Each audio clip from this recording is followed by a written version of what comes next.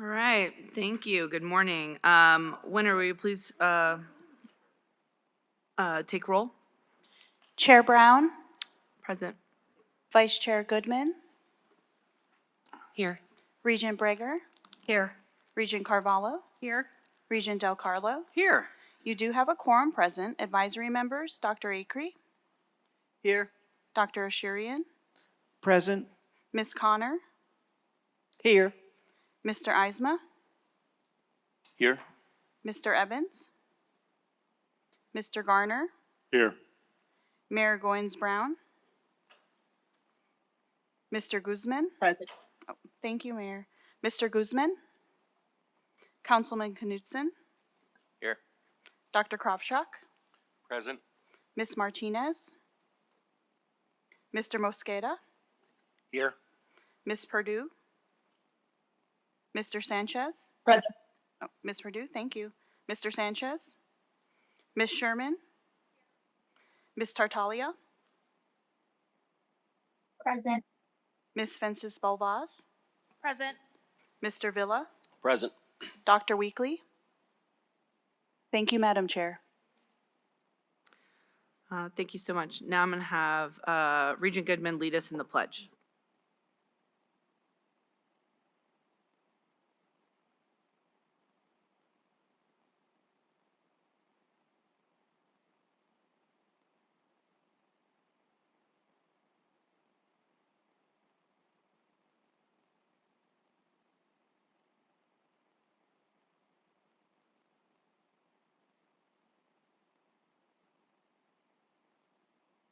Thank you so much. Before we begin, we take a moment to recognize that here in Nevada, we stand on the land of the Washishu, Washoe, Numu, Northern Paiute, Niue, Western Shoshone, and Nuwu, Southern Paiute. We take a moment to recognize and honor their stewardship that continues into today. With this recognition, we state an intention to rightfully include their voices and respect them as the 27 sovereign tribal nations of Nevada. Now we'll move into public comment. For those of you who would like to call in and offer public comment, please dial 669-444-9171 and enter in meeting ID 993. Enter meeting ID 933-5568-7402, and passcode would be 555555. Is there any public comment here at CSN Charleston campus? Seeing none. SES, is there any public comment on the phone? Yes, Madam Chair. Caller with the phone number ending in 1347. Please press *6 to unmute. State and spell your name for the record, and you have 2 minutes to address the committee.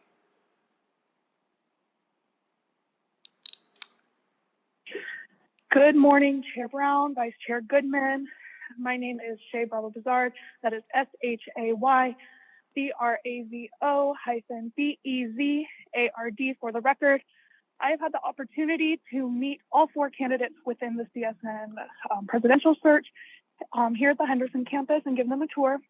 And I will say with conviction that Dr. Klippenstein is by far the candidate that possesses the most virtue, has goals that align with the CSN mission, and overall would be the best candidate. I strongly recommend taking him into account. Thank you. That's all the callers we have at this time, Madam Chair. Thank you so much. I'll move on to agenda item number 2, minutes. The committee will consider approval of the minutes from the November 8th, 2024 meeting. So moved by Regent Breger. Second by Regent Del Carlo. Thank you. I have a motion by Regent Breger, seconded by Regent Del Carlo. Move to a vote. All those in favor say aye. Aye. Opposed? Thank you. All right, we'll move to agenda item number 3, Chair's Report. And normally I like to write something that states our intention and sets parameters of where I hope we end up, but I just want to take the moment to, first of all, thank everybody on this committee, and thank you to Academic Search and the NSHE staff. and everyone who's taken their time to meet with us on this committee, but also the 4 candidates. This process, it's a lot of work, y'all.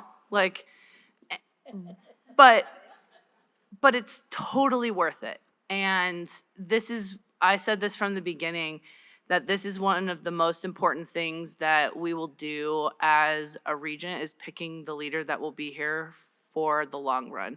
Someone who is invested in this community college the same way that we are as your regents, but also as members of the community that have our own personal stories with this institution. And I know we've all shared them in previous meetings, but I just wanted to say thank you to everyone, and I hope that today's interviews go well and we have a productive dialogue, because I know we have our president that will visit us today. One of these 4 candidates will be the right person that will lead us, and so just wanted to say thank you, and let's do this.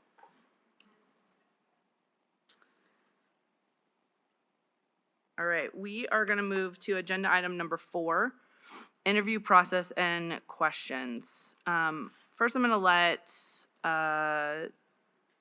academic search kind of talk about a little bit of the process today, and then I will go over the questions that you guys have in front of you and how that process will work. Have to push the button, right? My name is Mary Kennard, and I'm a senior consultant with Academic Search. My colleague, Gabriel Esteban, is with me as well. He actually is finishing up a Zoom search, and he will join us shortly. I want to thank you all very much for the opportunity to serve you. I hope we've done our best work, which is to make it very difficult for you to make a final decision on a candidate. Each of the candidates that has come to campus has been impressed with the quality of the interviews and the questions presented, as well as the people that they've met, especially the students. And so it's been a really rewarding experience, I think, for everybody. The questions today are sort of an amalgamation of a number of things, but I think you'll find that the presentations by each of the candidates are extraordinary. We had about 300 people altogether that participated in the open forums, either online or in person at the 3 campuses. Our return rate on the surveys, unfortunately, wasn't as great as I had hoped. It was about 10%. So any given question might skew one way or the other, but I think a lot of people got the chance to really get a feel for each of the candidates. So we're very pleased, and thank you very much for making that happen. And I understand why each candidate really needed to see each of the campuses. It's a terrific institution. So thank you. Thank you so much. So for each of these interviews, we want to have it be as uniformed as possible, which is why we have the questions shared with everyone in the SHU. I've also assigned people around the table to ask the questions. If for some reason you're not comfortable, if I didn't get a chance to ask you, please let me know and we'll assign it to someone else. But this is meant to be more of a conversation, so we do want to give an opportunity for quick follow-up. So just because Mr. Garner is asking the first question, that does not mean that a follow-up couldn't come from this side of the table. So, and we'll explain that to the candidates when they come in as well. So just know that this is meant to be conversational. I do hope that in the 75 minutes allotted, we can get through these questions. And does anybody have any questions about the process? Okay. All right. We're just rolling along. All right, agenda item number 5, campus forum reports and finalist interviews. I'm gonna kick it over to academic search.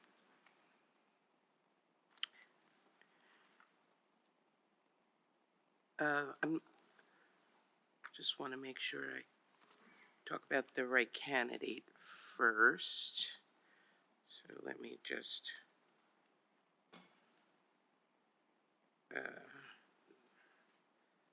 For some reason, my phone decided to update right at the moment. So can you remind me? My printer did that yesterday when I Yeah, needed a which print. candidate are we Typical gonna- printer, am I right? Are we gonna have first? Stacy? Dr. Ms. Kennard. Klippenstein? Stacy Klippenstein. Yes, is thank up you. first. Okay, that's all I needed. Oh, I apologize. The reviews for Dr. Klippenstein were really excellent. Both his background reviews as well as just my personally getting to know him. He's a transformational and visionary leader, according to his references. He has a strong leadership style. He obviously is just around the corner from you, and so many of the issues that he experiences as president of Mojave are also similar, and so he was able to speak well at the open forums about those experiences and the similarities. He's an effective communicator and is extremely politically savvy. His references talked a great deal about his ability to work well with the business community and develop partnerships with it. Some of the things that I think may be a concern are the size of his current institution is significantly smaller than yours, and so the ability to scale up. But I have great confidence in his experience and his knowledge that that shouldn't be a difficulty for him. I'm happy to entertain any questions about it. Does anybody have any questions for Academic Search? Nope. Okay. Thank you. Oh, I'm sorry, Mr. Villa. I'm just curious, for each candidate or this one, how much feedback, like how many people, I don't know if you said that when I was out the door, but how many did you receive for him? In the surveys, you mean? I think, actually, he received the largest number of surveys. I think it was about 30. I'm trying to pull this up on my phone. I think it was about 39 responses, and 20, there were no concerns raised by anybody, negative concerns raised by anyone. So his was the largest, but.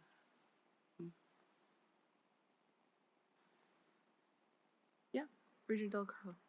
Thank you, Chair Brown. Just as a follow-up, if he had 39 responses and you said that was the most, and were they all positive and he made the most impression, is that what you're saying? You know, people could reply back to the survey if they chose to. Okay. So we had different counts for each of the candidates. His happened to be the largest number of people who replied back. And in terms of the enthusiasm, it was over 50% enthusiastic responses for him. Yeah. Hi, Tracy Sherman for the record. I would like to point out that he was also the very first candidate and that there was only like 24 hours for everyone to respond. So I'm not sure that the number of surveys really reflect how people, given more time, perhaps more people would have submitted a survey. Yes, So I agree. just wanted to make that point. Thank you.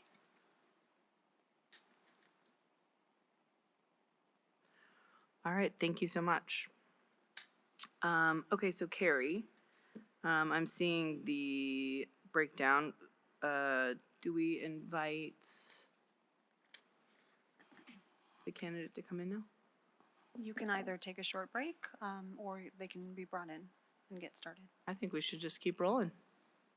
Everybody feels good. We don't need a break, right? 15 minutes? Okay. Good. I was like, you're in for a long day if you need a break already. Yeah, if we don't mind.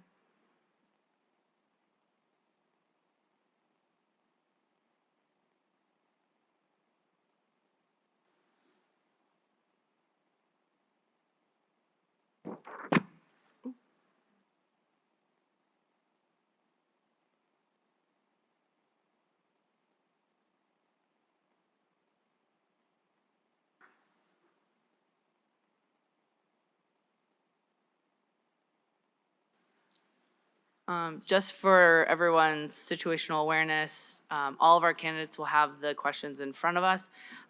Don't wait on me to call you. I think this can keep going. So if your name is next in the discussion, the follow-ups happen, feel free to just go ahead and I can point to people too, but I do want to make this interactive, so. Yes, Mr. I just want to make sure, are they seeing it for the first time when they sit down, or do Yeah. they get, okay, thank you. Hi, thank you so much. Do you want to sit, stand? It's dealer's choice. Yeah, please. No worries. We'll keep SES on their toes. I could do that too. How about that? Can you hear me? Okay, sorry. Well, Mr. Klippenstein, thank you so much for joining us.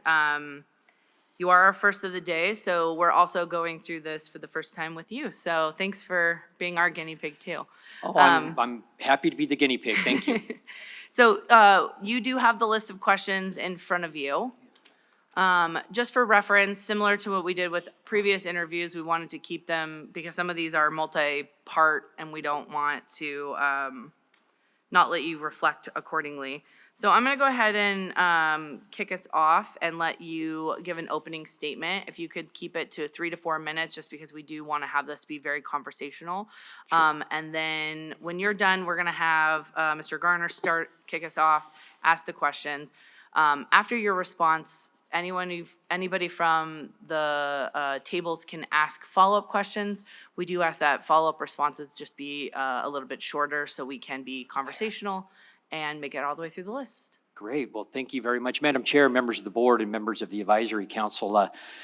Just for the record, my name is Stacy Klippenstein, and I'm the proud president of Mojave Community College, which is your next door neighbor. I live approximately an hour and a half from here. If I had the opportunity to come up and shake the hands of our board members, I didn't get a chance to meet everybody earlier, but thanks for your time serving on this committee and your leadership within that, and obviously everybody in the room with the council with the great work that you do, both from staff and students and community members, and just your engagement in CSN obviously means a lot to both CSN and to the city of Las Vegas. So I just wanted to say thank you very much for that. Just a couple opening remarks or thoughts. First off, saying good morning, I had 7 cups of coffee this morning, so if you're all ready to go, I'm ready to go. How's that? One thing is I just want to say thank you very much for the opportunity. I'm incredibly humbled and honored to be in front of you today, and to have the opportunity to come to this great institution and to be in the city of a place that my wife and I do enjoy and love, and was our future home with retirement, and to be able to come here and be with you all means so much for me. You have a tough task ahead of you. I recognize that. You have 4 outstanding candidates. And Madam Chair, as you said earlier, first off, I want to thank everybody for all the hard work behind the scenes, all y'all. All y'all, I think that's how you say it in the Southern way, right, Bill? I can see Bill behind me. I think that's how it rolls. But a lot of great work was done, and you have a tough task. So I fully recognize that. I do want to say also thank you very much to Patty and very much to Bill for the great conversations, both at lunch the other day, and a great interview in the Zoom, getting to know you as well, and spending 7 hours last night with Bill. It was almost 7 hours. It was 2.5 hours with Bill with a lot of questions, good conversation. Learned a lot about CSN and his background as well. So very, very encouraged by that. I also, if you can, give out an award. I want you to give out an award for Danita as the best ambassador for any of the candidates. Danita, you deserve a round of applause, but I'm not sure if that's allowed, but we'll hold off on that at this given moment. But Danita has been incredible, by the way. Chauffeuring me around. Also, the tours that I received were outstanding. Now, I've been on the campuses before. I did my own self-tours. The opportunity to have students actually walk me through and give me the history and the view and their stories behind it was outstanding. I had the great opportunity to rub the nose of the coyote for good luck. So I'm hoping it brings me good luck. I had the chance to stop by the baseball field with the baseball players and say good luck against Cochise on Friday and Saturday, and also meet one of the assistant baseball coaches. I just want to give a shout out to the women's basketball team, who I think tonight is playing in the championship against the Gila Monsters from Eastern Arizona. Very familiar with the Gila Monsters, and I can guarantee the Coyotes can beat the Gila Monsters. So I'm not too panicked about that at all. I also had the opportunity with the tour to see just incredible spaces. By the way, your facilities are outstanding. Just wanted to share with you that I also won $100 on your Coyote Casino. So I have the chip, and this, not only did I rub the nose of the Coyote for good luck, I'm keeping this for good luck forever. So thank you very much for the tours that I received. All the faculty and staff that I met have been incredible. Great questions. You could tell they're very, very concerned and centered around students, concerned about the work that you all do for Las Vegas and Clark County, the ruralness too, from anywhere from Mesquite to Laughlin to Indian Springs. That's what we serve. We not just serve Lake Las Vegas, but I almost said Lake Las Vegas again. I don't know why I keep doing Lake Las Vegas. I've been there a few times, but serving Las Vegas. And you know, for me, I travel through Mesquite all the time to get to my North Mojave campus up in Colorado City. And matter of fact, last week I stopped by your Mesquite campus and had a great chance to tour and see what you have there. And I have pamphlets if you want to know what's going on at Mesquite. I have pamphlets of their academic programs. So I got just that feel of being in that rural side of things. And that's kind of what I grew up in, is a little bit of that rural side of higher education. So it meant a lot to me. All the people, all the visits that I had with the forums were great. I do want to give a shout out to the Henderson group yesterday afternoon. At the end of my presentation, they gave me a standing or a sitting O.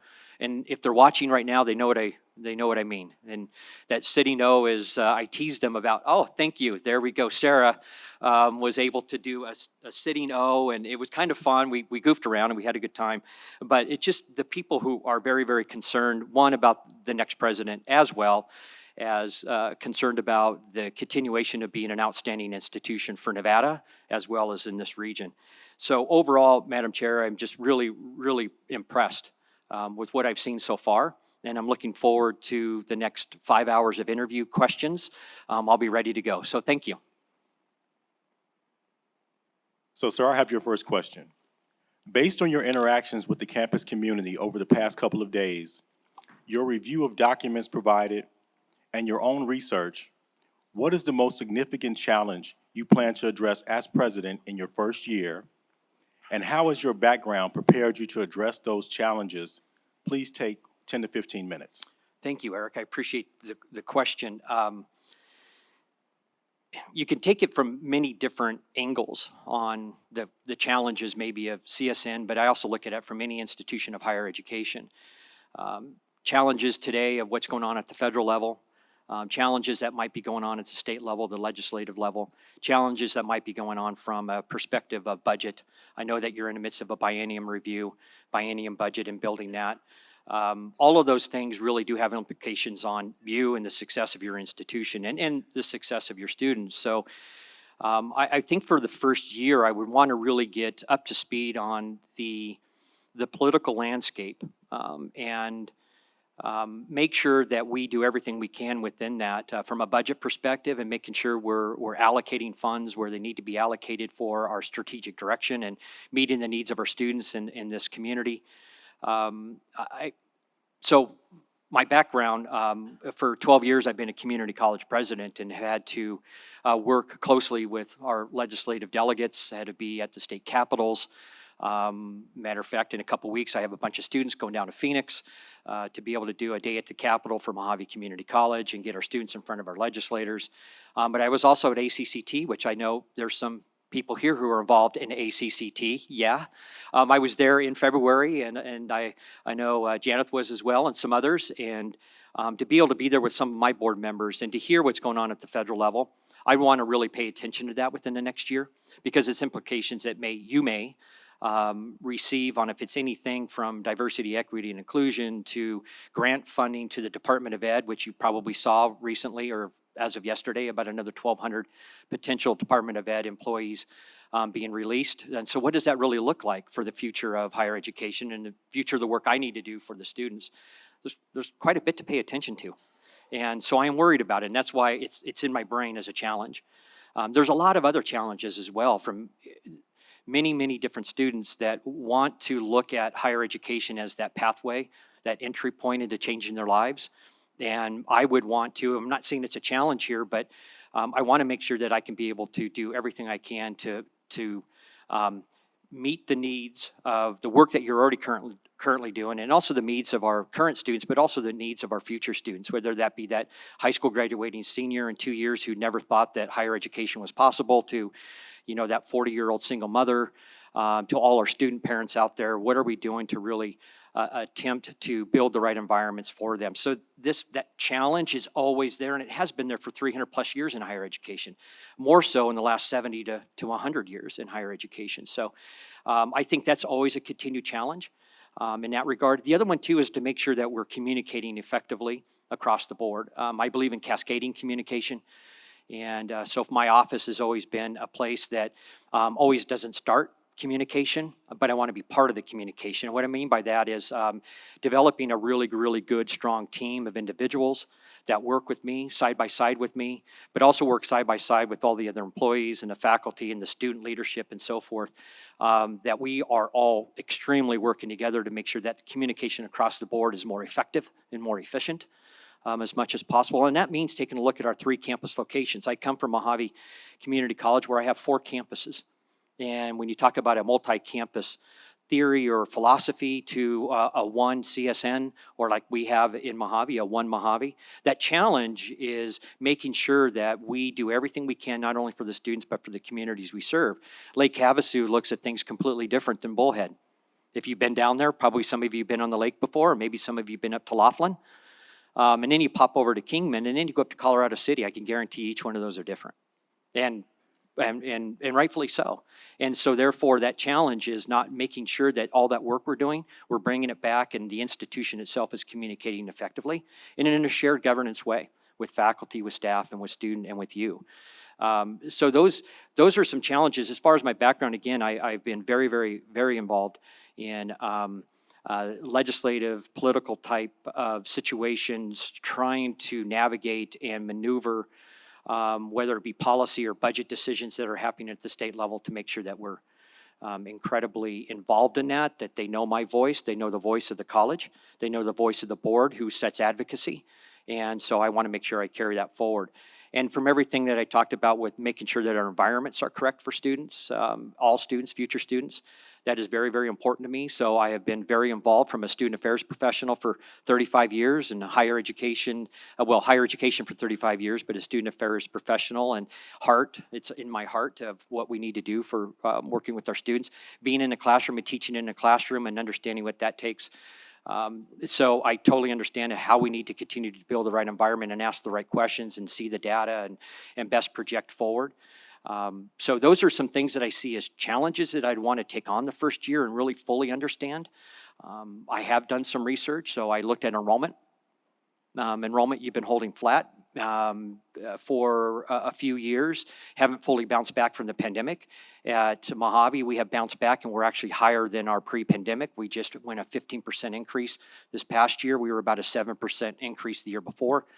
And that's because we did a lot of work in guided pathways and reestablishing our academic programs through an academic master plan that really now engineered new academic programs that now we're bringing forward, that's bringing in more students and new students. We've done a lot with the non-credit side. So everything I could do to help with enrollment. I have a background in strategic enrollment planning through Ruffalo Noah Levitz. And so there's challenges, yes. Can I be able to come here and participate in a little bit larger environment? Absolutely. Because those skills that I learned, it doesn't matter if it's a college of 500 or a college of 5,000. I've worked at large universities. There's that basic underpinnings of what you're supposed to be doing can really be applied at multiple sizes. And I feel very, very confident that I'd be able to do that.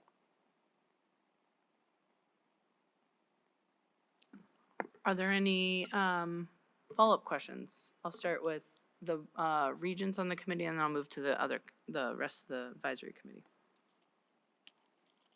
Okay. We'll move on to the next question. Thank you. Good morning. How have you built and maintained trust in previous roles, especially in challenging situations? And second, what role, if any, will the current governance bodies play in institutional decision-making, and what happens if they disagree on the best path forward? Outstanding question. So the first thing, when I see the word trust, I just want to start there with previous roles. One of the things that I've absolutely loved all these years has been understanding leadership theory. And you can't have highly effective teams if you don't have that trust, right? You need to build that trust right away. And for me, anything that I would do is working with the current leadership here at the college right away, building that trust and sense of accountability and understanding and culture.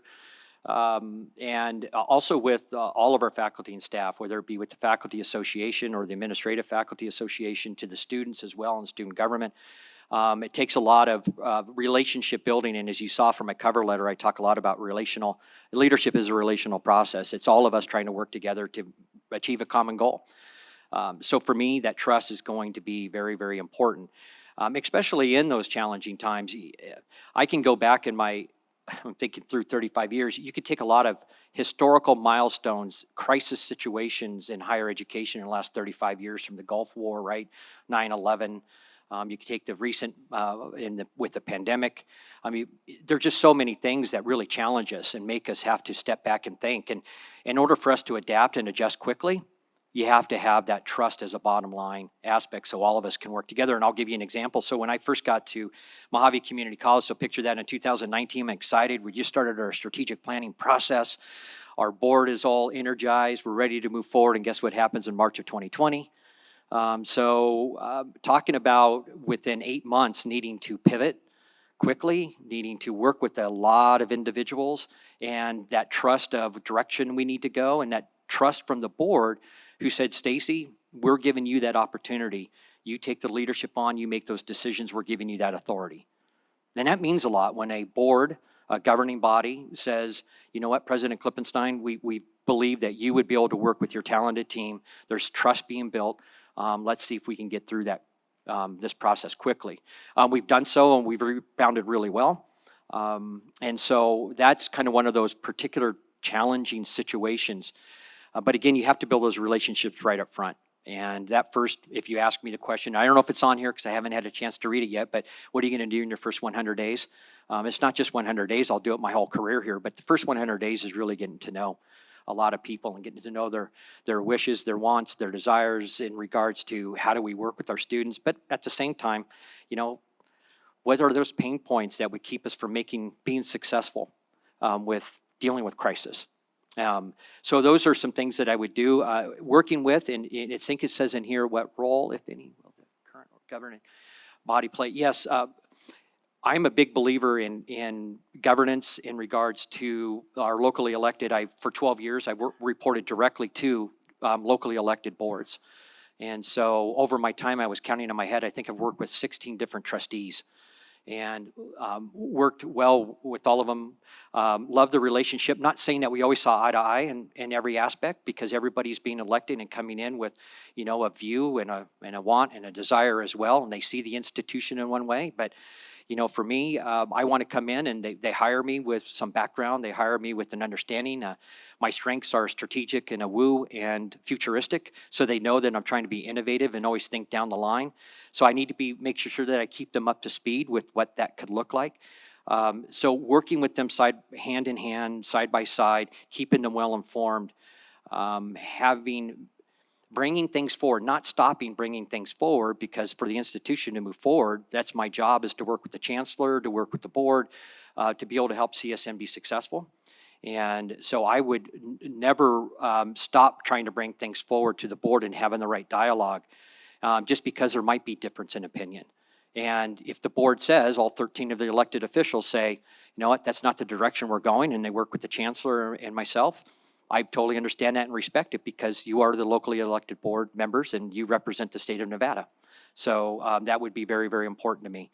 Trying to make sure I hit all the questions. Sorry. What happens to the different governance bodies? When the different governance bodies disagree with the best path forward, There's been times, I would say, at Mojave and even at Miles Community College, there were times when maybe we brought some things forward that caused some consternation on board members, a few board members. And there have been a few 3-2 votes. There's been a few 4-1 votes. And the allowance for the governing body to really have that opportunity to say their view and share their view in a respectful way and be respected by the other ones, it's been incredible. Mojave is incredible with that board and what they do. They can disagree. They can disagree with me. They can bring up good questions. They can ask me good individual questions. In our agenda review, they have on the 4 days before the real board meeting, we have great conversation. They can ask tons of questions. My goal is to make sure I bring you the right information in a timely manner. And for you to have that opportunity as a board to be able to digest it, right? Chew on it a little bit, noodle it in your head a little bit, be able to ask the right questions so you feel comfortable that that direction that's being proposed by the president and the chancellor is a solid one. Well, I might not fully agree with it, but hey, let's give it a shot. Let's go after it. So that's some of my answers. I hope that answered the main question. Again, I think I hit the 3 things on there, but since it's the first time I've seen it, please bear with me.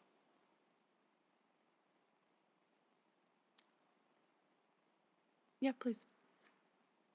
So, sir, I do have a question. Faculty, staff, and students, in terms of shared governance, how do you see them fitting into the governing process? Thank you very much, Eric. And I know we didn't get a chance to converse and get all your questions answered yesterday, 2 days ago. So I apologize for that. This is shared governance to me is an absolutely necessary thing for any organization to move forward, and especially in higher education, because you have multiple layers of individuals. When I say layers, even layers that need to cross over multiple times, right? Your student layer needs to cross over with faculty and staff and your faculty administrative group, and along with me, along with you, needs to be layered in a way.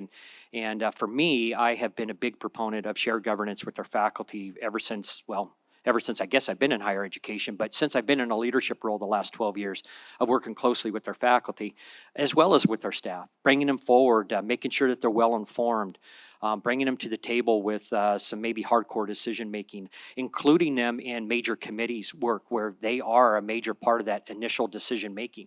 So example would be our strategic planning process at Mojave. We did it in 2019-20, and we're just moving forward now with the company called Campus Works, to be able to what we're calling kind of a refresh, a re-engineer. But each time it has been faculty led by a co-chair. We purposefully make sure a faculty and a staff are leading that. So, and we have students on board to be able to help shape the direction. It doesn't come from me, it comes from that group. So I want to make sure they're part of that decision-making. And that's very, very critical. Decision-making with budget to make sure they're well-informed within that. Now, not everybody's at the table with budget decision-making. I can't have 400, 500 employees around the one table all the time, but I better be doing my darndest to make sure that they're at least informed in some way, shape, or form, that they have an opportunity to bring requests forward, that they have an opportunity to understand the pain points at the legislative level or the local taxpayer level. By the way, Mojave, we're about 60% of our budget comes from our local tax base. Only 6% comes from the state. In Montana, it was reversed. We had a lot from the state, so I had to deal with what you need to do here in a biennium budget, work with the Montana University system, all the priorities coming forward.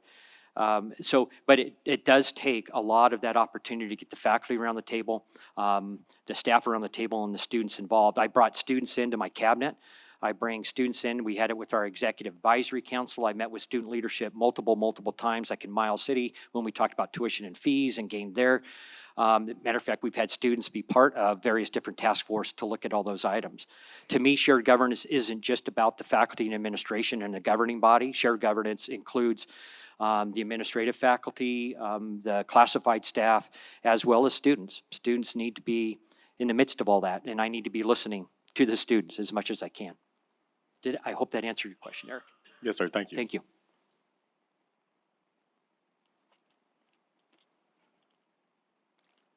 By the way, I saw Bill left, so I was keeping an eye to see how he's doing, and he left. No, I know he's here. Good morning. Can you describe a strategic planning process you initiated or developed and the impact it had? Understanding that new funding is different to obtain and budgets are often needed to be cut. How did you allocate resources to strategic initiatives? What was your ongoing role in the process? I love this question, and we can, if I have 2 hours, do I have 2 hours, Madam Chair, to answer this question? This is I was talking about the strategic planning process. So I've been part of strategic planning committees at some major universities where the president would call up and say, Stacy, we would like to have you represent the staff or the auxiliary side or student affairs. So for a long time, I've been dabbling in that, but really the last 12 years as a community college president, I have had the great opportunity to establish a couple college-wide strategic plans. And so I'm just going to use real quick the Mojave Community College. As I said before, we started that process and we used campus work. So we had an outside agency. And the reason for we had an outside group is the previous strategic plan at Mojave was done more internal. When I first arrived there, I heard strong feedback that it wasn't as inclusive. And as you all know with strategic planning, the process is just as important as the product. And you have to have the people around the table. And so we decided to bring in a third party to really assist us with the process. And we were so thankful we did. The board approved the budget for that. They were all ecstatic to bring in another company to help us. And what they produced for us was awesome. I will say with that, though, we did make sure we got the right people at the table and included community members. So we had a community member from each of our campus locations. So somebody from Lake Havasu. We had the mayor of Hilldale in Colorado City up in that area because we serve Hilldale, Utah. We had people from Bullhead and Kingman. So the idea around that process was to make sure we can get the right people around the table.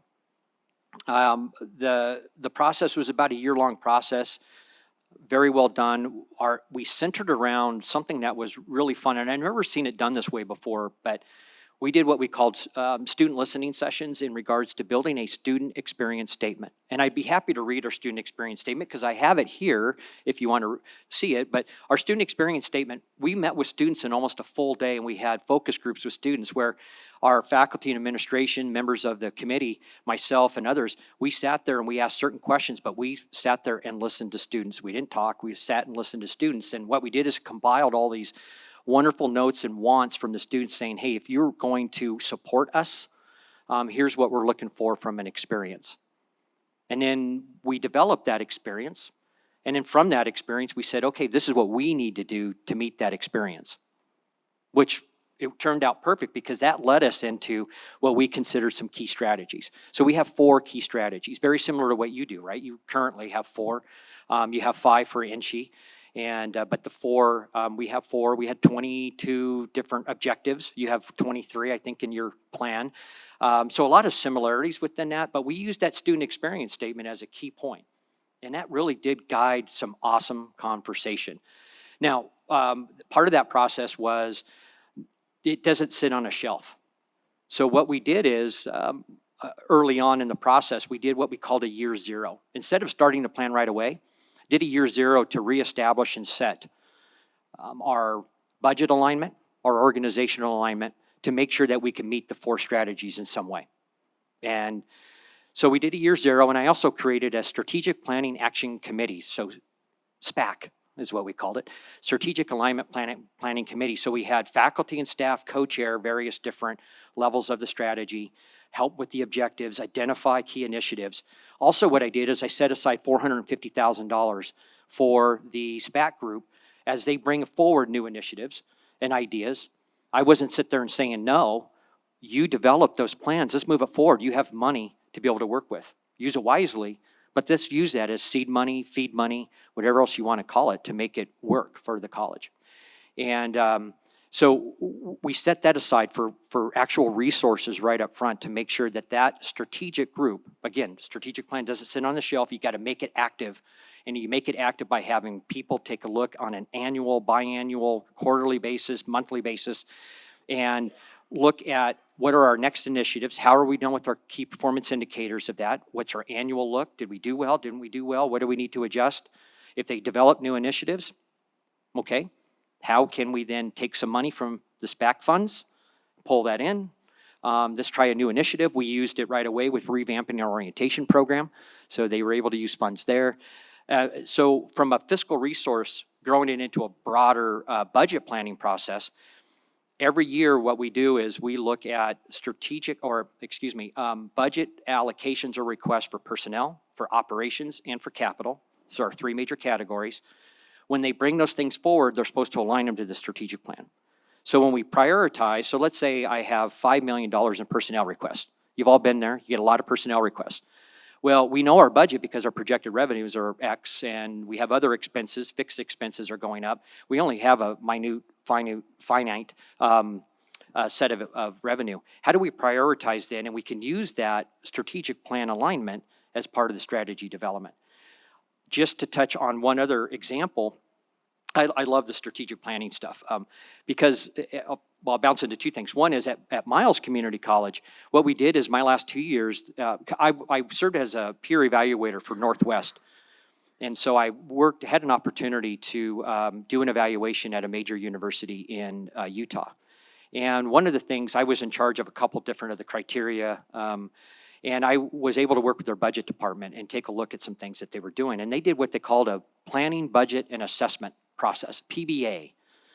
And I looked at it and said, well, this is an interesting way to, it's not a zero-based budget process, and you might be going, ooh, let's do all departments at CSN in a zero-based budgeting process. Ooh, that's a big lift. But what they did is they said, you're bringing any proposal forward, here's the questions you need to answer that really aligns with the strategic plan, really aligns with, and how are you going to assess achievement within that? So if funding is given, how do we assess that after 1 year, 2 year? And I noticed that from what I heard from everybody at that major university in Utah was that PBA process turned around the conversation where more people are involved, it made it more transparent, and it was aligned to the strategic plan. So I brought that model back to Miles Community College, little old Miles Community College doing the PBA process. It was incredible. Because the athletic department I made the athletic department do zero-based budgeting. They chuckled at that, but it was important because I wanted to make sure they aligned that with the strategic plan. And then when we made decisions, we had all these documents in front of us to make appropriate prioritized decisions. And it worked out very, very well. Again, I could talk another hours on strategic planning, academic master planning. We did that at Mojave. I will say this, I said this to the forums and I'll say this to our board. If there's an opportunity for CSN to really conduct a strong academic master planning process, I've seen that pay dividends to Mojave Community College in the direction we're going. Because we sat down, we looked at the industry, we set strategies, we aligned it to our strategic plan, and we have new academic programs coming online, baccalaureate degrees now, all because we looked at the data, we got together all the right people, we set some strategy, and we set some action in place. So, thank you.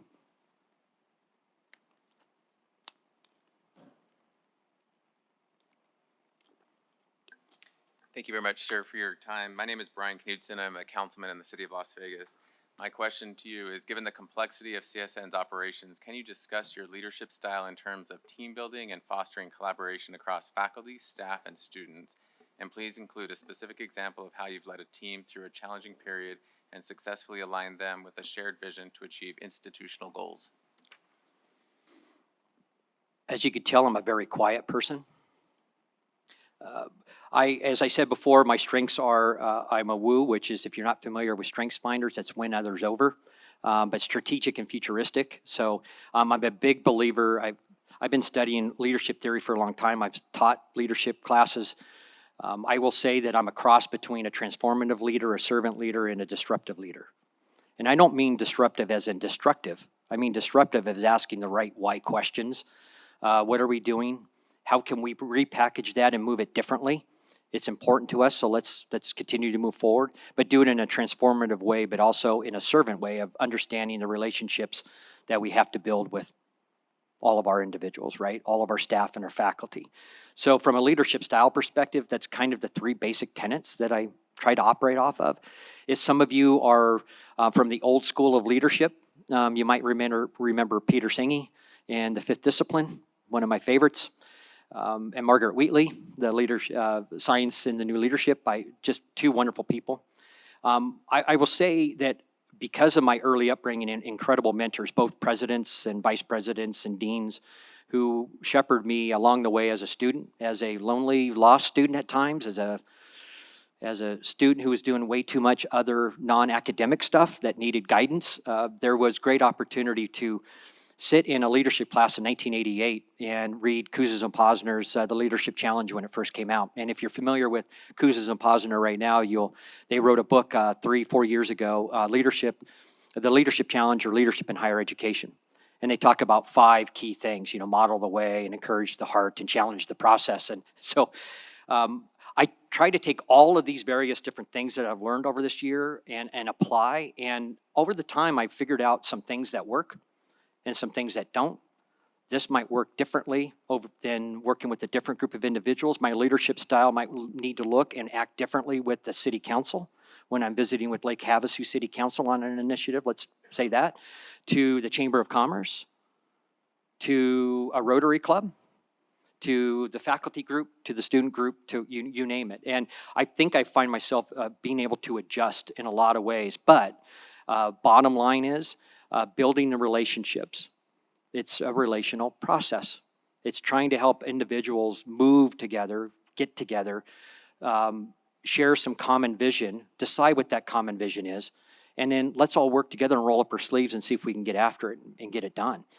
So sometimes that means that you're being a little disruptive in your thinking, right? You're challenging, you're changing, and that's what disruptive leadership is. It's about changing for the better in a lot of ways. So you have to understand change management and how that all flows. And there's quite a bit that goes along with that too. And I can get into fifth discipline stuff, and we could do a fun hour-long conversation about some of the chapters within the fifth discipline that I love and I use all the time. But when it really comes down to it, with the working with faculty, the internal side and the external side, is I need to make sure that anything I do in my leadership style is open, is enthusiastic, is encouraging, is innovative, is creative, is a collaborator, as much as I possibly can. You probably saw in my cover letter that I talked a lot about the leadership that would be required for a community college president and the president at CSN based on your search profile and what you're looking for from an external and an internal relationship builder, somebody who will tie in on workforce development and be able to tie in on community engagement and tie in with student success and student engagement.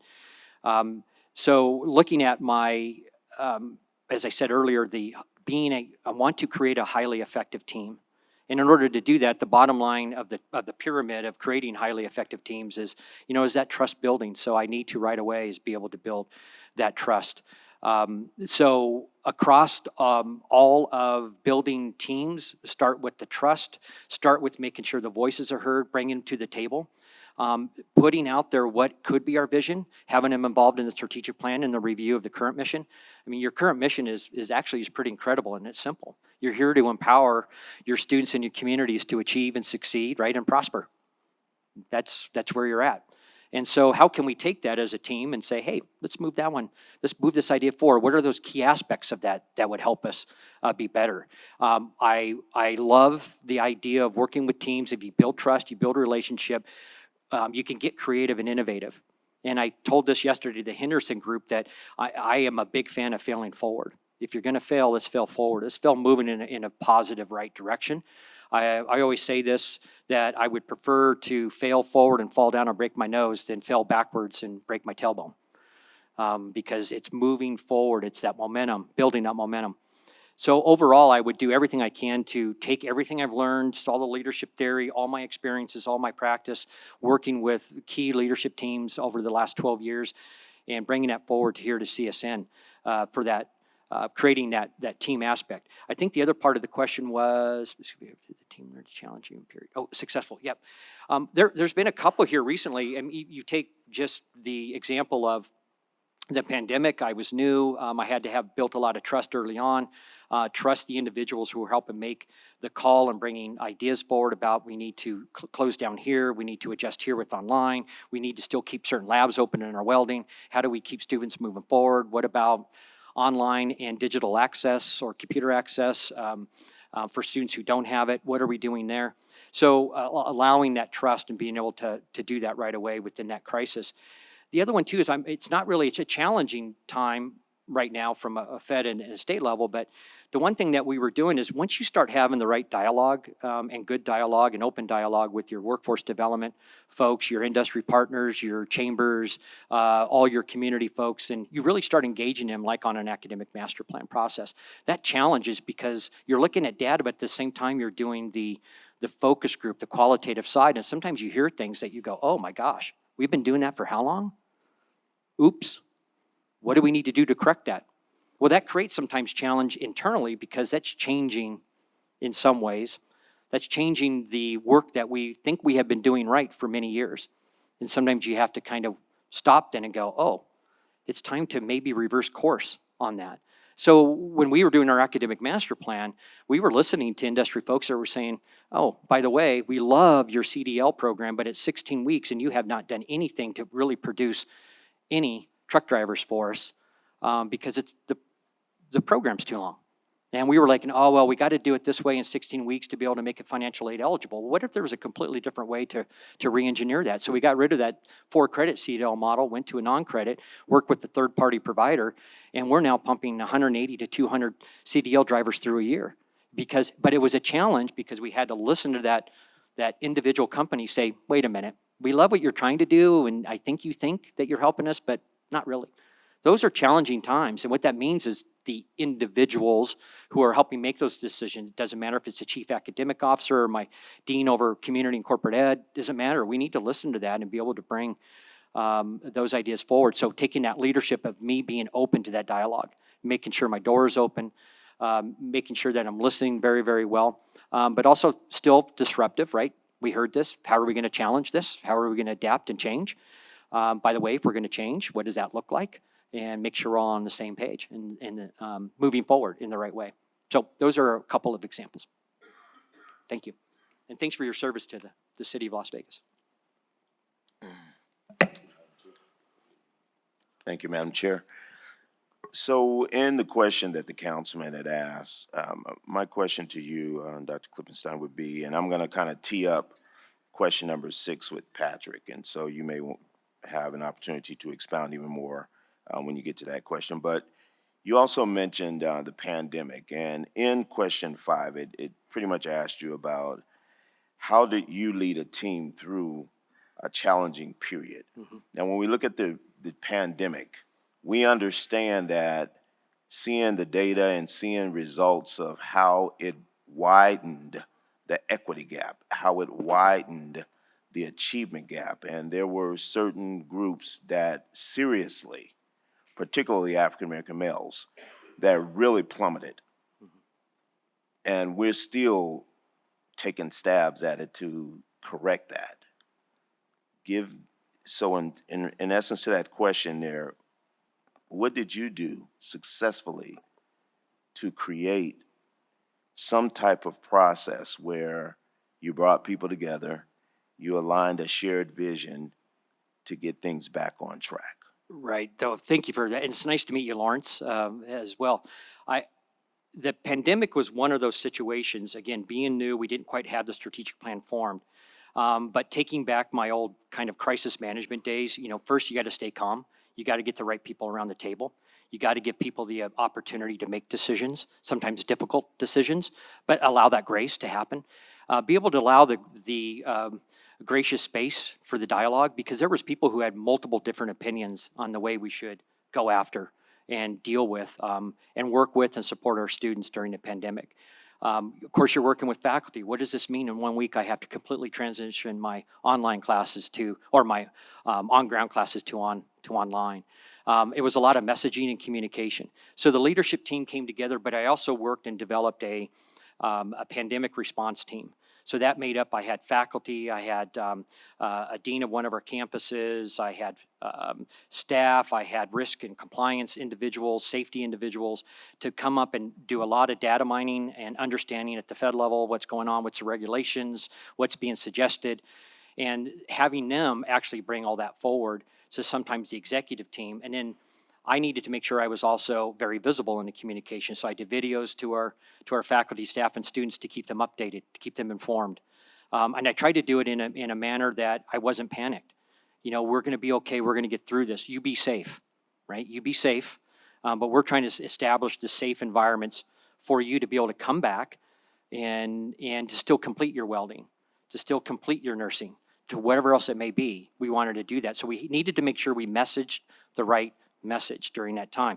But also then my message and my tone might have switched a little bit differently with the faculty and staff. So students, you bet, let's get after it. Faculty and staff, I wanted to be much more informative and honest and deep.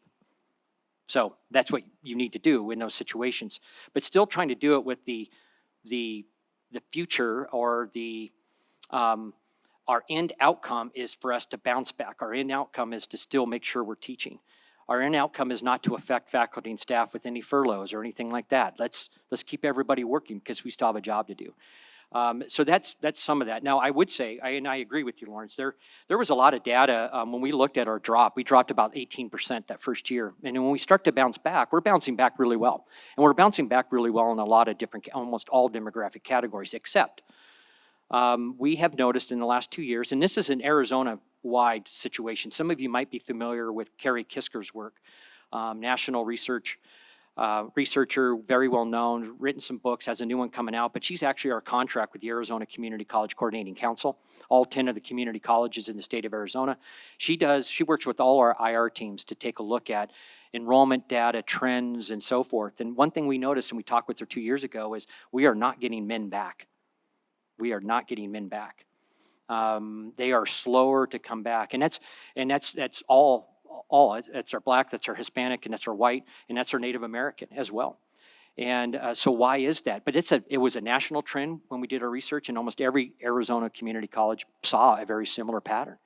So what are we doing to rethink that? So when we talk about enrollment strategies, we talk about our retention strategies of looking at, let's say, the Black male coming through, or a Native American male coming through, or maybe it's a white male coming through. They're not progressing.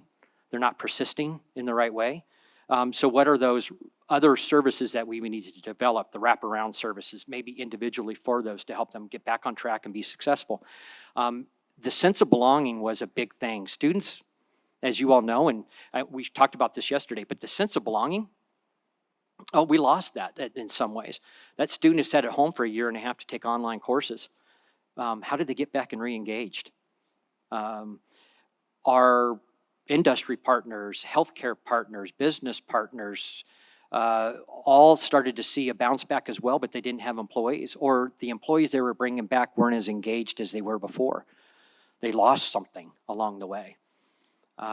They lost that ability to communicate. So we wanted to also reestablish a sense of belonging back. You come back on campus. So part of our strategic plan, getting to that, was revamping and re-engineering what we do with student life and student engagement. So I took our campus deans and I moved them into a dean of student and community engagement with student engagement as a focus. I hope that answers some of the questions. Yes, I might seem excited right now, but when it comes into crisis, I'm pretty thorough and calm, and let's get the right people around the table and ask the right questions, and sometimes it's the hard question. Thank you. Thank you so much. I've got a quick follow-up to Dr. Weekly's follow-up. In the School of Arts and Letters, several years ago, we instituted a program to teach English composition, the Sankofa Project, which is a way of teaching through the lens of the African American experience. And yes, we find that we're getting pretty good outcomes from that, and we're looking to even expand this into some other areas. But of course, we have the new and ever-changing guidance from Washington, D.C. So at the expense of making you really uncomfortable, could you address this issue? And if you were to come here as our next president, how would you advise me and my faculty to proceed along these lines? Thank you very much, Richard. The national known oboist, is that correct, right? We talked about that the other day. Yeah, something like that. Yes, and again, that's part of this kind of unsettling times, unknown times, uncertainty, confusion. trying to stay on top of it as best as we can.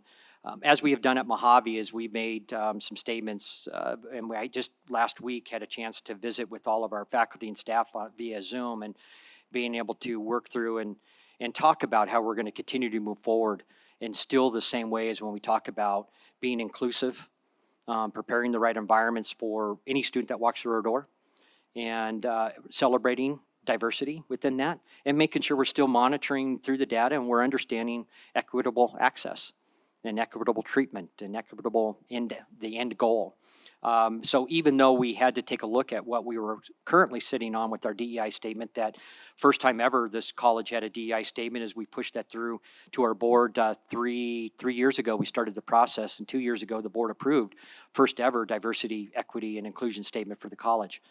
Now the board wanted to take a step back and make sure that through audits, through checklists, whatever's coming from the federal government, we're making sure that whatever we have is following maybe new guidelines through the Dear Colleague letter. I call it the infamous Happy Valentine's Day, December 14th Dear Colleague letter. But to be able to walk through that with them as well to get their feedback. But we have been working very, very hard to make sure we celebrate, and we continue to make sure that that door is open. We have students who are confused and are concerned and are scared, whether it be ICE coming on campus, because obviously they can come on to a college campus. So what are we doing to advise? Similar to what you did here with CSN. You advised, you gave out some protocol, you gave a nice flow chart about what happens if ICE comes on campus. So to help ease some of those fears. So a lot of that going on. I will say, if you talk specifically about the Native American population, I've had the great opportunity. Most of my career in higher education has been spent more in Native American serving style institutions and higher Native American population areas. So in Montana, I traveled and visited with all the 7 tribal councils, as well as the tribal education leaders, and to better understand how our university, as well as my community college in Miles City, Montana, can better serve the Native American students. That what pops up in my head is, what are those services and things that make a Native American student want to, 1, come to your college and university, but 2, how do you get them to be successful? How do they find their way with still understanding and celebrating their heritage? And that's very, very critical, right? So a Native American student that needs to go home for a week for a naming ceremony in Montana, how do you work within that student to make sure they can go home for that week for a naming ceremony? Because that's very, very critical.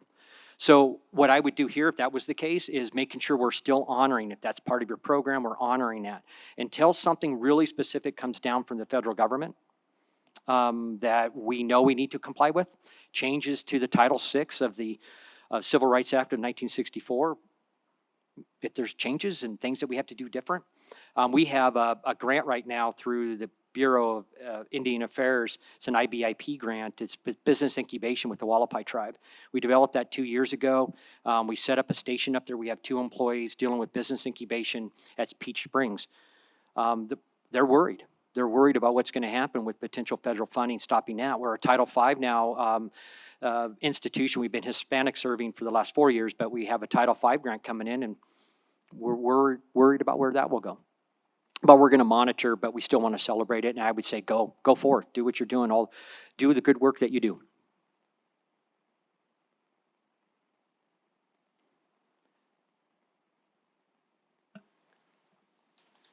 Good morning, Dr. Klippenstein. My name is Patrick Villa. I'm a faculty member here at CSN. I have 3 quick questions, and they're going to be a little difficult because all I want is an answer, no explanation. Just want to hear where you stand on each of these 3 things. So yes and no? Almost. 1 through 10, I see. Yeah, I'm a math guy, so you got numbers coming at you. So the first one is, as you know, a community college with the community, we have our academic credit side of the house. We have our non-credit workforce side of the house. We know your job is going to be a lot more than those 2 things, but if you could just take those 2 things, how would you put a number as the time needed to go to each of them? 50-50, 60-40, how much, which one gets which for you? From the credit bearing and non-credit? Correct, Thank just you. those 2 Okay, that's things. the first one. Mm-hmm. Got it. Thank you. It's kind of funny because at Mojave, we really started to focus in, because we heard from industry leaders about that 16-week thing. We don't need that 16-week thing for our CDL. We need a short-term 4-week, whatever it is, and non-credit type training. We have recognized that with, we're building a 36,000 square foot advanced manufacturing training center in the second largest contiguous industrial park in Arizona, which is in Kingman, Arizona, if you didn't know that. It has rail, it has air. And so we're building a 36,000 square foot there, but most of those programs will be non-credit. They will be short-term industry kind of credentialing, testing situations. So when you say, oh, I'm sorry, I wasn't supposed to give an explanation. Correct. I just realized Yes, that, Patrick. that's okay. Oh, my gosh. I am so sorry. It's okay. Okay, I can't, 50-50 right now, because, sorry, I'm not supposed to explain. It's okay. So the second one, with a similar format of a question here, is on a scale of 1 to 10, where do you put the importance of addressing the achievement gap in your work? Would 10 be in The highest, most, right? the I should've most brought my important, the cheaters. highest, yeah. 10 is the Okay, most 10 be important thing on your plate. The achievement gap, 10. I would love to explain that, but Good. 10. Thank you. And then the last one, same thing on a scale of 1 to 10, 10 being the highest. How important is it you to personally advocate and support academic freedom? 10. Thank you. I'm good. And I Thank would you, love sir. to explain that. That's, this is fun. I've never been asked to do that, so this is great. Thank you very much. Glad to meet you too, by the way. I'm going to do a follow-up to Patrick's question, and I'd like for you to explain your answers. Perfect, thank you. And that's why you're what, leading up ACCT or, right? Yes, Yeah. very soon in October. Congratulations, by the way. That's so funny. So I did a little bit of explaining the academic priorities. Again, I will say this, at Mojave, what we did with this change of thinking about non-credit is very, very important to what we do, because our industry partners are saying that, is we have started the motto 2 years ago, a student is a student is a student. So it doesn't matter if it's a non-credit community ed. My wife is probably watching right now, and she's a big ceramicist, and she's done a lot of community ed courses, and since a student is a student is a student, she actually started the first ever community ed, non-credit, right, community ed student club. Very interesting, right? Mm-hmm. She's very innovative, and she's probably liking me right now. But then on the evaluating educational equity, yes, achievement gap, attainment is very critical. So I'll look at it from a very large perspective here. In attainment, some states have the 60%, right? Let's get to 60% of our individuals in our state to have at least some sort of certificate, associate degrees, bachelor's degree to help with our industry and help growth. Arizona has achieved 60 is what it's called. So when you talk about attainment, getting more in and more out, you have to look at achievement gaps. You have to look at the numbers where you're currently at. So I put 10 because our goal is, as a community college, to any student that wants to walk in our door should be able to walk out of our doors with a credential, a certificate, or a degree, something that makes them successful. So when you start to look at the data and understanding it, right now I think your data is what, 19% graduation rate, and you're up to what, 35% total with transfer out rates. So if you look at success from those two perspectives, you're 65% off. And most community colleges and universities are that way. We got to start asking that question about achievement gaps. What are those gaps? Well, who's involved in those gaps? What student group is it? What population is it? Is it a first-gen student? Is it a low-income student? Is it a Hispanic student? Is it a Native American student? Is it male, female? We got to look at those type of gaps, and you got to do everything you can to build an equitable process and services to make sure that we can get them across the line. So for me, from a broader perspective of what our community college should be doing to support our local folks here, we need to do everything we can for that achievement gap, because we need people with those type of certificates and degrees. Now, on the flip side, you want it for the student, right? We need to be here for the student. And I have seen the two-year sector change so many lives. I've worked in the four-year side of things for many, many years. Loved it. But I fell in love with the two-year side because I saw how immediately we changed the lives of individuals. So why not make that a 10 on achievement gap? It's a no-brainer for me. The other one is a no-brainer as well. Academic freedom, man, that's a foundational piece of higher education in America that has made us probably today, some might argue, but still one of the top in the world as far as higher education. When you look at what we do at a community college, we still need to honor and respect that academic freedom in the classroom. That's a good follow-up question. Thank you. And to be fair, Patrick, I will be asking that of all three other candidates, just to be fair. Oh, you don't have to. No, I'm just joking. Good morning. My question is, the landscape of higher education is rapidly evolving, and Southern Nevada has faced significant disruptions from the economic crisis and the pandemic, underscoring the need for adaptability and diversification. How will you ensure that the College of Southern Nevada is prepared to navigate both foreseeable and unforeseen challenges in the future? The crystal ball. You're the one thing I haven't really fully mentioned, but I need to make sure I honor the fact that you have 13 board members as well as the NSHE staff, and being in a system and being as part of CSN, but we're what, one of seven institutions in the state. So one of seven, and I want to make sure that I'm doing my part with the one of seven. I want to make sure I'm doing my part with the NSHE staff. So these questions are very valuable because it's talking about trend analysis and seeing the unforeseen is the best way you possibly can. So, which is a very difficult thing. You need the experts, you need the universities and their ideas and thoughts. You need the NSHE staff and their ideas and thought. You need to look at the analysis of the future trends and what people are projecting. So it's a great question because, again, I don't have a crystal ball. What I have is the 8-ball, and I can ask a question and shake it, and it says, yes, you are right. Or shake it and it says, no, you are not. But the one thing I shared this with the forums a little bit is, if you haven't had a chance to read The Great Upheaval by Art Levine and Scott Van Pelt, it came out 3-4 years ago. So it did have a little bit of connection with the pandemic. I know they've done some follow-up stuff post-pandemic and some changes there, but their book is all about this exact question, that there needs to be a shift and a change in higher education, traditional higher education. One of those things would have to be, why are we still considering a time-place kind of model where a student has to come to us for 16 weeks and they have to do it 4 to 6 to 8 times to be able to get that degree, when there's other opportunities and there's competitors out there saying, no, we can block that differently. We can have you do it at a self-pace, right? And so that's what their book is saying, that their research, their focus groups, their work with tons of universities and community colleges, they were all saying the same thing. Our traditional model probably needs to shift. It needs to shift for convenience sake. It needs to shift content sake. It needs to shift in our approach to modalities and what we're offering. And it's challenging because higher education, we can be very slow sometimes in how we move. So when you talk about post-pandemic and underscoring the adaptability and diversification,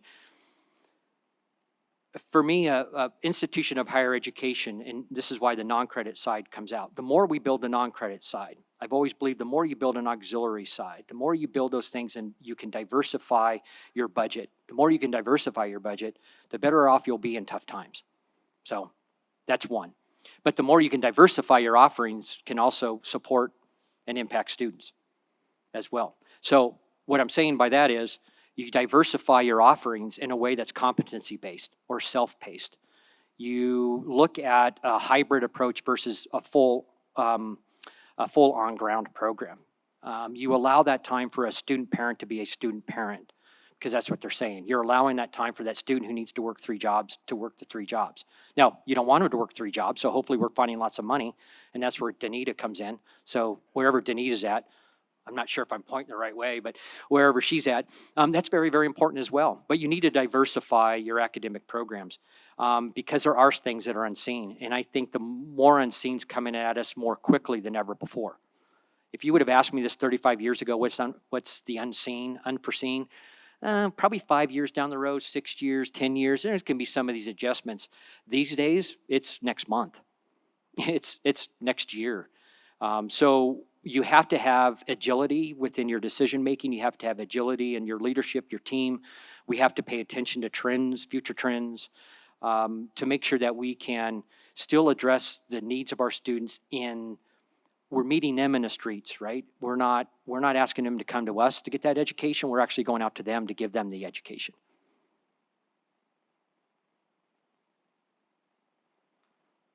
Patrick, any other follow-up on that? On a scale of 1 to 5? I'll let you go on that one. Okay.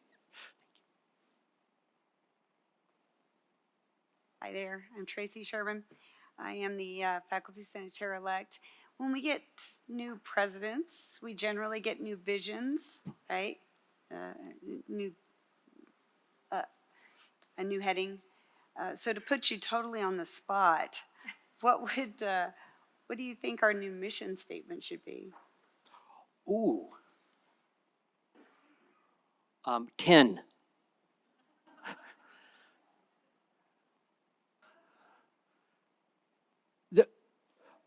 I can't say I wouldn't change or wouldn't ask. I wouldn't, right? It would be a process. It would be people involved. So I apologize for saying it that way. There's things that resonate very, very well in a basic format of a community college within your mission statement. You're here to empower both students and communities to achieve, succeed, and prosper. At Mojave, I think I shared this with the groups. If you look at our mission statement and our vision statement and our big intrepid goal, it runs very, very similar to what you have. Now, I promise we didn't steal from you. Well, I don't know if I can make that promise, but when we did ours, our mission statement and our vision statement hits on prosperity. It hits on communities and students. Right? It hits on quality education and excellence. And you talk about that in your vision statement. You want performance excellence. My question back to you is, how do you define performance excellence? If I was to change something, I would look at your vision statement and ask that hard question. I'd probably be disruptive in that space. What does that really mean? What did you set forward? What did you establish 5 years ago? And here's the 5 things we mean by performance excellence. And so we went after it, and here's our outcomes. We didn't hit this, we did this. We're known to be the best in the nation in these 7 things, or 1 thing. What are those? So that's probably one in a vision statement I would ask a lot of questions about. But your mission statement, it's empowering. I get that, and I love that. And it's building the right environments, because you can take empower and define it many, many different ways. But you're trying to help individual students in the communities we serve just be better, right? Achieve and succeed and prosper. We all know that CSN is a major economic engine, not the largest economic engine, but a major economic engine for Las Vegas and for this county. You're what, 1.2 billion with your impact study, your economic impact study. The value back to the taxpayers of the state of Nevada is what, 1.4 for every dollar spent. That's good, right? You're a value. You bring worth. So when you say the word prosper, it's not just financial as well. It's changing the lives of the individual by an educational standpoint. I prospered up here, not in my checkbook. Thank you, Tracy, for the follow-up question. Thank you so much. Well, with the last few minutes, I want to actually turn it over to you and see if you have any questions for us. And then we'll give you an opportunity to do a closing statement. Thank you.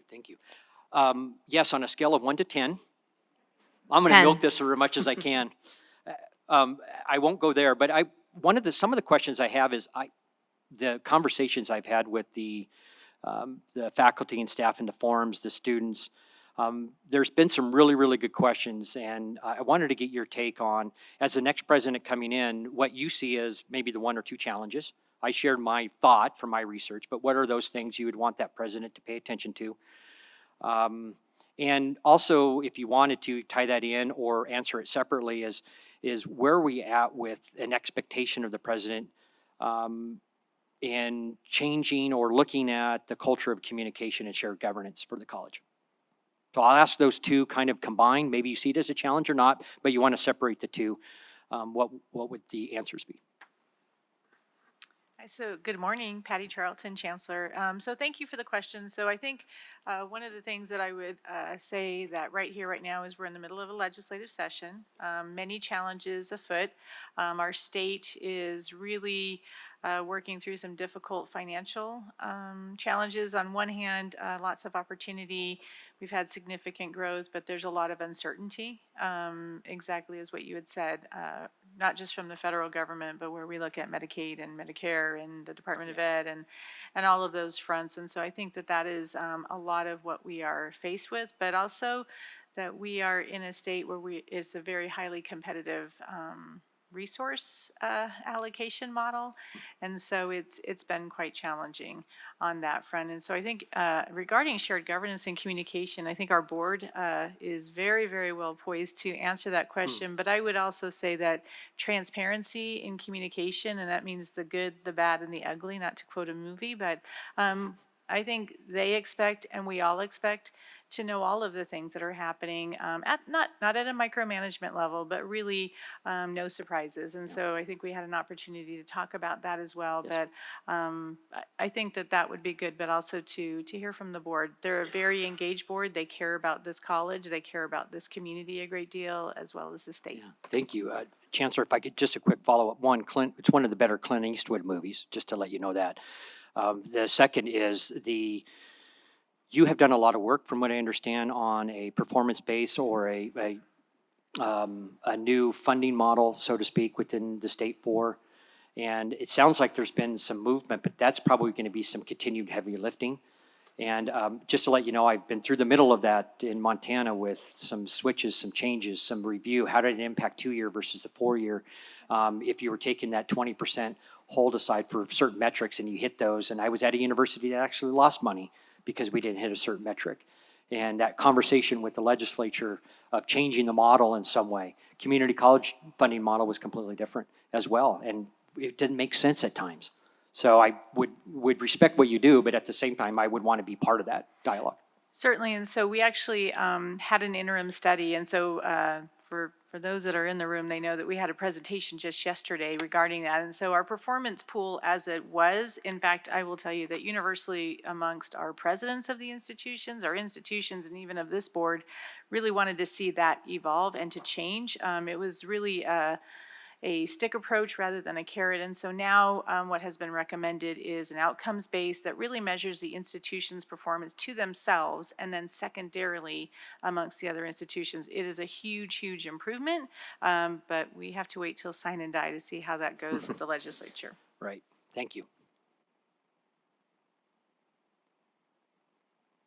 I think one of the things I'd like to see is people kind of coming back after the pandemic and getting those soft skills back and coming back together with the community and connecting the college back with the community.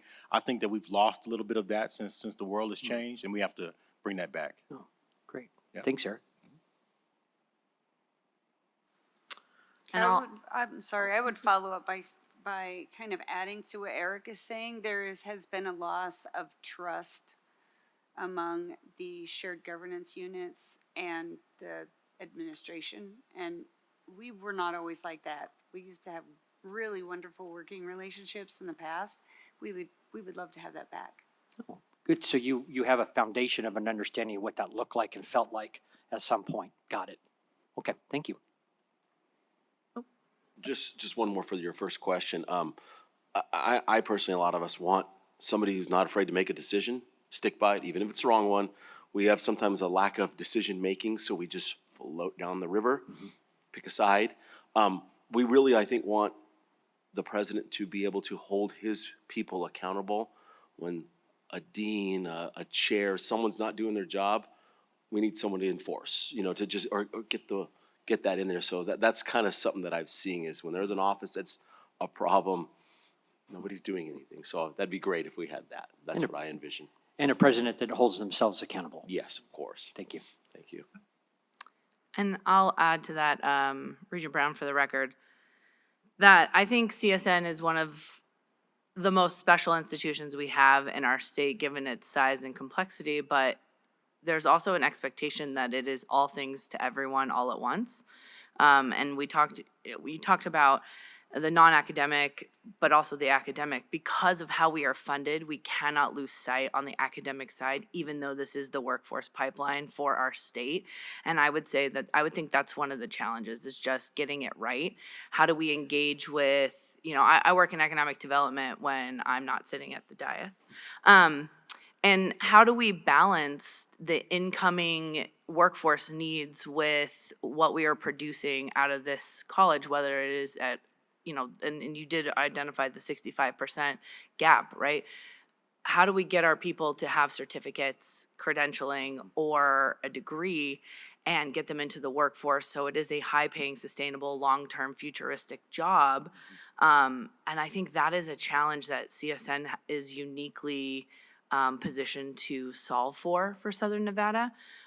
We know the places of our other two academic institutions down here, but CSN really is all things to everyone all at once. And I think that's one of the major challenges that we would expect a president to do, is in addition to repairing relationships on and off campus, it's figuring out how we take this university and futurify it. I know it's not a word, but you know what I'm saying? Like, how do we make sure that our students are excited to come here, and it's not just this idea of a 2 or 4 year degree, but we're here to actually get them through the system. I think your CDL, thank you. I think your CDL example is a really good example of what we should be doing with some of our programming, because it's not always going to be for credit. Some of it really is getting in here, getting a certificate that helps them on to the next phase. And I think that'll be what the next president really needs to kind of own. Right. One of the universities I worked at, in Montana, we're Northwest, so we had a site visit from Northwest, and the exact same thing was said. You're trying to do too much in a broad way, and you lost, in a way, your way, even though we had a good mission and vision statement, and we thought we knew, but it was nice to hear. And what decisions do we need to make to narrow somewhat of the focus? Totally understand what you're saying, so thank you. Well, I'm going to give you an opportunity to give us a closing statement. I have 26 seconds. I will allow for more time. Thank you, Madam Chair. I appreciate that. First of all, I just want to say, Madam Chair, members of the board, and the esteemed advisory council, thank you very much for your time today. The more that I'm here, the more that I get a chance to meet people and have good conversations, the more excited I am about the potential of being your next president. But I also understand that you have a tough decision to make because you have other individuals. So I fully respect that, and hopefully you'll think of me at a later point. As I said to the group the other day, that just remember on your evaluation, it's awesome as AWESOME. Just in case you want to put that down. Sorry, that's an old joke. There's so much in this space that I'm still eager to do.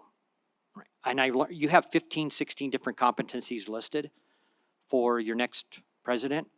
And I said this before, that I've had the great opportunity to try to do the best I can in understanding and gain new skills within those competencies, but they don't just stop. It's continuous learning.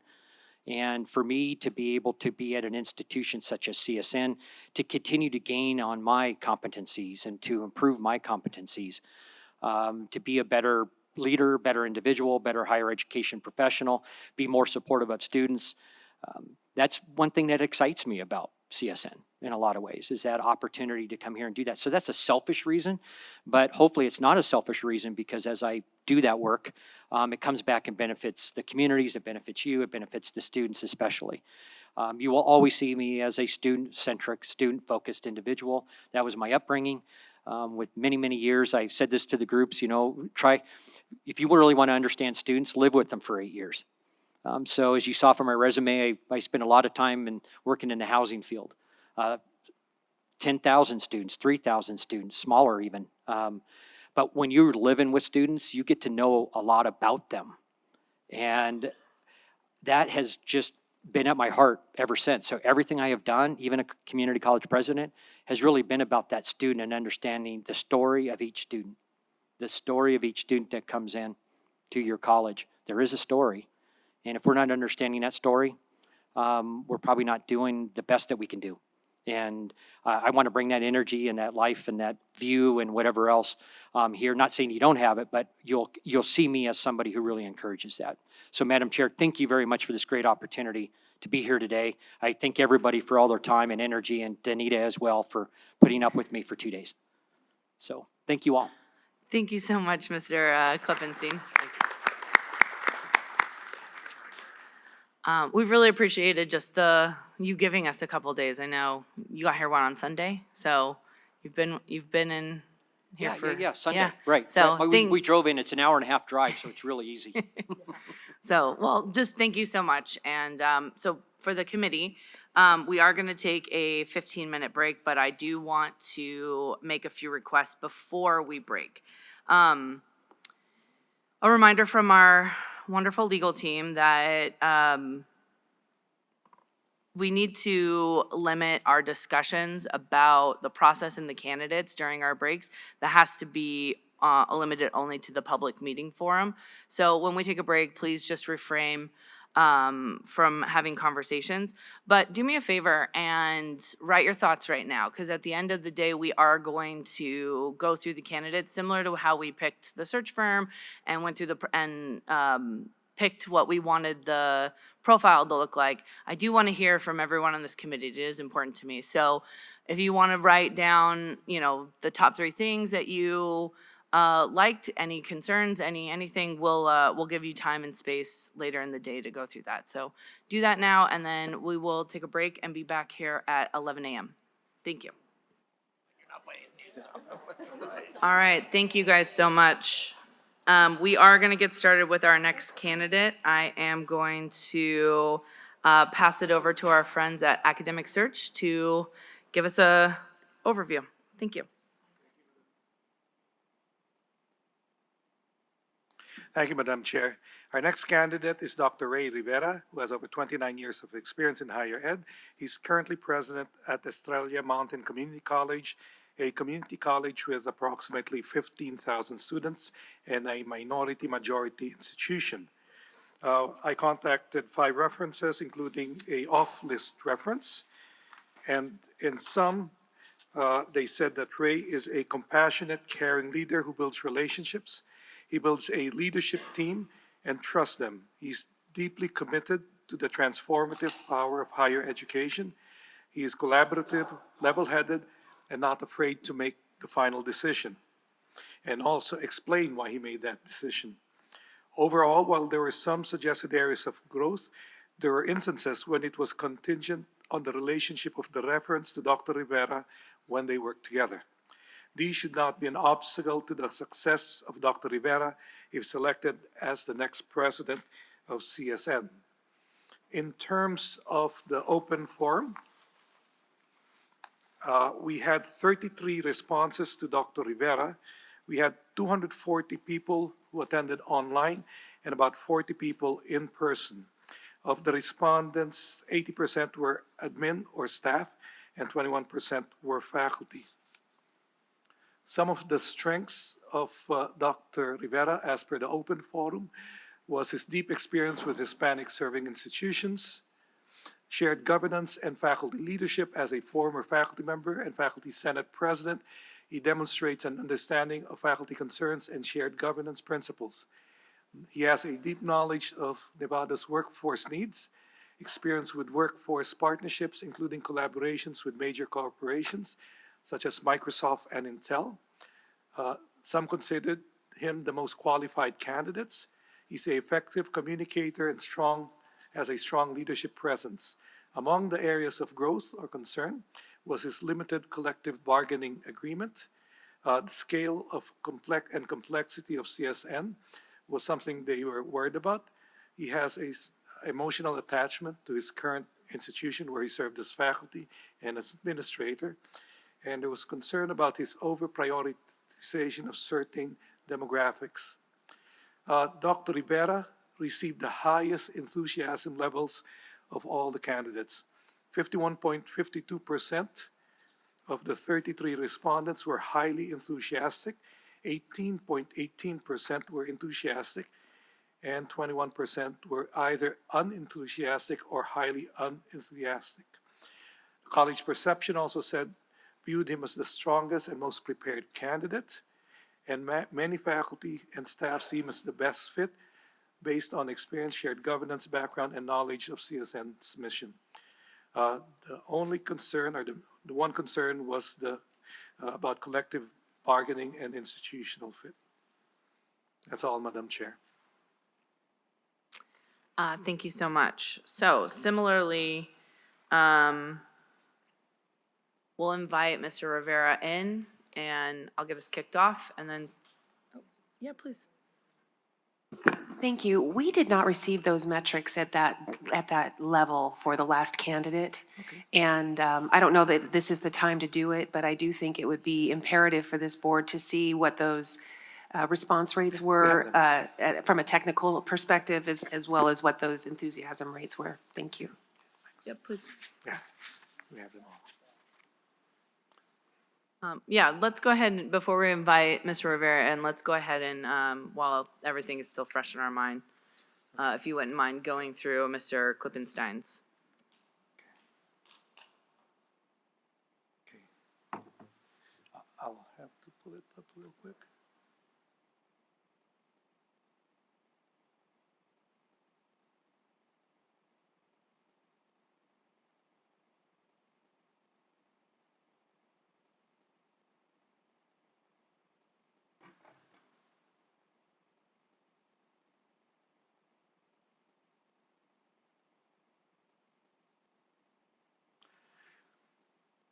For Dr. Klippenstein, 38% of the respondents were highly enthusiastic, 16% were enthusiastic, 16% were unenthusiastic, and 2% were highly unenthusiastic. And that was based on 37 responses.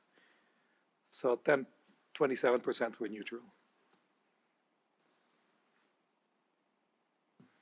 And just as a note, Dr. Rivera had the fewest faculty respondents. The rest were more or less even, very similar.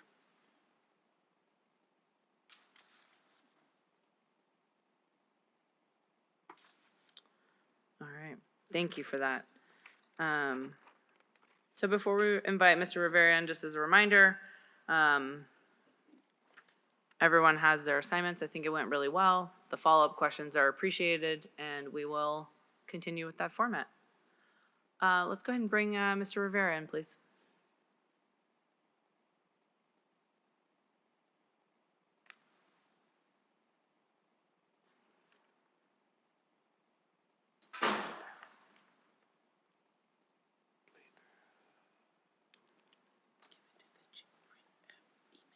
Hello, Mr. Rivera. It's good to see you again. The voice is coming from the other side of the curtain. Good to see you. As you get settled in, I'm just going to go over some top-line information. We do have questions, preset questions. They are listed in front of you for your reference. Similar to our Zoom interviews, they're complex. There are multiple parts to it, so we want to make sure that you have them in front of you. I'm going to, after our committee members ask the question, we will allow for follow-up from other committee members, so just expect that. We do want this to be more conversational, and so we're going to give you the floor to get us kicked off. Please spend about 3 to 4 minutes just giving us an opening statement. Thank you so much. There you go. Okay, there we go. Good morning, everyone. Dr. Rivera, President at Stray Mountain Community College. I have to say that it's been an interesting journey over the last few days, learning more about CSN. I've been so impressed with your, first of all, your facilities, the breadth of your programming. It's like I come from a system where we have 10 community colleges that serves the entire Maricopa County, one of the largest community college districts in the nation. 150,000 students, we have $1 billion budget, and it's like CSN has condensed all 10 of Maricopa Community Colleges into 3 colleges and 7 learning centers. So I've been really impressed with just the breadth and depth of your organization, the passion from your employees in terms of student success and centeredness. I feel that based on my experiences, being in a vibrant part of the West Valley of Phoenix in terms of emerging fields with healthcare, technology, and manufacturing, that I certainly align my experience with that growth and the growth of the West Valley of Phoenix mirrors what's happening here in the Valley, Clark County.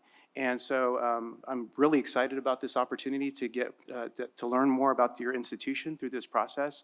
But I'm also looking forward to the questions in your interview so that I can perhaps provide a little more context in terms of how my experience aligns with the vision and mission of CSN.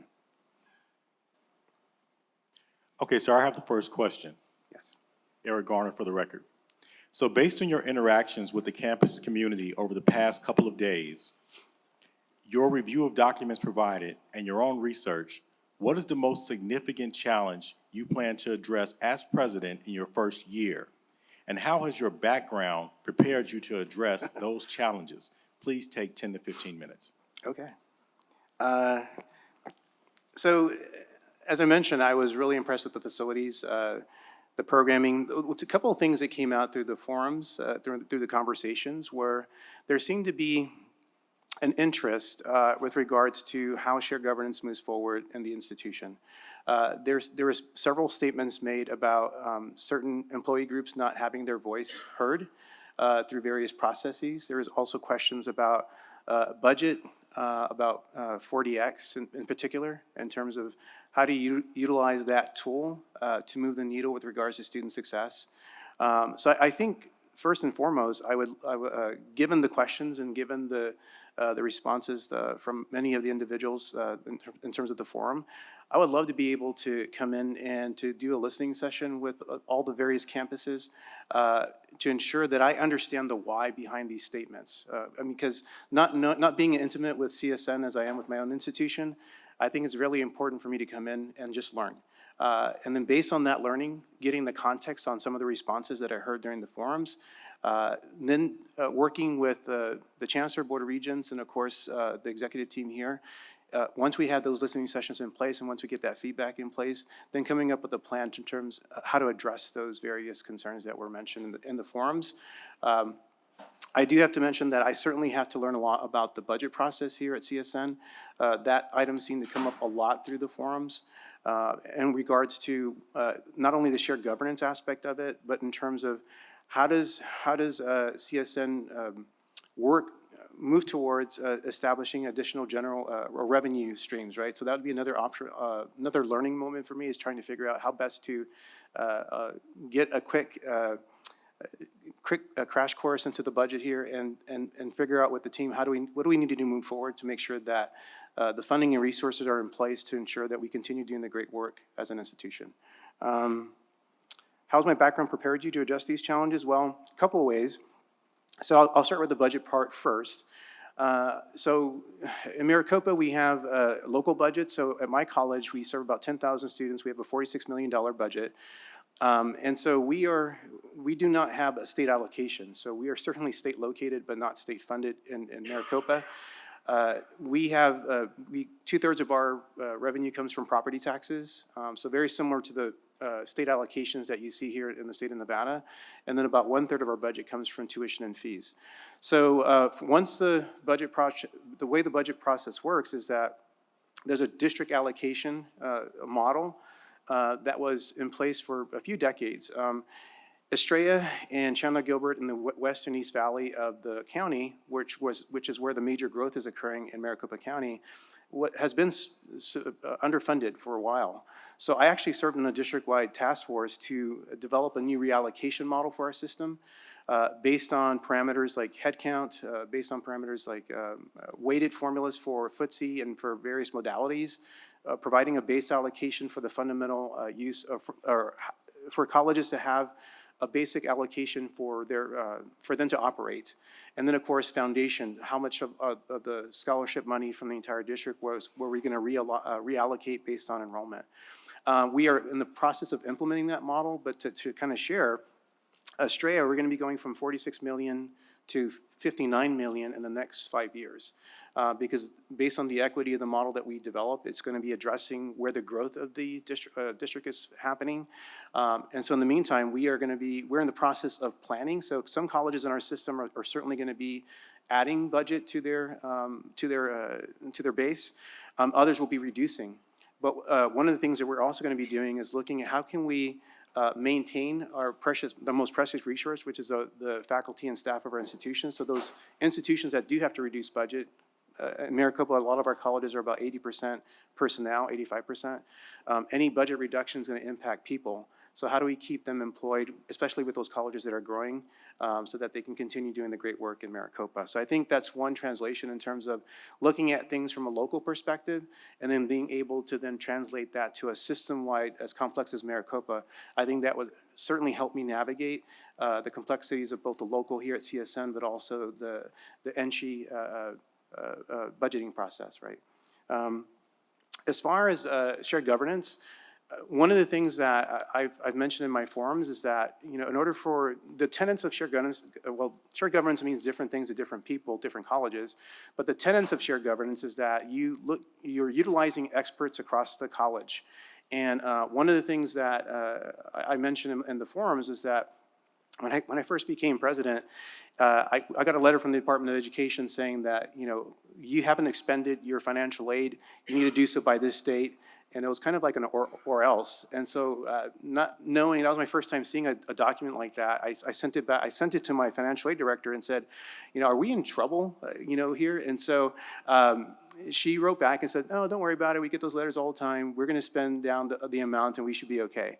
But being able to do that, recognizing that I am not a financial aid expert, but I can go to other experts and get information, that's the premise of shared governance, is that you're utilizing expertise across the college and you're empowering these individuals to tackle either college or system-wide issues. And so that experience, certainly at Estrella, I spent the last 2 years empowering a group of faculty, administrator, and staff to develop a shared governance system at our college. And they spent a year in development in terms of guiding principles, but they've also spent a year developing in terms of a structure. And so now our structure is based on the operational components of our college, for academic, student affairs, administrative services, and for planning, chaired by a faculty, staff member, and an administrator. And they have the empowerment to move forward with things that are in those areas and then share their recommendations to a shared governance committee that oversees all and ensures that things have been properly vetted. So in terms of budget, in terms of shared governance, I think those two align very well. And then the last thing I'll mention is just kind of the growth. As I mentioned earlier in my opening, coming from a region where 50% of single-family permits are in Western Maricopa County, the growth there has been exponential over the last few years. And so two of the fastest growing cities in the US, Goodyear and Buckeye, are in my service area. And so we are meeting with the mayors, the economic developers, to ensure that we're meeting the workforce needs of the West Valley, both our Estrella Mountain and Glendale Community College that serve the West Valley of Phoenix. We are doing our best to make sure that we leverage our strengths to ensure that the workforce needs of the West Valley are being met in a timely fashion, particularly in the areas of technology, healthcare, and manufacturing, which are in alignment with what was mentioned in the presidential profile for this position.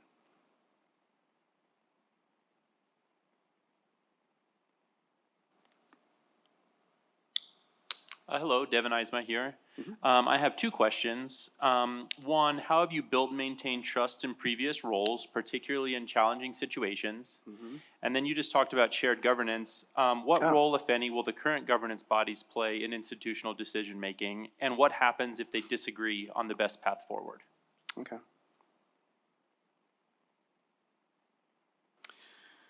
Well, to answer the first part of the question, how do you build and maintain trust? Certainly, I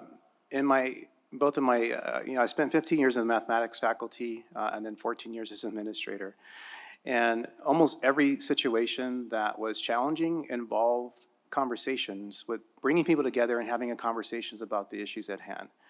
And to give you an example, the reason why this shared governance conversation arose at Estrella was post-pandemic, there was a lot of trauma, right? People were bringing back to the college Whether they personally experienced some type of trauma with COVID, or they knew people that had some type of trauma, coming back and trying to engage in community was very difficult. So they were very frustrated. They needed an outlet. They did it was supposed to be a college temperament check, or just a college survey, to see where people were, where they were at in the spectrum, right, in terms of being comfortable building community. And so a lot of negative comments came out in terms of just how decisions were being made. As you recall, during that time, during the pandemic, we had to move pretty quickly to make decisions based on the safety of the students and community, right? And so because of that, there was a lingering effect of a lack of communication, a lack of trust in terms of how do we move forward. And so that survey provided an impetus for me and my team to, me in particular, go to our faculty senate and to say, look, we need to understand what are the pain points in the survey and how can we move forward together? Because no matter what we decide to do, this has to be a collaborative journey in terms of coming up with solutions. And so that's what we did. And so when I met with the faculty senate, they came back, and also with the staff representatives. I want to make sure that it wasn't just faculty, but when we met with the groups, it became really, really clear that our shared governance structure was problematic.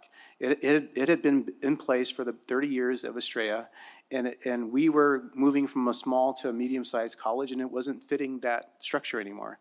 So that was our impetus to say, okay, then if shared governance needs to be the issue, then how can we empower a group of individuals to then research and provide structure recommendations? So the building of the trust was just one, listening, right, to what the concerns were. And even though there was very direct, quotes about my leadership, the leadership of my team or myself, moving past that and just having the conversation to understand where were the pain points and engaging in meaningful conversation to make change, right? So I think that's where the trust is listening, being able to engage, and then also acting on the feedback that you're getting as a leader.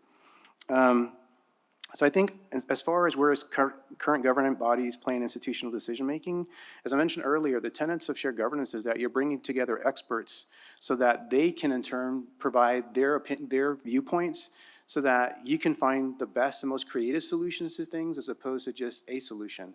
So as a mathematician, I can certainly solve problems, and I think I feel confident about my ability, but I know that the best and most elegant solutions really come from a team of individuals working together towards a common goal, and in this case, it would be student success. So I certainly believe in empowerment, believe in the sense that getting different perspectives from different groups of employees and community members and students, and utilizing those ideas into solutions, right, that could impact positively, right, our students and community.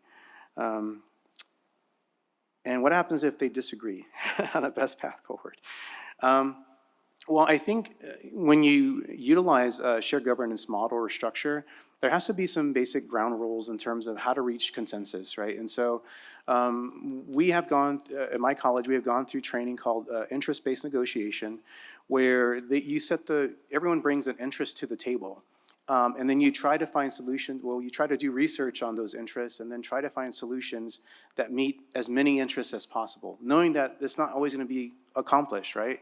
But it gives people an idea in terms of truly understanding what is the issue here, right? Is it a policy question, or is it more in terms of, is there a path forward where everyone can say, yeah, my interest is met? So we use a thumbing system. My interest is met. It's met partially, but I can still support this solution. Or no, it's not met. But for those people that thumb down, and when we have these conversations, they have to provide a rationale of why they're thumbing down. Like, this solution doesn't meet my interest because, and then they share that. And then hopefully through that process, we start refining and moving towards a place where we can get that person on board. So shared governance doesn't mean that it's one person has veto power, but certainly that you're trying to meet most of the interests of everyone there. And sometimes the solutions that are proposed may not work. People might say, you know what we have in place now is better than what we came up with. And in shared governance, that's okay as well.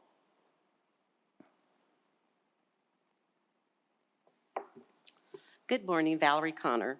Can you describe a strategic planning process you initiated or developed and the impact it had? Understanding the new funding is difficult to obtain and budgets are often needed to be cut. How did you allocate resources to strategic initiatives? What was your ongoing role in this process? Certainly, yeah. I'll start right off with the first question. So, as I mentioned, post-pandemic, it was pretty evident that we needed to do things differently as a college.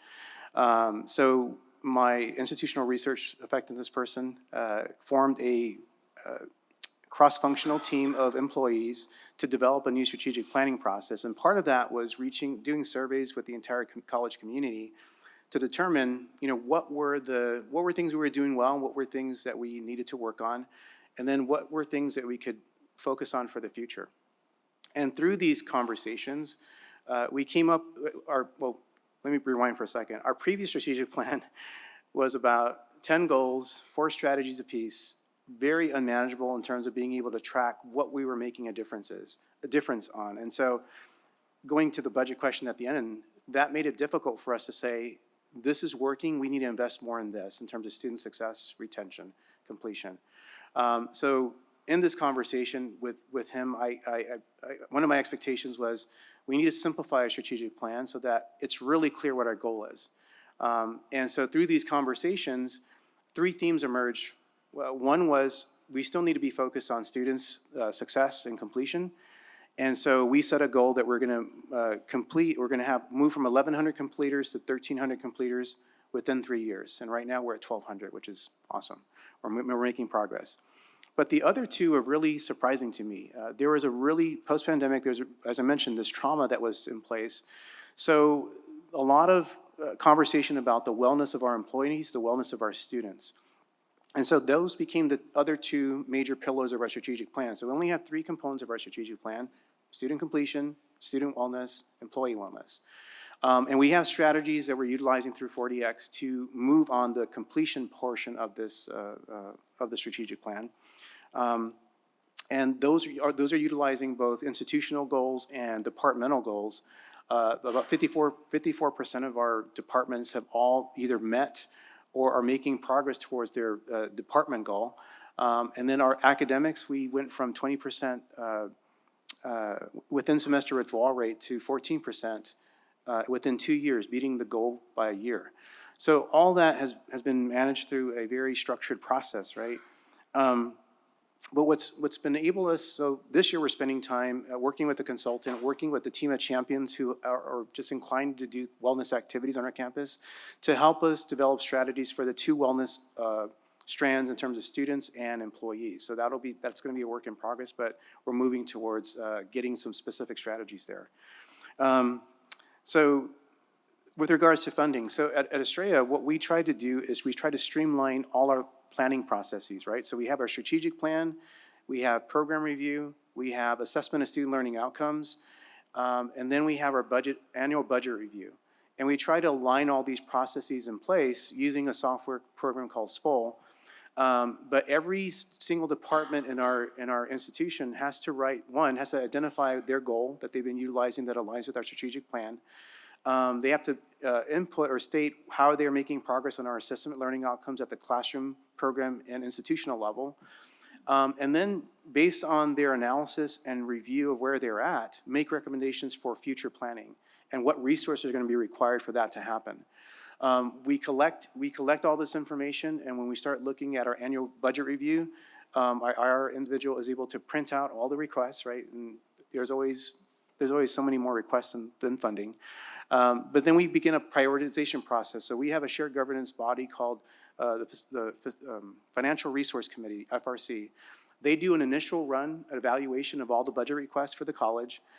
They will rank them for us, for the executive team, and then once we get them, we then refine those requests and align them with the strategic plan as much as we can.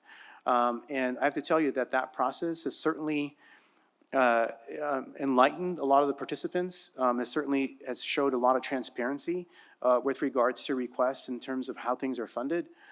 So I have to say that even though Estrella was working from before we got this new allocation, really working from a mindset of scarcity, because we had to shut down, if we were going to do something new, we had to shut something down, and that's not always a popular thing to do. But with this new allocation now, this process is really going to be able to have us enhance how we move forward, how we prioritize with our planning, the next new initiatives that are going to meet the, the workforce and transfer needs of our institution. So I feel really confident that we have a structure in place that takes in input across the college and provides some a rubric, right, that we can utilize to maintain, to measure whether or not we're making progress or ranking those priorities and then aligning those with our strategic plan. Oh, what was my role? I forgot to mention that part. My role was to empower this committee to, one, create this process, and two, as we get this information, really working with the executive team on these refinements that allow us to address the priorities that are being shared through this process, right? And making sure that there's alignment with the college, both at the community and also our system level priorities, because we're trying to look at things from a regional perspective. So working in tandem with Glendale Community College, making sure that we're addressing the workforce needs of the West Valley. Janet Vences for the record. Given the complexity of CSN's operations, can you discuss your leadership style in terms of team building and fostering collaboration across faculty, staff, and students? And please include a specific example of how you've led a team through a challenging period and successfully aligned them with a shared vision to achieve institutional goals. Okay.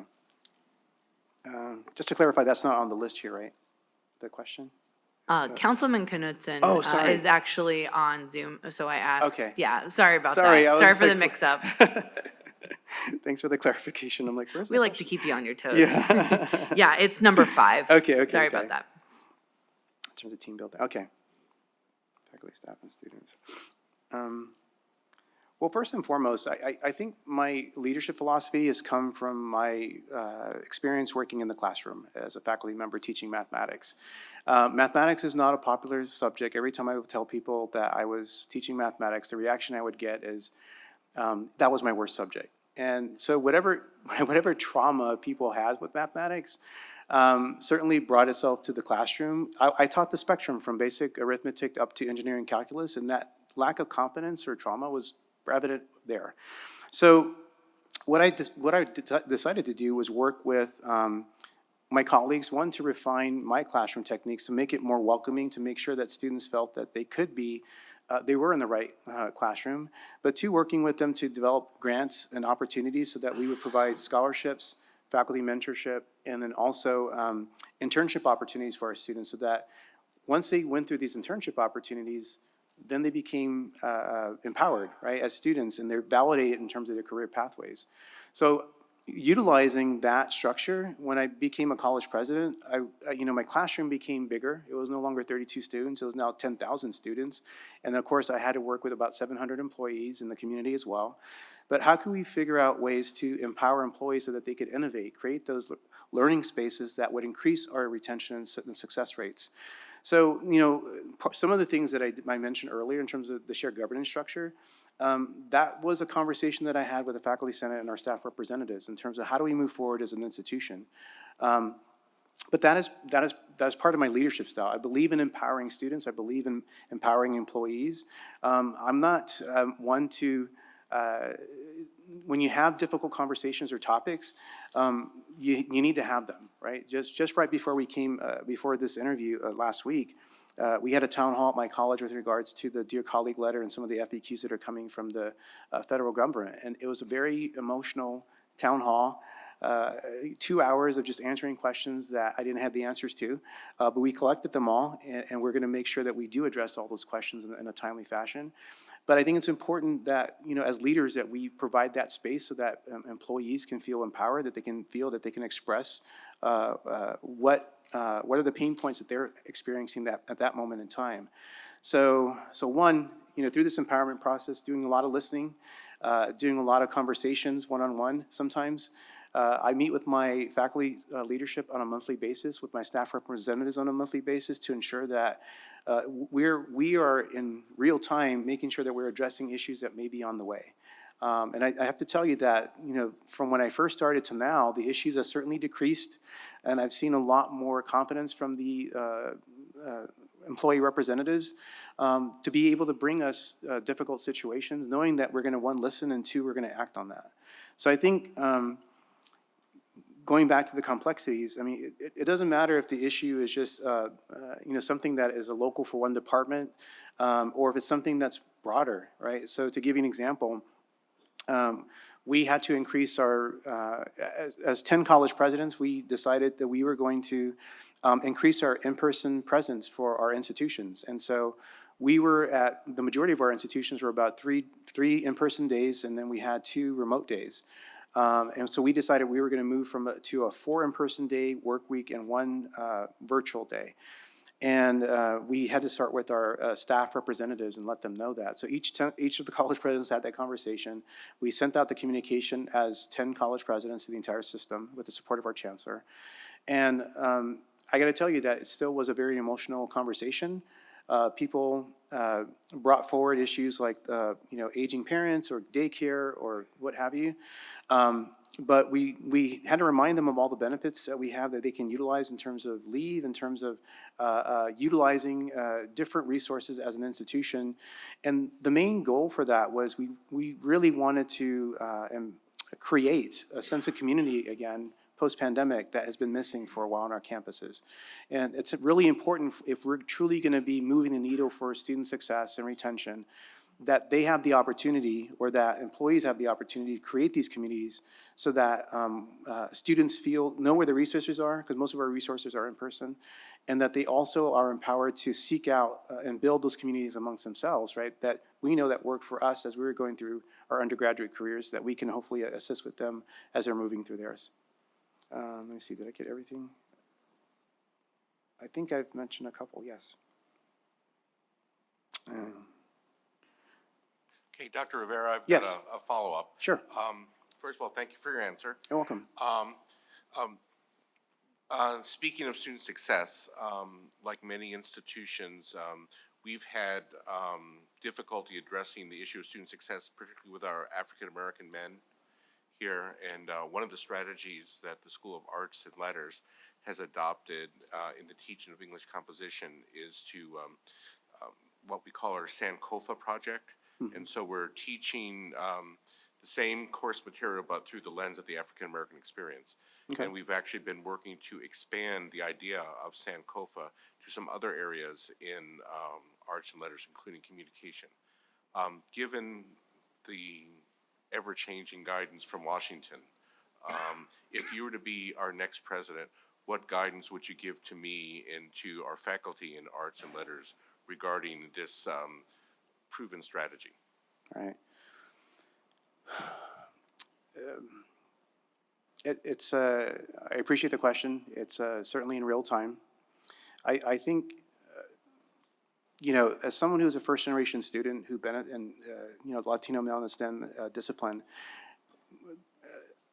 having experienced a lot of these programs that have certainly have made the journey easier for many STEM individuals, right? Because I worked in programs, or I was part of programs that were focused on underrepresented youth and rural youth. And so our commonality was that we were all poor, and they were trying to show us how to navigate the complexities of higher ed, but also the strategies to be successful. So, hearing, or to address your question, currently, what I would, if I were the preferred candidate for this position, I would certainly work with the chancellor, work with our board in terms of and our legal teams, right, to make sure what are the things that are high risk, what are the things that are medium risk, what are the things that are low risk, right? And what is based on that evaluation or analysis, then what can we do as leaders to be as proactive as possible to support, right, our various programs? We know that we have to look at our mission, right? I read the NSHE missions or response, right, to the Dear Colleague letter and the FAQs. And it was a really strong commitment to the mission of the college, which is to empower, to still meet students where they are, regardless of background or circumstance, and provide them with the opportunity, right, to be successful in their transfer and workforce pathway. And I think we have many best strategies that we can utilize to ensure that our students are going to be successful. And programs like these might have elements, right, that we can still utilize that makes sense for any type of class.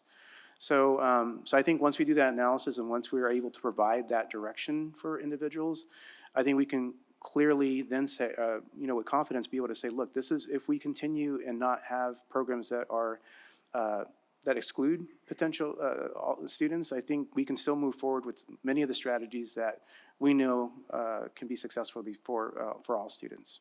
Right? You're welcome. Dr. Rivera, I Yes. have a follow-up question Sure. to the, so why are you requiring your faculty to use 4DX? Why am I requiring my faculty? Okay, first of all, it's not a requirement. However, so the way we implemented 4DX on the academic side was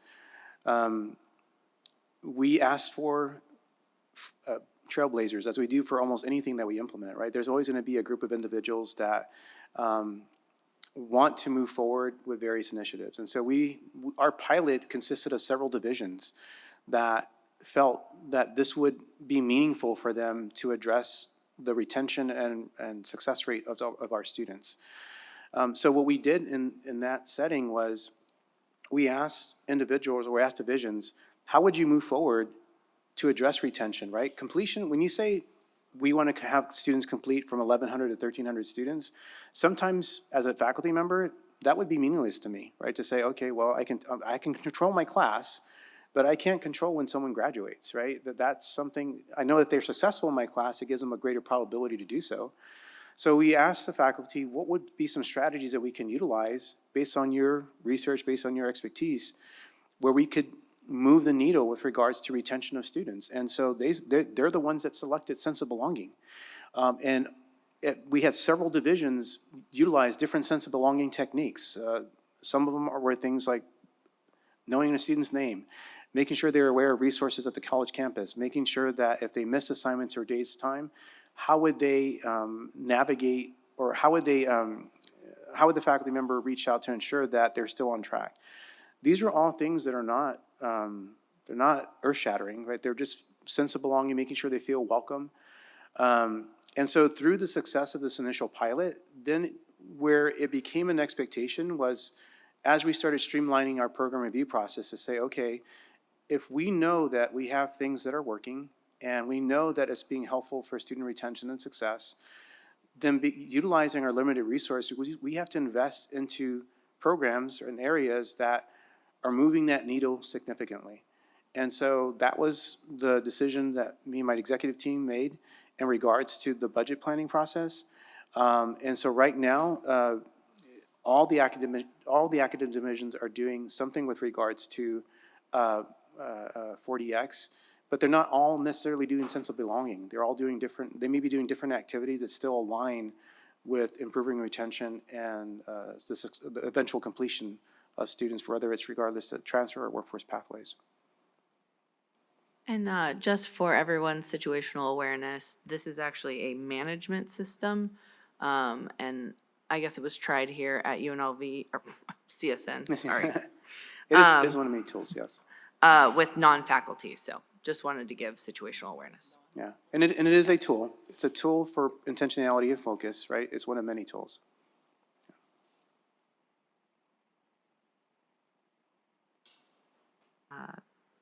Thank you, Patrick. Dr. Rivera, my name is Patrick Villa. I'm a faculty member here at CSN. Mm-hmm.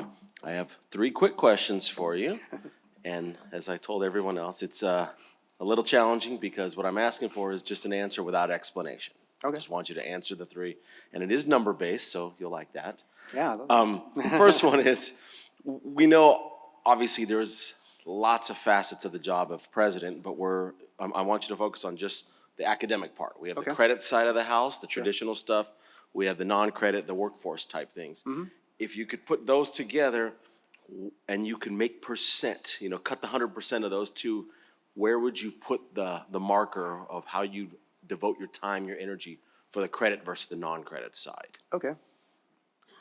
Great question. I'll just give you some context. So at Estrella, we've been measuring student intent when they enroll in classes. And what we've been noticing is that for the probably last 10 years, that intent to transfer was always above 50%, always. Over the last few years, that has dipped below 50%. And so what we believe that is telling us from our students is that they want different pathways to the workforce, right? Transfer is still going to be a core of everything that the college does. That it's never going to go away, right? There's always going to be a need for transfer. But there's an increasing number of students that want different pathways, right? So I think it's important that we look at degree and credentials that are stackable, that allow students with different off-ramps where they can join the workforce, and if they're not satisfied, come back and still move forward towards completion. So if I were to gauge a percentage, I would have to say that, in my mind, you're looking at, some type of percentage where you have and transfer still being a large component of that. So I'm just going to throw a number out there, say somewhere in the 50 percentile, right? But then you're looking at workforce being close behind that, because what I think folks sometimes misunderstand about workforce and CTE programs is that can also be a pathway into transfer, right? There's a lot of general education courses, depending upon the CTE degree or certificate, that are in the general education realm, right? So even when I say workforce with the percentage slightly lower, I'm saying that with that perspective, right, that there's gen ed, that they can still support gen ed programs, right? You mentioned, did you say non-credit? So non-credit to me is a tool. It certainly can be utilized when sometimes it can be convenience for workforce. Like, I'll give you an example. The city of Avondale, which is our host city, asked us to create enhanced web development for their small businesses in Avondale. These small business owners didn't want to take a class. They just wanted to get their skills and get their web pages up and running, so they just took a quick non-credit class. Perfect.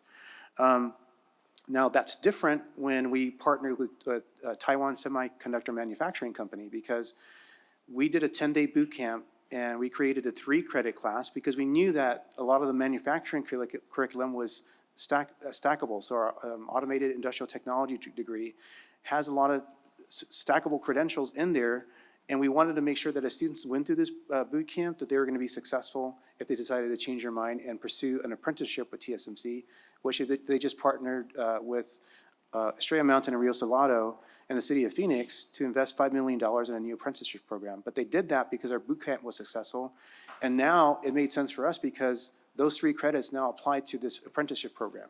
So I think, going back to your original question, so yes, I think the percentage has to be pretty close when it comes to general ed and workforce. And non-credit to me is a tool that can be utilized when appropriate, but really things should be, when you're thinking about the long-term journey of our students and getting into high-demand, high-wage jobs, you want to make sure that they're in the right degree credential pathway, right, whether it be transfer or workforce. And then I have 2 more, and, Sure. I have a reason for my madness here. Okay. But I do want to, all I'm looking for is just a number on the last 2. On a scale of 1 to 10, 10 being the most important, where do you put the priority, the importance to you of fixing the achievement gap?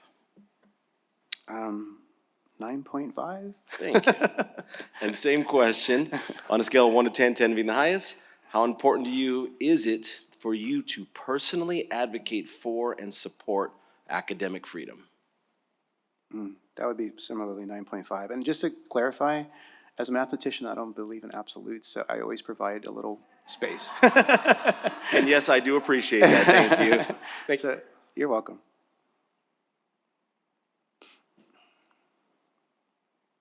I'm going to do a follow-up. I'm Sure. Regent Carol Del Carlo, and just to be fair, because he only let the first candidate just give numbers, no discussion. Okay. So you've discussed A, I get where you're coming from. So just give your narrative for B and C, why you rated them at 9.5. Thank you. Okay, yes, certainly. For B, we've been discussing achievement gaps for a while as in higher education. So, and there are best practices. Like, so I have the fortunate circumstance.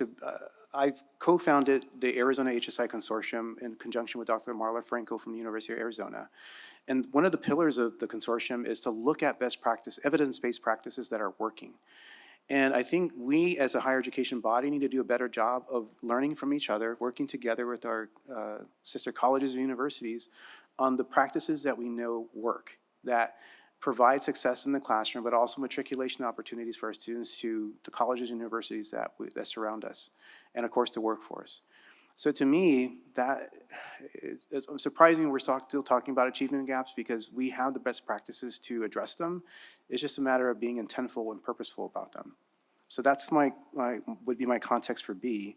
For C, that goes back to shared governance. In order for faculty to be innovative and creative in the classroom, they have to have the academic freedom to do so, right? Based on the tenets of academic freedom that have been along since when they were first created back, you're going to date me, but I think it's like in the 30s, maybe early 1900s. So I think there's, to have that trust and build that trust that was talked about earlier, to build that confidence that, what they're going to be doing in the classroom is going to be supported. Academic freedom has to have that high of a level of support from the leadership of the institution. You're welcome. Good morning. Morning. The landscape of higher education is rapidly evolving, and Southern Nevada has faced significant disruptions from the economic crisis and the pandemic, underscoring the need for adaptability and diversification.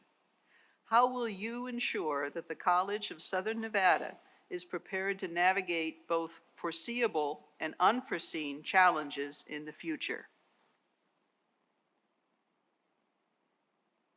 That's a great question.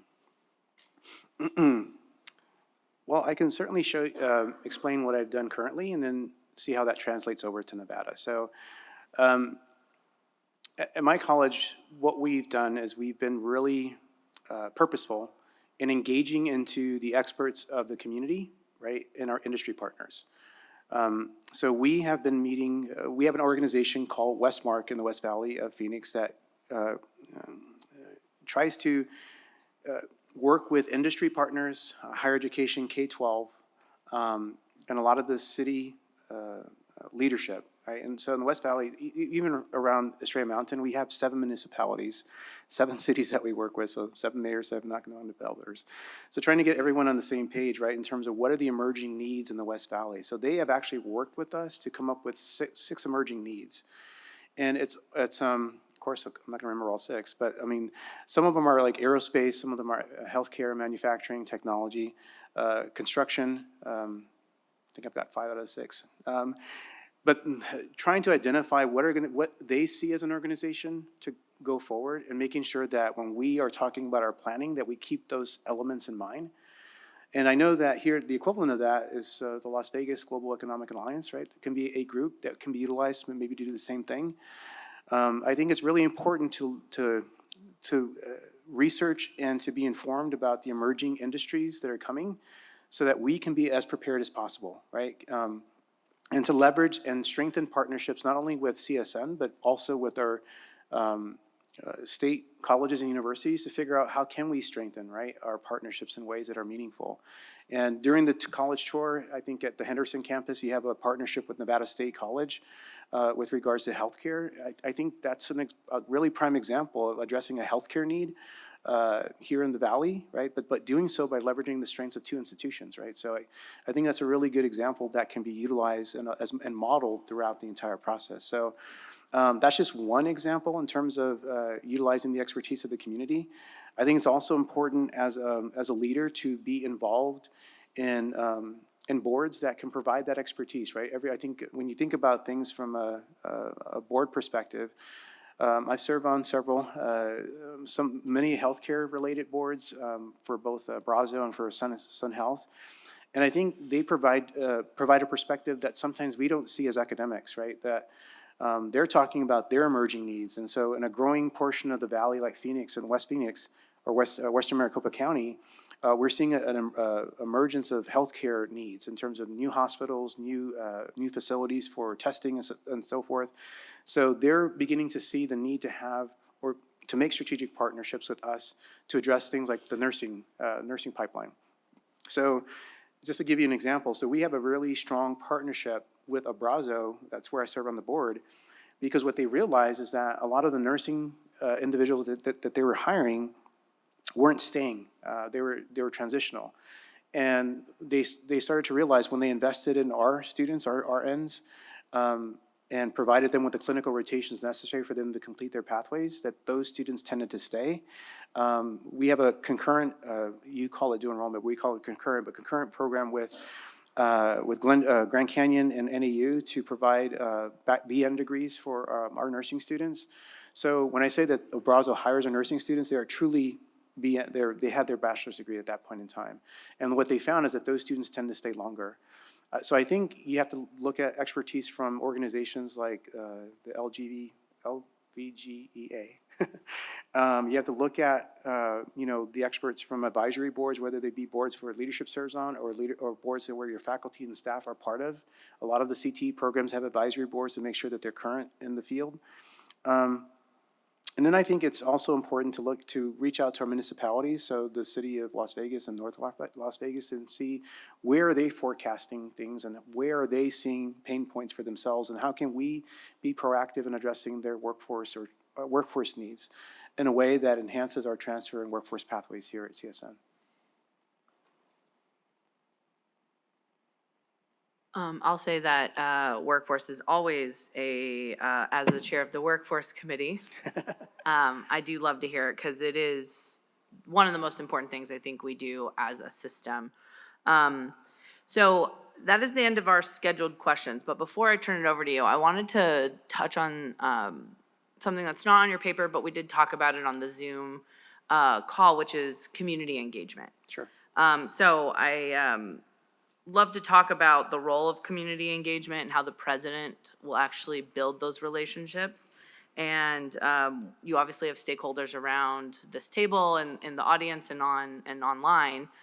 So how do we include the businesses, industries, chambers? You talked about the municipalities. You talked about the Economic Development Agency. And also, we can't forget about our donors that support CSN. Oh, that's right. How do you Foundation. see your role with president with community engagement? Oh, boy, it's such a critical piece. When I first became president of Estrella, my foundation person came to me and said, Ray, he goes, we need to go. The previous president was very internally focused, but he said, there's partnerships, there's people that want to donate to the college, he goes, but they want to meet the president. So we spent my first year, as I mentioned, meeting with every single mayor, meeting with every single economic developer, meeting with many of the superintendents. We don't have the luxury in Western Phoenix to have one school district to work with. We have about 20. But we try to piecemeal it between us and Glendale in terms of who serves which area. So meeting with all these individuals, right, just trying to get to understand from their vantage point what was working well with Estrella, right, and what was not working well, and what can we do to better improve. And a result of those conversations, right, we were able to then think about different types of partnerships with the cities and with the different organizations. So one of the partnerships that was a result of these conversations is that we were able to work with our superintendents across the West Valley to think about what would be a goal for us to increase our college going rate, for example. In the state of Arizona, this is the first time that the college going rate is below 50%. In the West Valley of Phoenix, we have some of the worst college going rates for our high school seniors in the entire county of Maricopa. So we wanted to figure out what can we do to kind of help the matriculation of high school seniors into higher ed, whether it's a community college or our university partners that were part of the conversation. And what we decided to do was to enhance or increase our dual enrollment opportunities. We want to increase them by 5% across the board as much as possible. And I think that we would have never gotten to that place had we not had these initial conversations to figure out from the superintendent's perspectives, how do we move forward, right? So similarly with many of the mayors and economic developers, listening to what they were seeing as emerging needs from their perspectives. Our host city is the city of Avondale, and it's it's odd because they have a small piece of land that goes into Goodyear, and so even though our host city is Avondale, Goodyear doesn't think, they are less likely to partner because they don't see us as part of their territory, even though half of their students, and they literally are across the street from our college. But we still serve them in meaningful ways. So but I want to give the example of the city of Avondale. So when we met with them, and I mentioned earlier their first request from us was building websites for small businesses, right? And so when the pandemic happened and they had ARPA funding, then they decided, well, we have funds to provide a promise program for Estrella in hospitality and in healthcare. So they provided scholarships for our culinary program and for our nursing students. It was over $400,000 over 3 years. And now that once that passed, they came back and said, look, they have a new economic developer, and she wants to create a center of excellence on our campus that is focused on technology, where we have a building where the second floor is classroom and learning spaces, but the first floor is incubation space to provide those internship real-world experiences for our students, but also bring in the small businesses and industry partners that can provide those experiences for our students. But I don't think we get to that level of conversation if we didn't first do the very first thing that they asked us to do, which is create these websites for their small business community in their cities. And similarly, we've been having other conversations with other cities. The city of Surprise have also generated a college promise program with us with a focus on technology, since we have a large portion of our data center academy, our cybersecurity program, and our artificial intelligence certificates. And they want to have their residents proceed through those pathways. So to kind of answer your question about engagement then, I think it's really important for a college president and leader to utilize those various paths to leadership in the community, right? Whether it be the mayor's office, the economic developers, whether it be superintendents. I think it's really important to consistently engage them in ways that are meaningful and to act on what they see as potentially opportunities or pain points for the institution, right, as a whole. And that's where the foundation and chambers can come into play as well. So we have a very, very strong relationship with our Chamber of Commerce, the Southwest Chamber of Commerce, that represents the majority of cities in the West Valley. They meet on our campus monthly. We engage them in activities. For example, they had something called the Taste of the West Valley, where they wanted to host an event on our campus where they would bring the many independent restaurants across the West Valley to come and provide residents a taste of all the different restaurants that are available. And we had about 1,000, last year, it was the first time we did it, we had about 1,000 participants come in and buy tickets and enjoy all the different meals. And because of that partnership that we had with the chamber, now they want to figure out a way to maybe partner with a nonprofit to create a small business development building on our campus. We have about 70 acres, and that's probably one of our greatest resources we have in the West Valley of Phoenix right now. So trying to be entrepreneurial in a way that makes sense for us and for the communities that we serve. So to do so they want to build this facility where the chamber can be housed, where they can bring in mentors from small business and our industry partners to mentor those entrepreneurs on how to create a business, and of course how to utilize the funding mechanisms to make that work as well. So I think, and then of course foundation work, that's an important piece of this as well, because I mentioned the various college promise programs. I think it's really important. When I was doing my college tours of your various campuses, hearing the wraparound services that are required that are not based on stable funding. For example, your food pantries, your clothing pantries, these things that are essential for students and emergency funding, right, that can occur. When things go sideways for students, a flat tire, bad battery, daycare, or what have you, transportation, that can be an obstacle for completion, right? Whether it be that for that semester or even for the degree pathway. So making sure that we have those wraparound services on a secure funding model, I think it's essential, where you can have community partners that specialize in these things, that can provide that consistent funding so that we can ensure that our students those needs, their insecurities are met in various different ways. So I think it has to be multifaceted. You have to look at things from from a leadership perspective in terms of how are you meeting the needs of the region, right, the state, in some cases, how are you meeting the needs of your local community? And of course, how is all these partnerships, how are they helping with regards to student retention and success at the end of the day? Thank you so much. You're welcome. So with our last 20 minutes, I want to give you an opportunity to maybe ask us some questions, and then we'll reserve 5 minutes for your closing statement and last comment, so. Sure. I've ended every single one of my forums with the same question, which is, if you had a magic wand or staff, what would you change at CSN? What do you see as something that needs to be changed immediately, or potentially, I guess?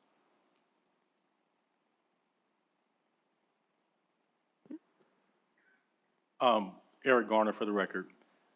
I believe is our connection with the community. We've lost that connection a little bit after the pandemic, and also with faculty and staff, and kind of renewing those soft skills and getting people back together. I think that that's important and something we need to bring back. Thank you. Okay, here's something that we touched on in the forum that I attended with you. As I said, we have fabulous faculty, fabulous staff in support roles, in compliance roles, but sometimes it seems that the default answer from some of these staff when faculty or deans have initiatives is no. So what I would really like to see is not for us to be lone wolves and go wild and be non-compliant, but I would like the folks that are in charge of compliance to say, I see what you're trying to accomplish, let's figure out how to get there. Thank you. To answer your question also, I would throw in there, I forget, the biggest thing we'd want to change or something like that. I see a lot of inconsistency. And that's maybe, whether it's jobs, it's how jobs are carried out, how people run things, how people are treated. And I use the analogy, there's many times we've been here, and the goalposts are getting moved in the middle of the game. And sometimes it gets very frustrating, and that's where you get some angry people. But consistency, obviously, one of the big ones that we all could say is just better communication. That's, I mean, it doesn't matter how good it is, you can always use more, but I think sometimes we need a little more. Mm-hmm.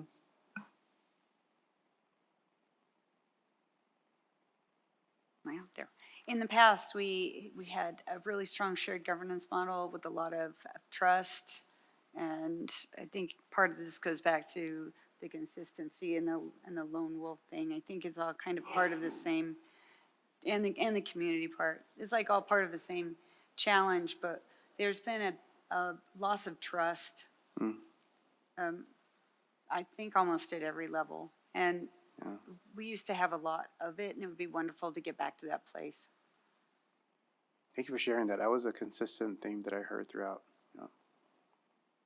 And I would add from a board perspective that CSN is a very special institution in our system.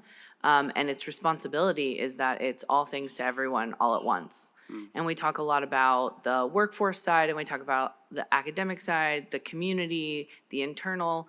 And I think that the president would need to come in and understand that CSN really is our community college, and there's a lot of depth and breadth to that, and it's a lot of good leadership that will need to ingratiate it back into the community and continue to grow, and while supporting what's happening here on campus.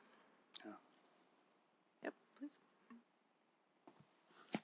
I would like to see consistency, accountability, and communication.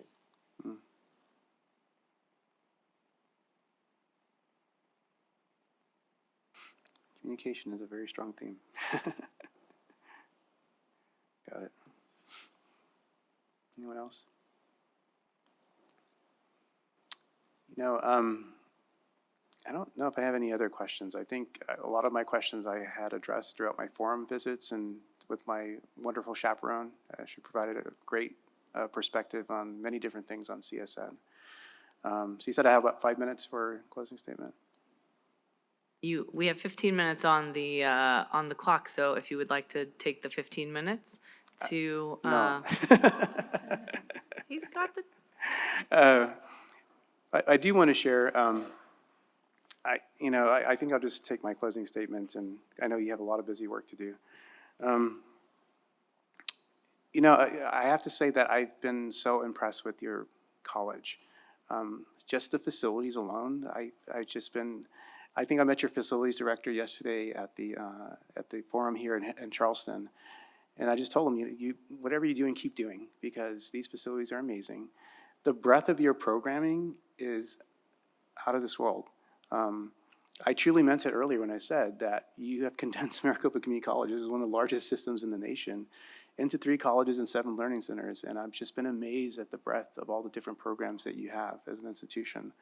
And also the pride that all your employees have when they were describing their programs and they were asking their questions. Very passionate, which is awesome. But I also felt, passionate but respectful. And I think that hearing the themes that I heard in terms of shared governance and hearing the themes of those are issues that happen at every college. When I started at NSHE, that was the themes that were there at that time. Lack of communication, lack of trust. How can we better enhance our shared governance systems to make sure that we are meeting the needs of our students and community? And it's been a journey. It's taken 5 years for me to get to a space where I feel that we are making progress and that people feel confident in the things that we're doing. It doesn't happen overnight. It's certainly, and it takes a lot of, you mentioned trust several times. It does require a leap of faith at some point that, we are going to be working together. And I think as a college president, I think the examples that I've shared, they've always come from how can we get the best solution forward, and how does that move forward with a diversity of opinion, and how do we get the best solution for our students, right? Being very student-centered and being very purposeful and intentful in terms of how we create new programs or how we partner with the community in different ways. That is something that is core of my belief. So when I say that I believe the empowerment in students and employees, that is how I function as a leader. Can't function any other way. So I will say that, but it does take time, right? You can't create shared governance processes in a couple of months and expect that things are going to be fine.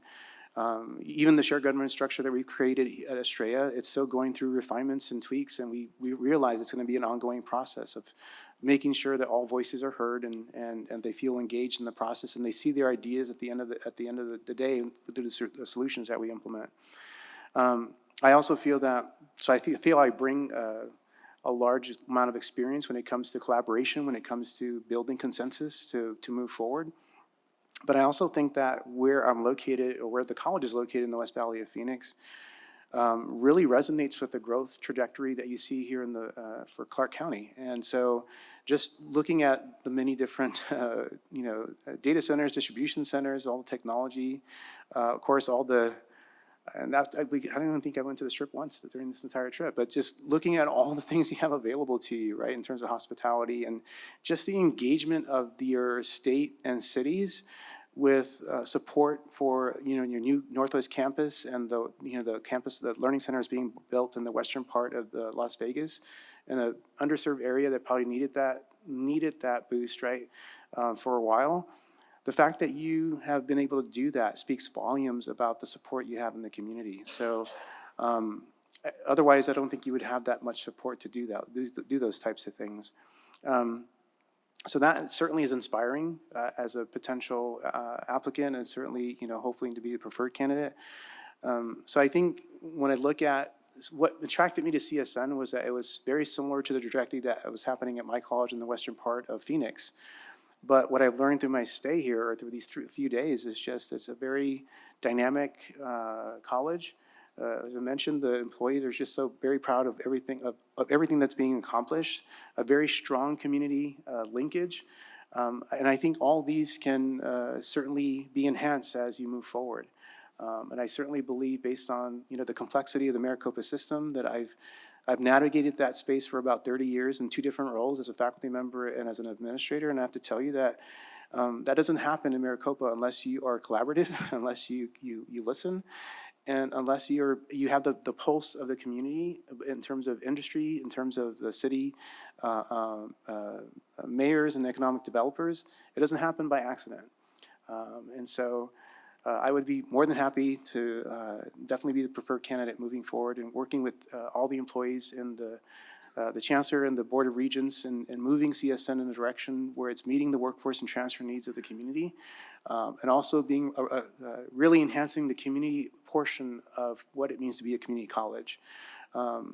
There's something in literature right now for institutions that are Hispanic serving institutions, right, and HBCUs and what have you. A focus on the servingness part of what that means, because you can have a designation, right? You can be an MSI, you can be an HSI, but if you're not serving the community and the students that you serve, then those designations are meaningless, right? So anyway, in closing, I would just like to say thank you so much for the time and experience. I've learned so much about your institution. I know you have very important, you have to continue this process and you have a lot of questions to deliberate, but I'm hopeful at the end of the day that I've shown that I certainly meet the various expectations and qualifications that you have in your job posting and your presidential profile. And I think I certainly have the experience and the temperament and the collaboration and the communication skills to be able to work with the employees and the community that CSN serves and works with. Thank you. Thank you so much for your time.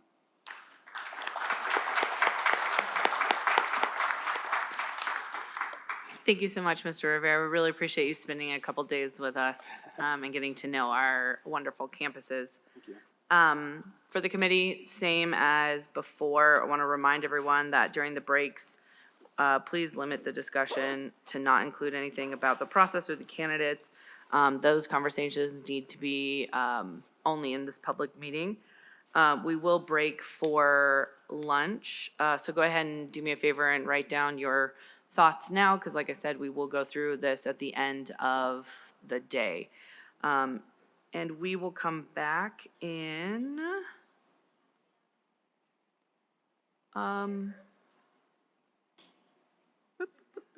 let's do 12:35, 20 minutes. Thank you. All right, thank you. Before we get started, I just want to thank the CSN staff. That lunch was amazing. As the 9th Island, with so much of our students also being Hawaiian, that was a good homage. So thank you to, as always, to our wonderful host. So we are going to go into, start the process for the third candidate, Joshua Baker. And I'm going to kick it over to Academic Search to give us some top-line information. Thank you, Madam Chair. Dr. Josh Baker is currently president of Mount West Community College in West Virginia. He's a leader in increasing student success and closing attainment gaps. He's a transparent leader who communicates regularly with his constituents.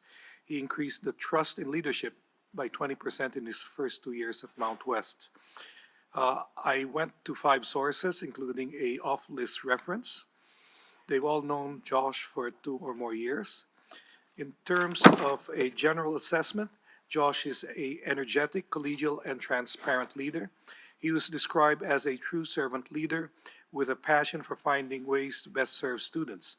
Josh knows how to develop relationships, both internally and externally. He has experience in building leadership teams that he trusts. This allows him to focus on larger issues. While there are some suggested areas of growth, there are times contradicted by other references. So, overall, while there are some suggested areas of growth, there are times contradicted by other references. So depending on who you talk to, it was, no, he's not that, he's actually this way. Overall, this should not be an obstacle to Dr. Baker's success if selected as the next president of CSN. In terms of the campus open forum, we had approximately 240 people online and about 40 people on site here, and another 20 or so at the other sites. The survey, we had 39 responses to the survey, okay, which is roughly 10% of the number of people who attended online and in person. And I want to just stress this. My colleague and I were talking. I used to teach statistics and marketing research. 39 is a small number, especially now I'm going to give it to you in breakdown of percentages. Of those who were surveyed, 15 or 38% were highly enthusiastic, 5 or 13% were enthusiastic, 25% or 10 were unenthusiastic, 2 or 6% were highly unenthusiastic, and 18% or 7 people, okay, were neutral. So again, it's the small numbers. So just keep that in mind as you hear the numbers. And my colleague Mary's also going to do the same because she had fewer responses than I did. In terms of the strengths, he was seen as a engaging and personable communicator. He's a dynamic speaker who connects well with audiences. He has a strong commitment to mental health, early alert systems, and retention. He demonstrates a commitment to inclusivity and collaborative leadership, a strong background in industry partnerships aligning with CSN goals. He has a track record of building organizational trust. Some concerns include limited experience at large institutions or the ability to scale up to CSN. Some respondents felt he avoided direct answers, limited experience with Hispanic serving and minority serving institutions, and some found his responses as rehearsed. But the only campus perception which I could find was it was basically the concern on his ability to manage a large, diverse institution, given his background in smaller colleges. That's it, unless anyone has any questions, Madam Chair. Are there any questions? All right, wonderful. Let's invite Mr. Baker to join us. All right, this is my trash.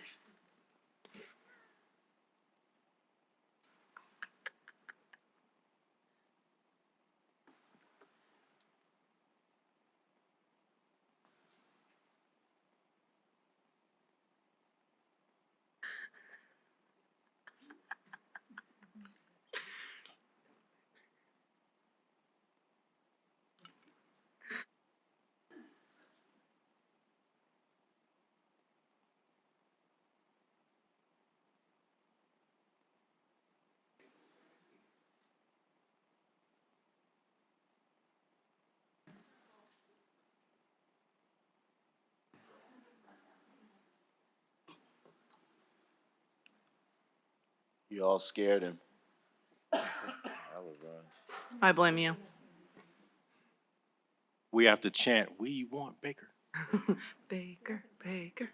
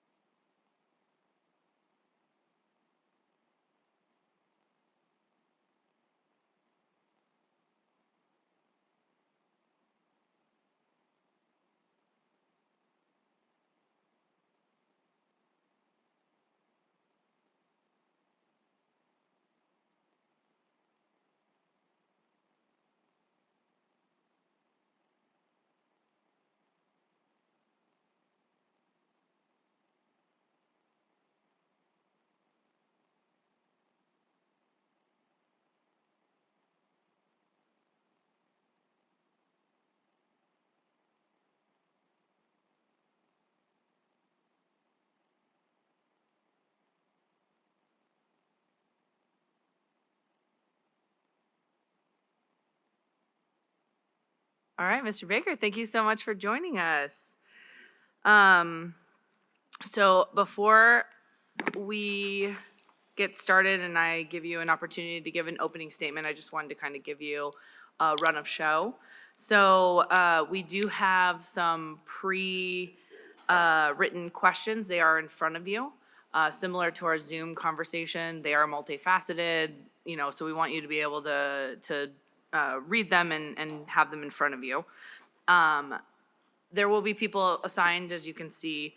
Number 5 might, Councilman Knutson is on Zoom, so he might not be the one reading it, so just, but there will also be an opportunity for folks around this table to ask follow-up questions. So we do want this to be more of a interview, or less of an interview, more of a conversation. So I will give you the floor, and please give us some opening statement, 3 to 4 minutes.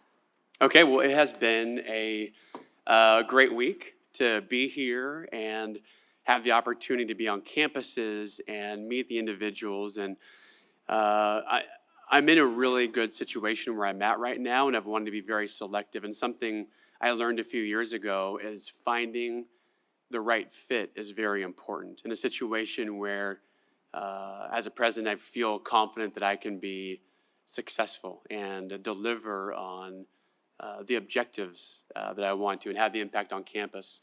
And as I have met with the individuals, that was the first thing, is just immediately love these individuals here and the people that I've had the opportunity to meet with.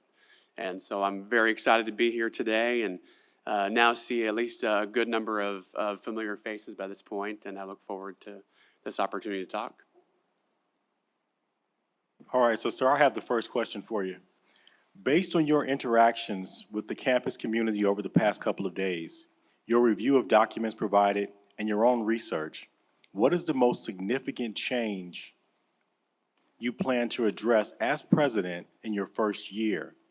And how has your background prepared you to address those challenges? Please take 10 to 15 minutes.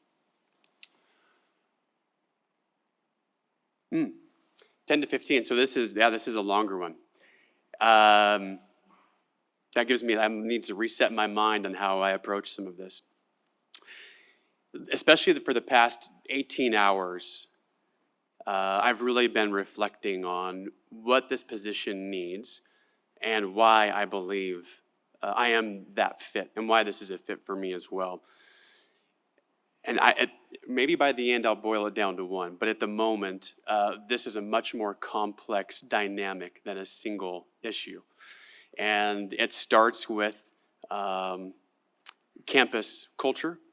And that's not to say we don't have a good culture and we don't treat each other well and we're not focused the right way. But we know that with the change of the campus model, we need to do some work there.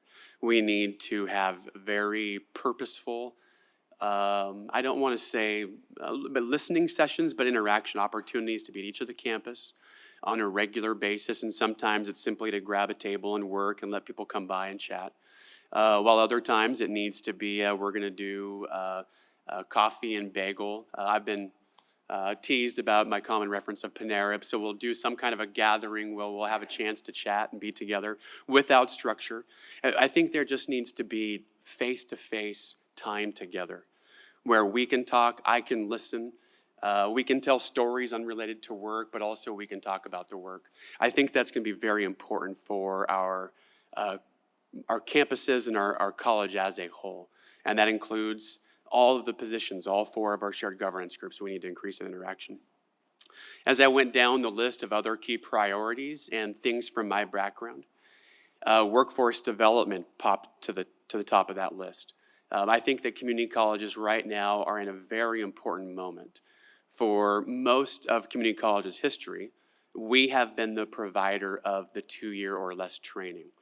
And there has been in the past, I don't know if we're going to say 5 years or 10 years, as the model of higher education is challenged, every organization wants to do 2-year or less training. It's become very, very competitive. And whether that's universities in some places or other nonprofit or for-profit entities, we have to make sure more than ever that we are doing absolutely phenomenal work in this space. And we do expect short-term Pell to be passed. And when it does, on day one, we will hit the ground running. And we're already doing this work, so we should be well prepared to be very, very successful with that short-term pill. I also see it as one of our key strategies that connects some of our efforts. As we seek the success of all students, we know that men have disappeared from higher ed at a higher rate, and they are opting, and we see this in our own programs in my institution, they are opting for programs that are work-based, that are apprenticeship style, where they can get hired at the same time they're starting school. And these are very key strategies to increase our attainment rate, our workforce development, but also support our companies. And we have to merge those together, and that only happens when we have the best people out there working with these companies, listening and providing solutions. I'm going down what I think are other key priorities, and maybe we'll come back to one, but teaching and learning remains the most important thing that we do. That experience in the classroom, but also other co-curricular, it must be life-changing. We must include service learning and other high-impact practices. I think we can all think back to a teacher or some other experience in higher ed that largely brought us to be where we are today and why we're doing this. And we all need to pay that forward with the situations we create. This will be a very high commitment is to develop our people. And this will be resourced and it needs to be very targeted in our approaches. And going through my past, I've kind of missed that on some of the other keys. At Pikes Peak as Vice President of Instruction, with great faculty leadership, we were able to collaborate and do phenomenal work for our brand new teachers, for our part-time teachers, which is 55% here, which is a common number for an urban school, and also our teachers who have been in the roles for 10 to 20 years. All right, and really good training, those experienced teachers are going to say, this was fantastic, I'm really enjoying this. I'm now realizing that I've been teaching the same for 10 years and it's time to adjust. Other key things that I'm seeing, student success metrics, we need that data to zero in and really pinpoint our strategies. I'm understanding that, and I don't know details, that budgets may be challenging. And if they are, we're gonna have to get really serious. And first, we're gonna try to protect our institution, but we need to be really honest about our assessment of what's having the most impact. And from my experience, I've had to lead cuts before, they're terrible. But there are certainly more effective ways to do it that protect the core services we provide and protect our students. One of the key issues I've heard across campus, and it has been the most frequent question at every single forum, usually asked 3 to 5 times by different people and entities or groups, is what we're going to do with the DEI and the direction there. And this is not an easy challenge to address. So I'm coming from West Virginia, so I even need to tell this story for those of you who haven't had the opportunity yet. I come from Seattle where these are very, very open topics. I came from the most diverse institution in the state with very proactive trainings. And it was very beneficial for me.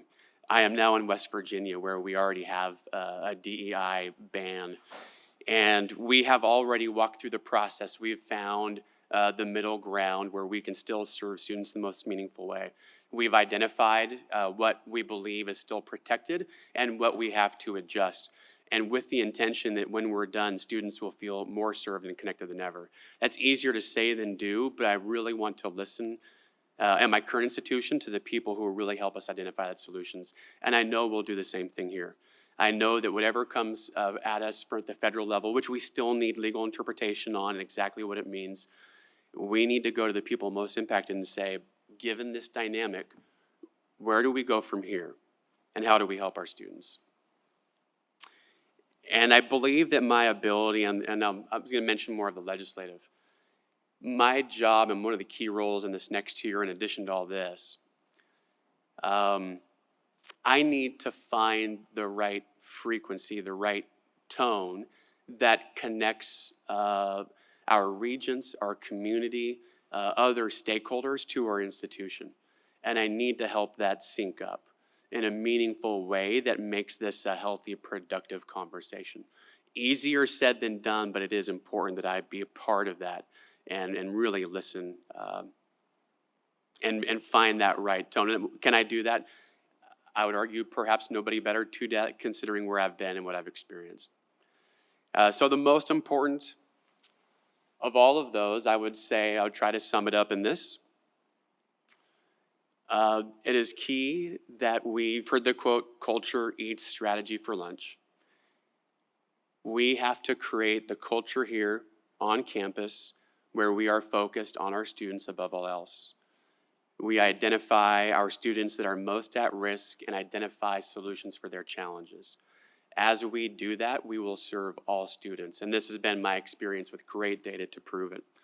And if we have that right focus and we make our decisions with that lens, most of the other issues begin to be resolved. So that must be our focus, and that culture is where it starts. Thank you, Eric. Thank you. Devin Eisma here. I have two questions. The first is, how have you built and maintained trust in previous roles, particularly in challenging situations? And the next one is, what role, if any, will the current governance bodies play in institutional decision-making? And what happens if different governance bodies disagree on the best path forward? So, and my apologies for those who have now heard this maybe even 2 or 3 times, but my dissertation was on organizational trust.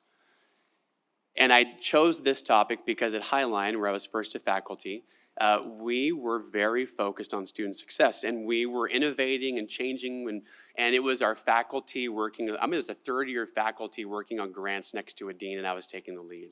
And that is very unique, that they would trust somebody new to take this on. There wasn't heavy process, and we would look at neighboring institutions, and everything they did led to a grievance. There was no trust, there was no transparency, and everything was top down. So it led me to, after reading a book, I realized that trust was the foundation or the lens that facilitated this type of culture where we could really work together. And so that was my target. This has been a focus throughout my career. I fully believe that for institutions, organizations of any type, research and industry says the same thing, that people who are at the front line of doing the work have to be a part of providing solutions. We have great ideas as leadership, but we certainly don't have all the best ideas. And it is that working together that really makes us innovative and that really keeps us focused on students. And I have to reference, and I do not enjoy bragging, but it's a job interview. So at Pikes Peak, they did a survey right before I started and after my second year. And there were 3 key areas that have a really significant increase. And if you see my resume, you'll get the exact wording, but they were in the areas of trust, communication, confidence in leadership, and innovation. All 3 of those areas went up 20 to 25%. And I was thrilled to see that because at the same time, by the way, our success metrics were up. We were doing more workforce innovation. It just wasn't that we treated each other nicely, but that we were targeting our efforts in very meaningful ways. That was very rewarding. And when I arrived, my Senate president, they weren't real communicative. They saw it almost functioning we weren't really collaborative. And we started to be more open and transparent and talk, and I identified Deidre was my Senate president. And I said, Deidre, you're my partner on this. I want you to help me solve these problems. And she did. She really did help me solve those problems, and I wanted to help each of us get wins. It was a really dynamic situation. Mount West, we've done, of course, the same thing. When I arrive, I want to meet with the shared governance groups, all 4 groups, on a regular basis. And I want to hear recommendations. I want to hear ideas for improvement. And my job, and honestly, as I've looked through my career, one of my greatest skills is I listen, I hear the best ideas, and I champion the best ideas. It's not that I'm creating. I'm not the one who's creating these ideas, but everybody else is, right? And I'm listening for those strengths. So that's the way I want to work. That's my foundation. That is my entire strategy of how we really get to be a top-notch organization or continue. And when there are differing ideas, that's when it does come down to me. And I have to make the call. I have to own it. And I have no problem with anybody on campus or the community or the Regents coming to me and saying, why did you decide to do this? When you had these other possibilities, why did you decide to do that? I think that's a fair question, and they deserve an answer. And I can articulate why we did that. And I can be confident in that because we've reached this decision after so many conversations and opinions, and we've socialized the idea. And I can't guarantee I got it right, but I can tell you we went through the right process. And after I share that, I appreciate the people who respect that decision and say thank you. I still don't agree, but that's okay, right? And I think that's the environment we need to live in and appreciate that dynamic. Thank you. I believe there was someone online that had sorry about that. They had a follow-up question, I think, to the previous question, if you wouldn't mind, Mr. Baker. Very good. I do. Thank you, Chair Brown, and thank you, Dr. Baker. Sarah Tartaglia for the record. In your answer to the first question, you mentioned identifying students who are more at risk. Can you speak more on the connection you see between mental health and retention, and perhaps share with us some initiatives that you have introduced in past organizations for early alert systems in detecting students who may need more help connecting to student services? Thank you. Thank you, Sarah. This has become one of my many soapbox issues. My perspective has changed significantly in the past year. I'm somebody who's gone to mental health first aid training 4 times. I worked in youth corrections. I've provided teachings and trainings on suicide prevention and other similar topics. And previously in my work, as I would teach classes, I would frequently walk students to our counselors because of challenges they were having, ranging from suicidal ideation to schizophrenia, and certainly more depression and anxiety. And this is not, can I speak openly? Is this broadcast throughout the world? All right, I'm going to speak openly anyways. It's my own family. So this past year, my daughter, who is a sophomore, actually she's a second year, but is a junior. She did a lot of dual credit, graduated early. She deals with anxiety and maybe depression, right? You can't really quite, it's not easy to just know these things.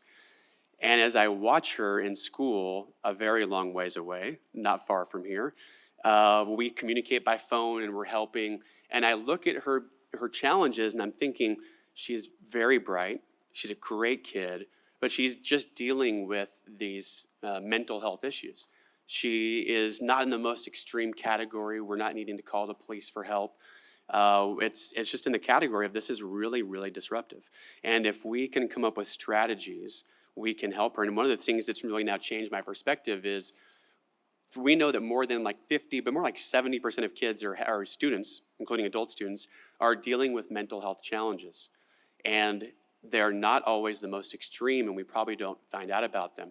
But it's preventing them sometimes from going to class, from doing their schoolwork.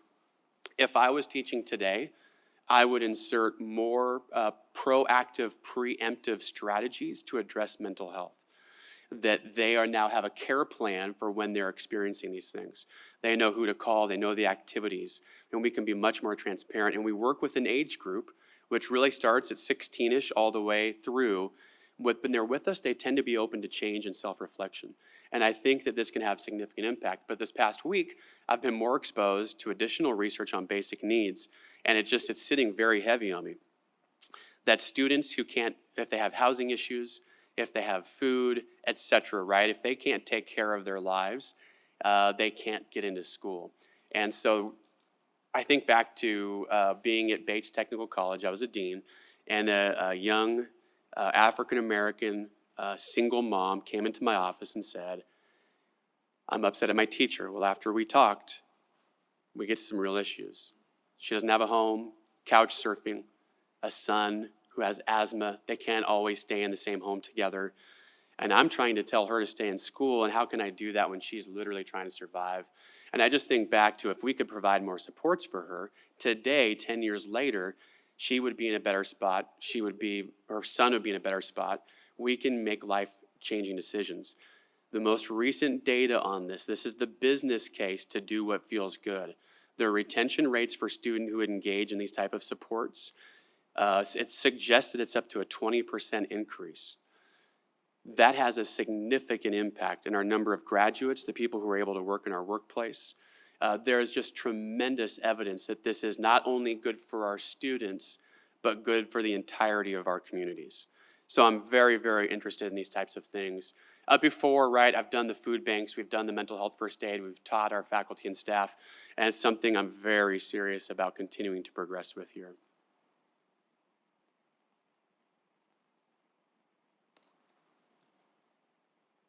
Good afternoon, Valerie Connor.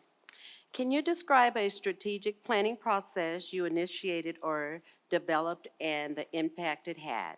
Understanding the new funding is difficult to obtain and budgets are often needed to be cut. How did you allocate resources to strategic initiatives? What was your ongoing role in this process? That's a lot of pieces there. So in the last 10 years at the executive level, I've been involved in 4 strategic plans. When I arrived at Pikes Peak, we wrote a 3-year plan, and then COVID happened, and my president said, before you leave, Josh, I want you to help with our connecting plan. When I arrived at Mount West, they didn't have a strat plan, so we did a 1-year plan and then built our current plan. I firmly believe that a strategic planning process is incomplete if there are not everyone from campus engaged, industry partners, community-based organizations, other community leaders, our legislators. It needs to be all in, and everybody needs to be sharing their ideas about where we go. Our strategic plans need to be meaningful. They need to have very precise, direct actions. If we're doing it already, it does not belong on the strategic plan. This is our guide to our most ideal future. They need to have clear metrics and things that we know that are backed by data and evidence to make an impact. When we get to that point, and not everybody's going to agree, right? But we've been a part of that process, we're feeding that document, we must commit the resources.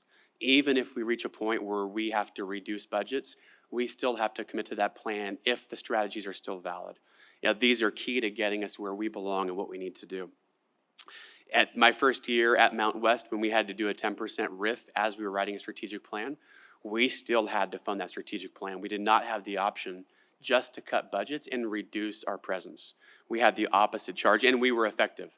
Our enrollment grew 10%, double-digit percent every year for 3 years, directly as a result of those strategies related to workforce, recruitment, retention, success strategies, et cetera.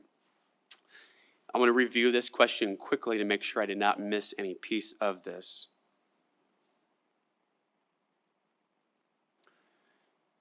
I think I've covered that, and I'd open up to see if there's any follow-up questions to that. Janet Ventus for the record. So you mentioned food banks previously, and we touched base here on budgets. What strategies have you used to ensure proper funding for these programs? So far, we have been very successful in funding these either through local food banks, grants, and community donations. And so one of our forums, actually an individual who run these areas, shared that the total cost was $100,000. We currently don't have a funding source identified. I have to think with this community that we could identify those funds through fundraising, through food bank partnerships. I think we can take care of that. I think we could do that pretty quickly. And I certainly would not want to walk away from those services.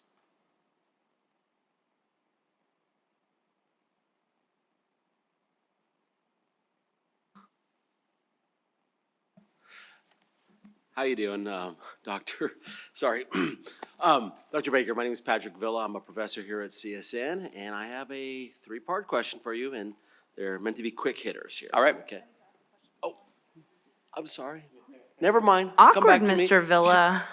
He's used to being the professor, you see? You see? People are Runs tapping the my show. shoulder telling me to hurry up as I'm finishing notes. That's why I jumped here.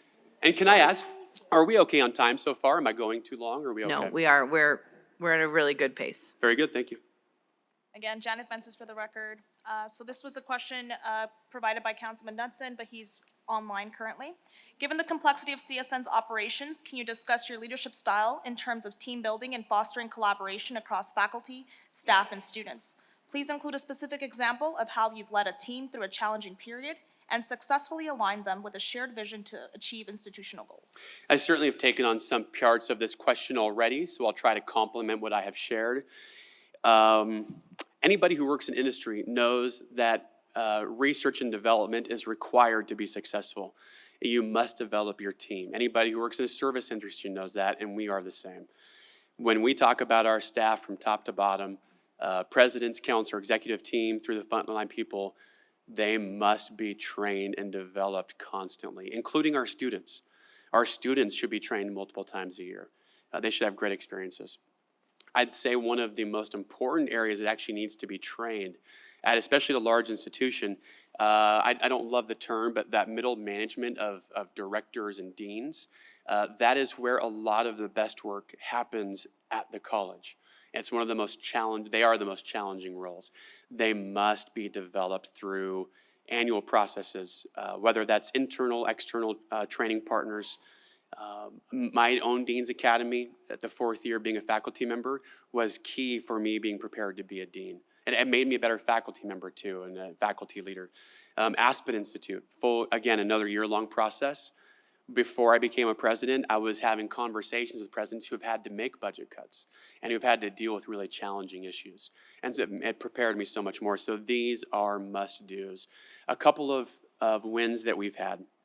When I arrived at Pikes Peak, faculty were doing a pretty good job. We refined it with big wins. But there was classified staff, it had nothing. And there was no organization to take that on. And a few individuals came to me and said, hey, we'd like to do training, and it was music to my ears, right? They said, we'd like to help facilitate this. We'd like to bring in a trainer. And they made a budget ask of something like $3,000 or $5,000. I never approved something as happy and as quick as I did right there. These are individuals who spend their career with us, and we're not providing them regular training. They must have that. It fulfills them, it lifts them up, it communicates our commitment to them. That training and that commitment reflects in how they interact with each other, but also our students. At Mount West, I had a relatively young and or inexperienced leadership team, not necessarily young, but they didn't have that background as middle managers are being developed. So we had to get fairly serious in how we were developing their leadership skills in a variety of areas. The best thing that we did is identify great outside trainers that would come in and develop, and we were very frugal in who we were using. And then we identified what worked and what we wanted to then use for the rest of the institution. And those things create the culture where we work together, where we talk. This past year, to save money, I provided the training. So we had a trainer come in, and I said, all right, I can do this too. And as I provided that training for faculty and staff, one of the things they said was the most valuable was not my training. It was that they sat down across from this person that they never see or talk to, and they talked about stuff. And I know that for the rest of the year now, when they are upset or have an issue, they'll just go walk over and talk to them. They won't complain behind their back and create derision, but they'll go talk. I think those are very impactful on our overall performance.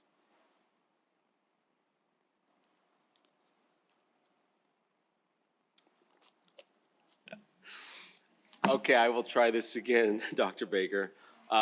Patrick Villa is my name. I'm a professor of math here at CSN, and I have 3 quick questions for you. And as I tell everybody, they're going to be a little difficult because I'm just asking for an answer, a number, no explanation.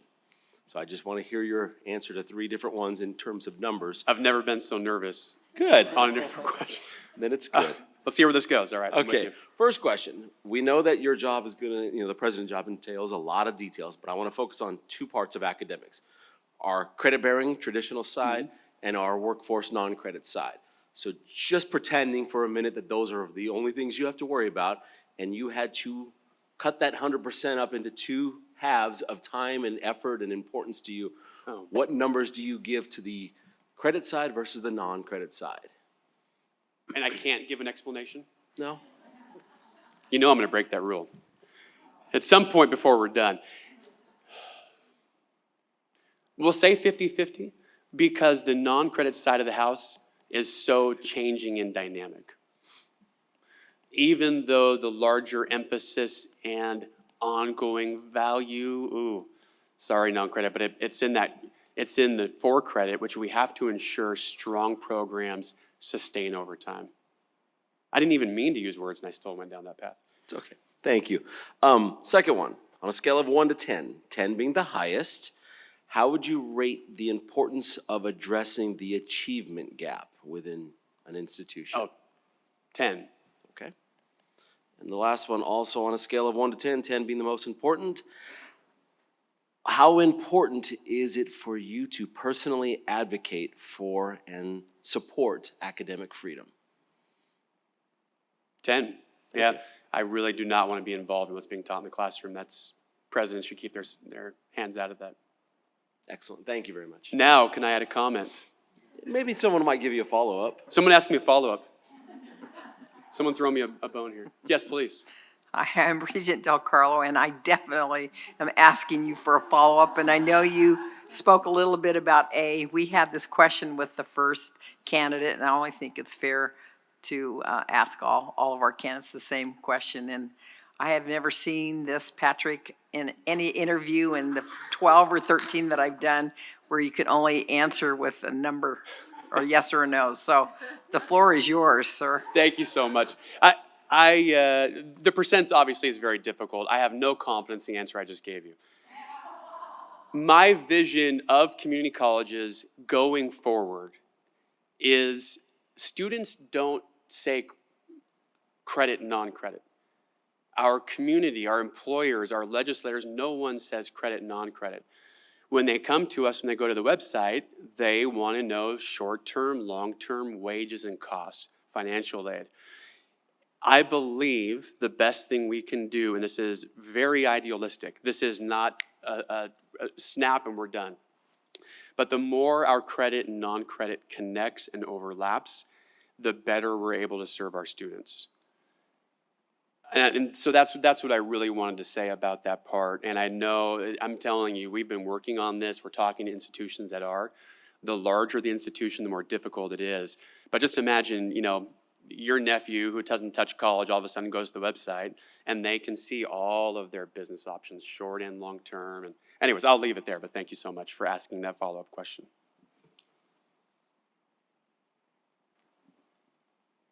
If you wanted to take a second, to her follow-up, you can also explain your 10 and 10 for the two other ones, but that is up to you.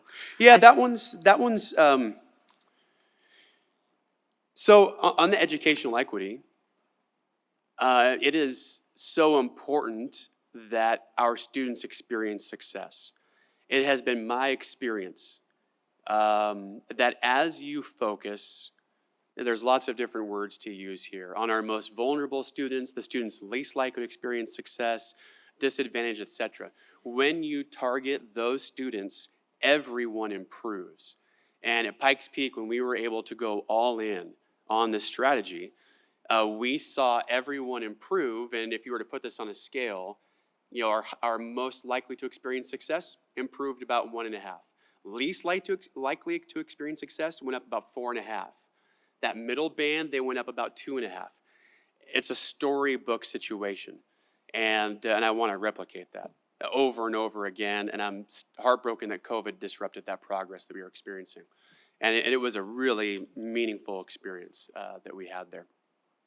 And when you think about that, and there's two ways that you look at this. One is, it just feels like the right thing to do. But secondly, though, the impact on our communities when we're able to drive these changes, it has real impact on our communities and in the long-term strength of all of our communities. So I'm very happy with that. Academic freedom, I got to tell you that in my entire career, I have once had to directly deal with an academic freedom issue. And it's difficult. I mean, at one point we're like, outcomes, are we now forcing faculty? I want faculty to be able to teach in their classrooms, feel comfortable. I would prefer that if they identify their bias, I think that really sets the foundation for critical thinking. But ideally, though, I'm not touching that. Even as a dean or vice president, it really reached me literally twice over a 10-year stretch. So. Hi, Dr. Baker. I've got a follow-up for you in regard to equity and maybe somewhat academic freedom. And this will be an uncomfortable question. So very good. Right, just there's the trigger warning. Here at CSN, like many campuses across the country, we've had challenges with the achievement of our African-American men. And something that we've done in the School of Arts and Letters to address this successfully has been to teach beginning English composition as we call it the Sankofa Project. So this is, we designate several of our English sections to be taught through the lens of the African-American experience. Same student learning outcomes. Courses are open to anyone. And we've been looking to actually expand the idea of the Sankofa Project to other areas such as communication. But with everything coming down from Washington these days, if you were to become our president, what advice would you give to me and to my faculty engaged in Sankofa? I want to first start by stating this, something that's really been with me the past few days. Everywhere I've been, I've said this already, the language and approaches that we use and what people are comfortable with are so different. And I'm going to need a little bit of time and coaching from regents and faculty, staff, and I'm sorry, I'm going to get the terms right for faculty and staff, but that's also going to take a little time to identify our categories correctly. It's going to take me some time to find the language, and I want people to come and tell me if I'm off, and it's not going to be overnight, but in time, I'm going to find, I'm kind of thinking of like a frequency that connects these different organizations, and it's very, very important. Until then, I'm going to speak boldly with language I'm familiar with, and we'll go from there. West Virginia, we had our DEI ban before the federal came out. We also knew it was coming. We have seen this clearly writing on the wall for about 3 years. And so we were able to preempt some title changes and shift job descriptions a bit. And then when it came out, the first thing that we did is we just started talking to people on our own campus, because I've been in higher ed long enough to know that that is going to cause panic and discomfort. We had 3 trans students want to drop out immediately because they felt unsafe. And we had to reassure them, look, just because of this change, there's not going to be bullying, right? These expected protections are still there. We know that. But then once we just started, we'll talk, like, express your concerns to us and let us work through them. Then we started to work with our system office. And we provided several recommendations and questions. And we were able to refine this in about 2 weeks, where we were able to get to what the governor's office agreed was acceptable. Will that change? I don't know, right? This is the challenge of where we are. These things can change. And what the state of West Virginia has told us is what happens in the classroom is generally going to be fine as is, which is a tremendous relief to many, including you. And so what I'd say just on this point right here,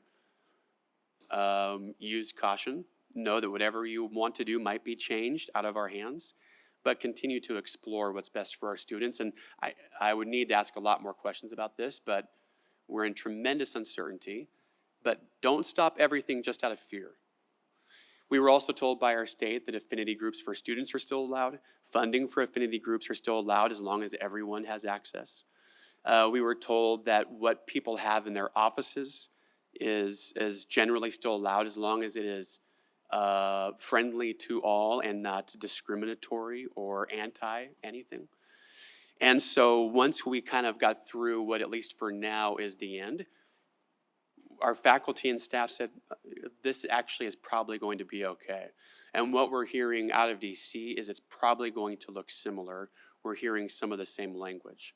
So what I request from faculty and staff is let's wait for the correct interpretation. We do have to comply, but let's do it in a way that we believe we can serve our students the best. And I'm hopeful if we do get restrictions that really are challenging, and we likely will, we're gonna just focus on, and we're gonna need some groups of, all 4 of our groups to get together and talk about it and identify what the best thing is for us to move forward. Yeah. Good afternoon.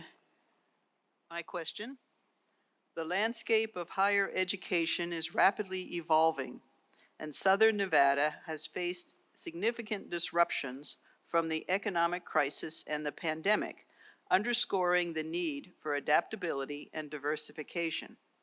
How will you ensure that the College of Southern Nevada is prepared to navigate both foreseeable and unforeseen challenges in the future? Thank you, Jill. It is very convenient to come in right now as a strategic plan is being developed. The strategic plan process at the institution level will allow us to bring together all of the ideas. What I found at Mount West when we had that same experience, and we were, the entirety of the story, the challenges we were facing, were incredibly more complicated than even I've shared at the forums. The dynamics with other institutions and threats to our institution. I mean, there was nearly a clock put on the institution of, you better figure this out, or 3 years, there's not going to be an institution. Now there's no discussion. We're very, very secure. We have to think big, and when we're doing strategic planning, they are the big initiatives. We need to think out of the box. I'll even pause on this answer. When I get 360 evaluations, one of the things that perplexed me a little bit, so Pikes Peak is similar to CSN in that there were 20,000 students. And I'd argue that once you're in the tens of thousands, it feels pretty similar, right? We had 3 campuses, 4 when I left, and it's difficult to create that connection and whatnot. And sometimes I get feedback of, hey, we know he's super friendly, comes and says hello, a great guy, loves the students, but we actually, a lot of times we don't know what he does and works on, because they're teaching and maybe they're not involved in governance or leadership. And what people don't realize is when I'm out talking to people and observing and listening, my mind is taking detailed notes and making plans and I had a hard time after Monday, not working on a 5-year facility plan and putting together, right, I am already working on what are the strategies that we need to use to progress. And then we get to the execution stage. So to return to this, we have to think bold. I've been heavily influenced in what my minor was business, and I read an article called Marketing Myopia. And it was about companies or the railroad industry, companies like Xerox that didn't see the changes and didn't respond. And so when I read books about 10 years ago that higher ed is changing, I'm somebody who really, I don't want to evaluate it, but I take it very, very serious. And I believe that what we need to be in 3 years, it can't be exactly what we are today. We need to adapt to student needs. We need to think about those workforce, and for me that means credit and non-credit and pathways. How we're serving, we need to be very flexible and dynamic. So I think that that's a key. I really want to provide something a little more specific here. I'm going to review this. I believe that part of our answer here is not only our internal team, which I expect to be going out and getting training, but it's our external, the people whose neighbors or kids aren't coming, and we need to find out why, or why they're choosing other options. And we need to make sure that we can be responsive to those needs. At Mount West, as I've made myself very, very active in the community, I get tweets, Facebook messages, everything giving me all kinds of details of how we can improve our service. And most of the time, they're actually quite helpful, so we can be adjusting. Thank you.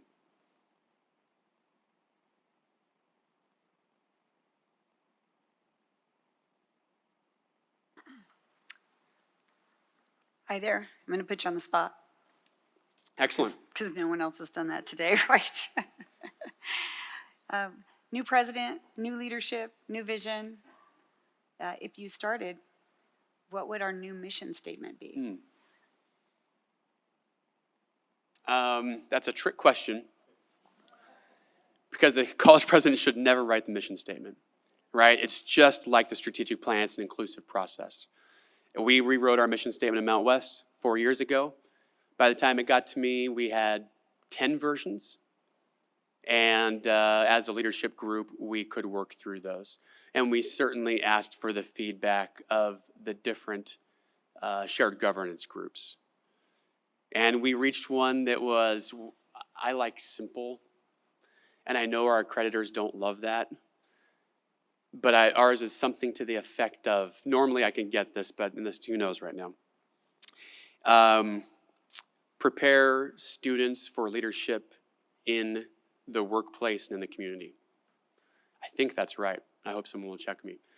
but it spoke to the real core of what we're after. Did it include everything? No. But it did align with our new strategic plan to laser focus on what we do, which helped us really advance. We'll probably change it in 2 years. And if it is, it won't be my decision, right? It'll come to us. So I believe in that. I believe in that process. And if you all tell me that's way too simple, that's totally fine with me. But the key is, though, that we're really serious about what we're doing. I'm going to take that question and do a slight twist on it. Earlier, the question was asked about leading through challenging times, and I'm going to somehow connect these. A strategy that I need to tell you, because it's important for me, when we did those budget cuts, and I knew our culture was at risk, people were afraid, and we had to reassess, we developed profiles of 2 students because we were not focused enough on students, and we were allowing little silos to keep us from serving in the right way. This is an idea I've stolen, and you may have heard it during the interview process. I hope you have. But we identified that our average student is 27 years old. More often than not, it's a woman. And we actually said this woman has 2 kids and maybe 2 part-time jobs, or a job but not a career. And I told my college this, and I said, please tell me her name. And like 3 to 5 people said, this is my niece, this is my neighbor, this is Jessica. In Huntington, this is Jessica. We call Jessica by name. I haven't had AI generate an image yet, but it will be done. And any time that we talk about a decision between fees, scheduling, supports, we talk about Jessica. And here's the magic of it. As we were going through this process of change, it became a bit of a rallying point. We knew that we didn't need a magic strategy for the college. We just needed to serve our students and community better, and that was our key. We also created a tray. You don't have as many trays here. Trey is rural. He is graduating high school. He's actually a pretty smart kid. But his parents say, hey, we'll get you a place on the property, something local. An entire life, Trey's been said, college isn't for everybody, and he believed that. So we create strategies for him. And there's actually more to that, but these are things that bind us together. And I really hope that our mission statement would somehow reflect that commitment to students. I mean, that has to be the lead. I tried to connect it there at the end and weave that together.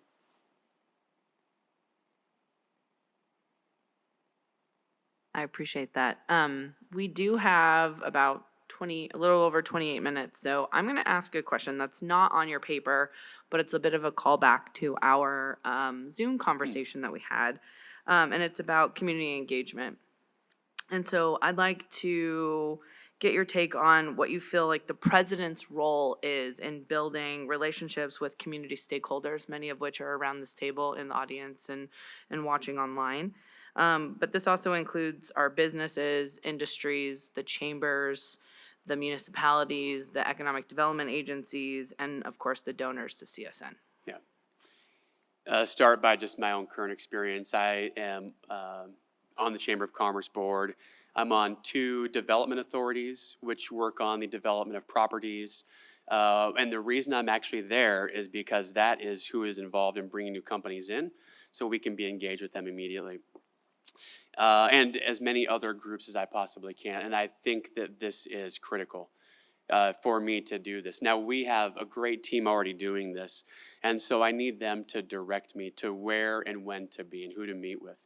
And I hope that you will all be part of building that network. I frequently do breakfast, like a 7:30 breakfast, and it's usually with some local industry lead, CEO, or other organization, and we're just having a breakfast meeting, chatting about stuff. And I'm certainly championing what we're doing, but my real job there is to listen. We are here as the college to solve community challenges, and that definitely includes businesses. It involves also the community organizations that are serving homeless individuals experiencing homelessness or other issues, right? So it's all of it. I also work in the lunch. And what I find, by the way, why am I emphasizing breakfast and lunch? I mean, since the beginning of time, where do you build relationships? Breaking bread, right? It's sitting down together, and it's not working through an agenda. All right, what's your sales pitch today, right? It's just talking. It's talking about our hobbies and I've gone on vacation with these individuals. We've backpacked together.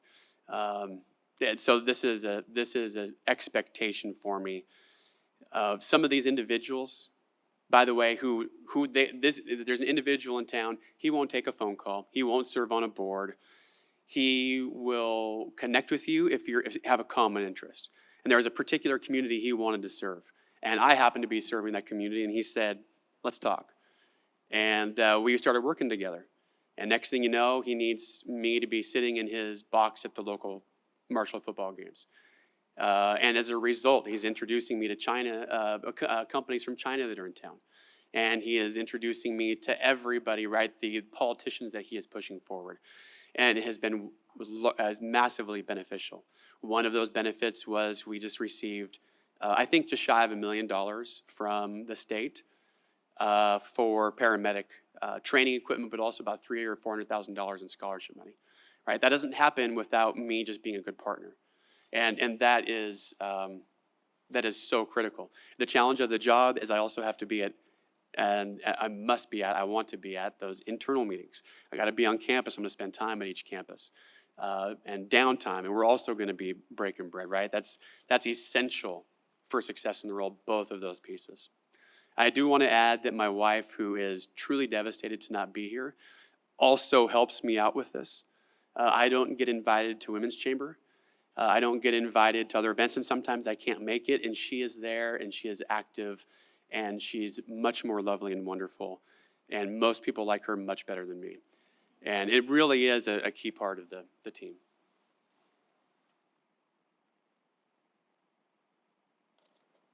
Well, thank you. So we do have 24 minutes left. So why don't we turn it over to you and see if you have any questions for us. So first of all, I have to say this week has been so fun. I love being college president, much more than I ever thought I would. It is truly fun. You get to connect the heart with the strategy and with the purpose. And I've learned so much by talking with people here, really good people. So this may be repetitive for some. I've had the opportunity to hear from some of you, but I'm curious what you're looking for. What do you see as success in the most critical pieces in the first year to ensure that this is a very long and healthy relationship? And I'll open that up to anybody.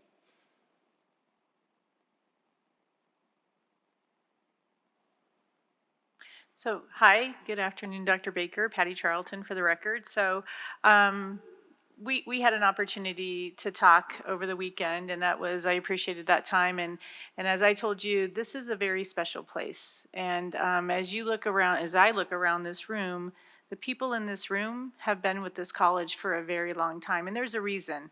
And so I think from the tone of questions, you've heard about shared governance, you've heard about culture, accountability, but I would also add, again, you've also highlighted the focus on the student. This institution used to have a lot larger enrollment, and I think that the opportunities are there to really connect again, to make sure that the programs are meeting the needs of our students, that they're meeting the needs of our community as well.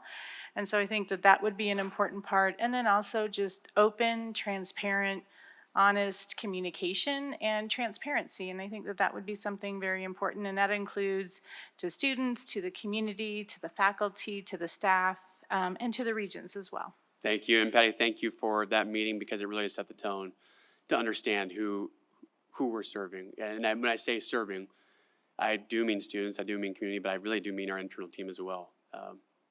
Thank you. Thank you, Madam Chair. One of the things I can say with each of you candidates, you've been escorted by some amazing people.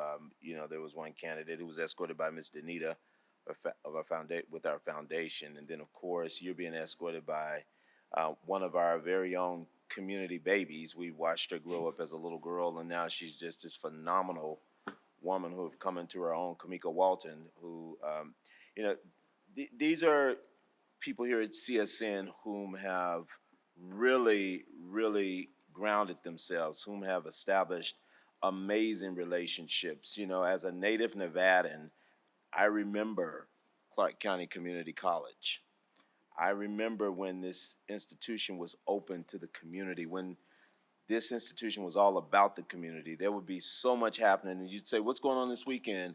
Oh, did you know over at community college, they're having X, Y, and Z? I mean, on weekends, families would gather together to go sit out and watch track meets over at the North Las Vegas campus. I mean, it was just little things like that, that we did. One of the things I can say to you, Dr. Bacon, I've enjoyed your interview. Thank you. I listen. Your town hall, your forum was really cool. I love the energy that you brought at your forum. But I'm just looking.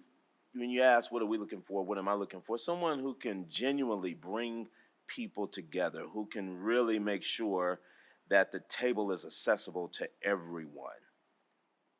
Everyone deserves a seat at the table. Everybody deserves to be heard, in my opinion. And then with CSN, not be afraid to say to your chancellor, to say to your respective board of regents how great this institution is. And there's some good stuff going, there's some excellent stuff going on here at CSN, but we're so under the radar.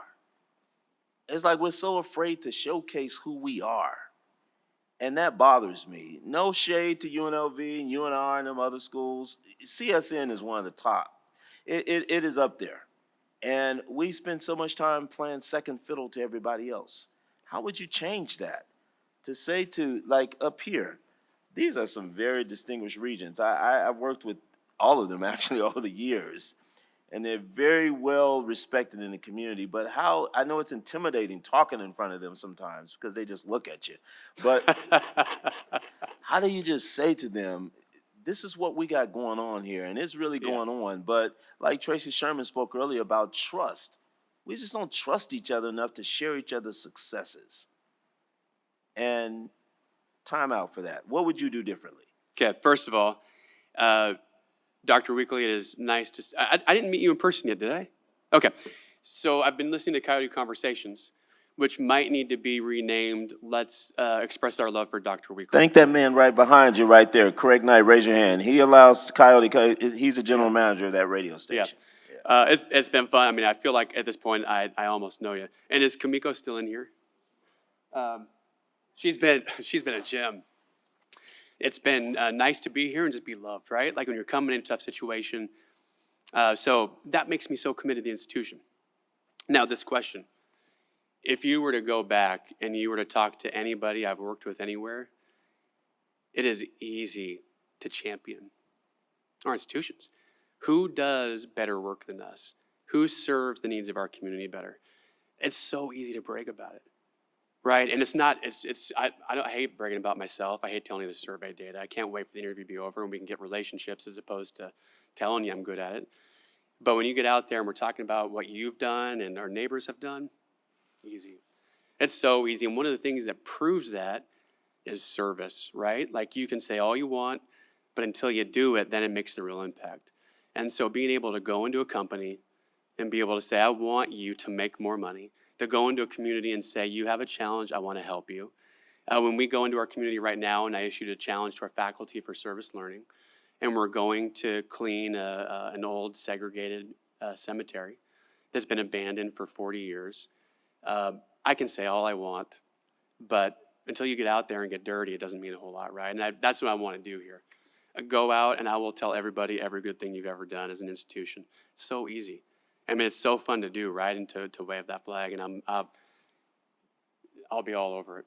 And Dr. Weekly, as you talk about people having a voice, just come tell me if they don't. And I know there's others who will do the same, and I appreciate that. And I want that. I crave that, right? What I hate is nobody telling me, because that means we were doing something wrong. I want to know. Thank you for the question. So I just want to give you, in your first year, to answer your question, I would like, this is kind of personal, for you to look at President Pollard at Nevada State College and see how good she's doing for that institution and mimic that and do as good as that. I think that would be a good thing for you to do in your first year. So I know President Pollard a little bit, and so I don't take offense to that.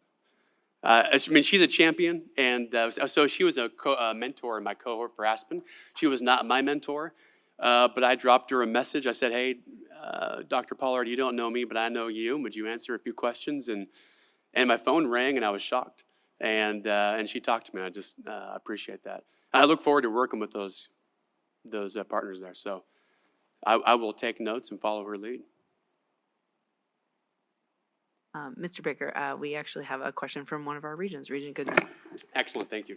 Thank you for being here.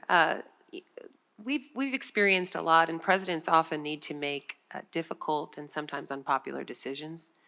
And I think it's important for presidents to feel comfortable doing that. And so I just wanted to ask you how you kind of attack those kinds of scenarios and mitigate hurt feelings and whatnot. Like how do you manage that? This certainly has been one of the important developments, right? That when you're starting out and you're coming from faculty, and my first VP said, "Josh, you're still thinking too much like a faculty member." And actually, some part of me took that as a compliment, right? That you're still thinking with that orientation. But there are tough things to be done. One of the most important things that makes me feel comfortable with that is before you make that decision is you're getting the feedback, and that you're comfortable owning that decision because people have an opportunity to voice a concern. With my current team, I tend to be fairly decisive, but there's also a period of time when you have to sit with it, especially if it's a challenging decision. And so when you do go out, you know who is going to be hurt and why, right? We're not going to get surprises because we didn't do our due diligence. And so then we make that decision, we know, and we can address that and explain why we made that choice. And as I said earlier, is they don't have to agree, but they certainly need to be need to have the access to find out why we made those decisions. For us, right, that has meant who's being hired, who's being laid off in a massive RIF, what programs are being funded. And when we have solid reasons, I feel confident. When we have data, when we have logic, when we have resource that. And when we hurt feelings, and we will, especially if budgets appear to be as tight as I'm hearing that they might be, there have to be explanations, but there will be apologies. And sometimes there's apologies of, we did get something wrong. I mean, that definitely happens. I am quick to apologize because, right, we're not perfect. But also it's sometimes, I'm sorry we didn't choose your proposal. I'm sorry we had to say no to something you wanted to do. And here's why. And I am sorry, even though it was the right thing to do in those situations. So I don't enjoy it, but it just has to be done. Yeah. Yeah. So Janet Ventus for the record. Follow up to Regent Goodman's question, hurt feelings. It's one way of talking to faculty and staff and another to talk to students. What would be your strategy to do this? This can be tough, right? So as faculty and staff, we're sometimes in positions where we have to hear hard things. And in students, our mindset is always retention. It is always keeping them here. But there are times we do have to say you're out of line. Or you can't expect, if your faculty does not respond in 3 minutes, you don't get to respond or email again, right? And they'll email 3 times in 12 hours trying to get a response sometimes. There are times that we have to give no answers. And here's the example is I had to be the dean and then also the vice president over nursing. Nursing traditionally has the highest rigor, the highest fail rate. There was a face over here, I'm sorry. And those students, and sometimes in an LPN program I had, they would march to my office in groups of 8. And they would air their grievances. And they were serious grievances. And we had to hear those out and evaluate. And I hate to say it, but most of the time was, I'm sorry, that's just not what happened. And then we need to offer the solutions. What's next? What's next? We don't want you just to walk away. Here's what you can do. And one of the things that I really appreciate is people need to be able to say hard things and still be kind about it. That doesn't mean that we don't say it, but we don't have to be jerks when we do it. And with the students, we have to provide, here is the no, but. And sometimes, and I do forums. By the way, happy to do forums, whether it's virtual, face-to-face, as often as anybody wants, with any group that wants it. When we do student forums, though, sometimes they say they make really wild requests. And I appreciate them, I respect them, but they just don't add up. And sometimes we just have to say, I'm sorry, we just can't do that. And so there's that balance, right? Sometimes we want to support them, or we'll always support them. But sometimes we just have to say, I'm sorry, that we just can't make that work. A lot of times when we go back and ask questions, we always respect what they're asking and verify and help them out the best way we can. Yeah, thank you. Okay, Dr. Baker, what I think that we're kind of basically looking at, and a couple people have also said this, trust. Trust is very important for CSN in this critical time. Consistency. We're also looking for consistency, accountability, and communication. Okay, thank you. Valerie, I'm curious if you have in mind what would be most impactful for building trust in the first 3 to 6 months? Honesty, being honest, just being honest. Okay. If you could do it, you do it. If you can't, you can't. Just say, Yeah. you know, maybe we need to move it back 3 or 4 months. Yeah. But within the 60 days, just being honest with the faculty, staff, Yeah. and students. Right. One of the thoughts that I heard, and I don't know how broad this is felt, is that sometimes as an institution we have not been efficient, perhaps would be a word I would use. And as I thought about that later, I thought of a variety of things that could be due to, and for an outsider to guess is risky. But one of the things that certainly crossed my mind is maybe sometimes we're taking on too many things, and maybe sometimes we need to say, look, we really need to focus in this area right now, and unfortunately that means we might need to let a few things go for the time being. I appreciate your insight on that. Other comments on keys to really getting this right and getting off on the right path for the first 6 months? I especially would invite members of the Regents that have not had a chance to interact with personally. If you have any thoughts, I'd be happy to hear it.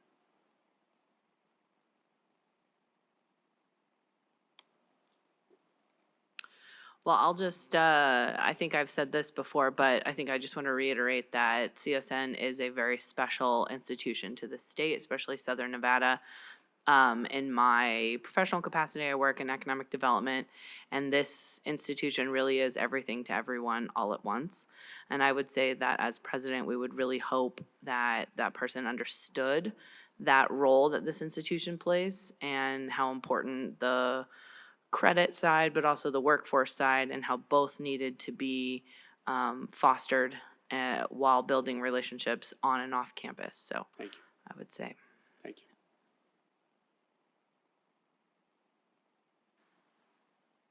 Regent Del Carlo here. I would say for the new president coming in from out of state, I was born in this state, and my dad was too, back to 1907. And this is not the state I grew up in, but this state now reflects who we are as a country. I would have never thought we would be a minority serving state, but we are now, and it just reflects it. And I think you have to understand that there's completely different needs from when I went to school so many years ago. And you know, as you know, I think you've said it, our society has really changed, and what the students need is completely different than when I went to school so many years ago. They need so many more wraparound services, but you know, I think did you say you were first gen too? I don't remember. Technically not, no. My dad was a late in life. He dropped out of for 1 year, did the military, that which gave him his career, and while he was in military, so it felt like it though. Okay. But no, I was not. Yeah, so I think this is, you know, we lead the nation. Our UNLV here, our big campus down south, is either 1, 2, or 3 every year for the most diverse university in the United States. So it's a very diverse county down here. Not so the rest of the state. Reno and Washoe County, not so, and especially not the rules. But this really reflects, but this is 72% of the population. So what happens here affects our whole state. And it's really been heavy on me that it's important that I honor that. And what that means exactly, I still want to wade through, but it's important. That can't be ignored. Yeah, elevated perhaps even is the right way to say it. Susan Breger for the record, and thank you. I guess they've stimulated questions in all of us. So I don't want to say CSN is my favorite campuses.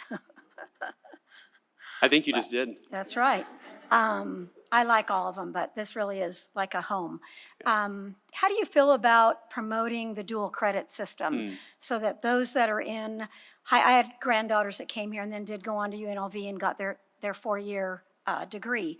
How do you feel fostering that and making sure that those that aren't into sports, let's say, and just want to get through their college career, how do you feel about that? Yeah, and actually, if I could even do a lead in quickly, you just talking about Las Vegas and Nevada, I want you to know that this is a long-term commitment for me.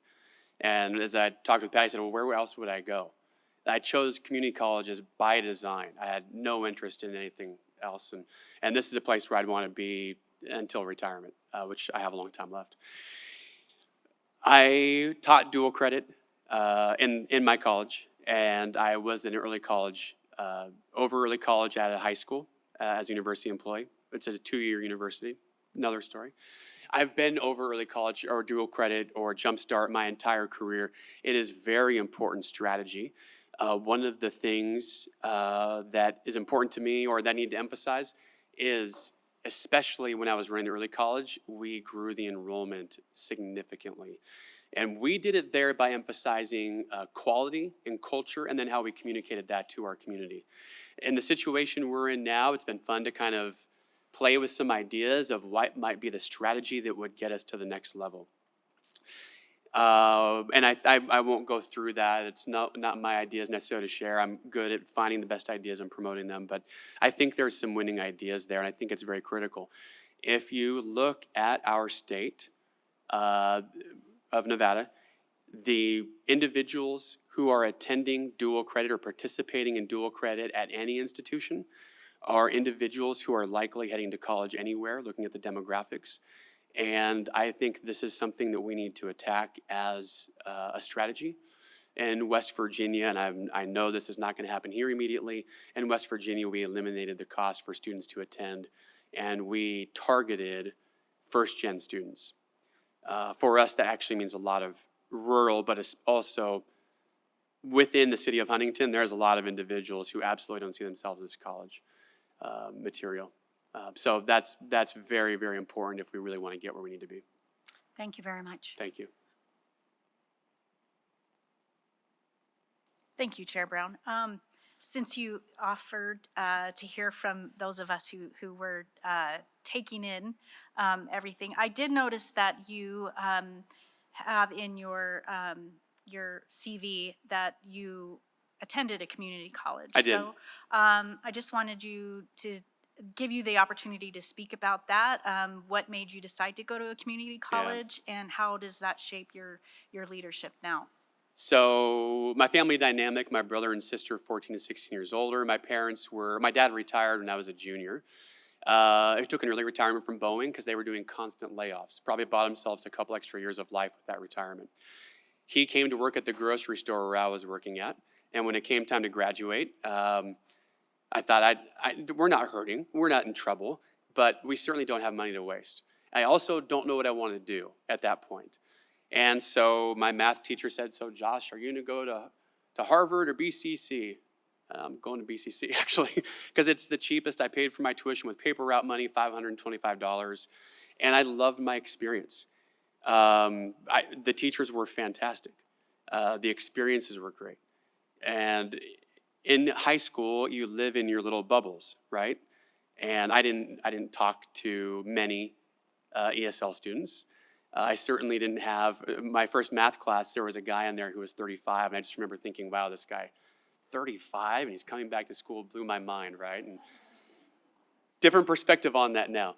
And he was in this new industry called cell phones, and he had kids, and I'm sitting down next to him helping him with his math. And anyways, it just really broadened my understanding of our mission, in which then when I got to teach and hear the stories and appreciate, and anyways, it just really, the more and more I was a part of it, the more it expanded my love for our mission. But anyways, it was a great experience being a community college student. I wish I would go back. I did not do student government, and I wish I would have done like some FBLA, DECA, the college version, something like that. I know they did a lot of fun work.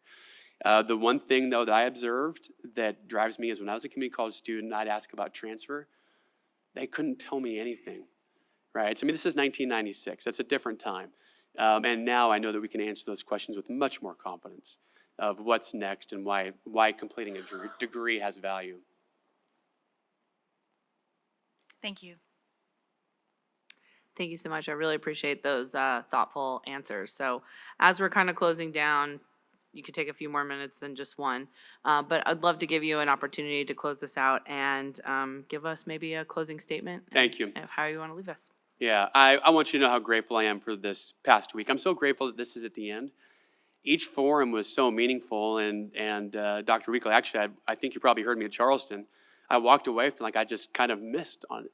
And so I was like, it's okay. I did some good parts, but overall, like I wasn't quite there on some of the things. And so it's great to come back and have an opportunity to share this with you and use the feedback I've gotten from the week. And this is a place I want to be.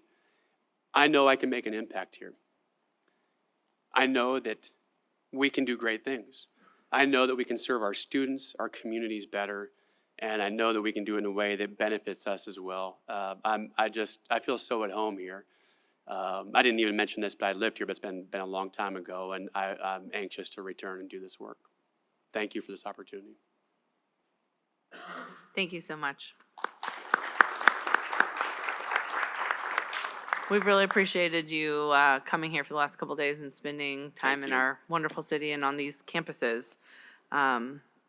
Okay, for the committee, I want to remind you yet again that discussions need to be limited just to public meetings. So while we take this break, please refrain from conversations about the process or the candidates.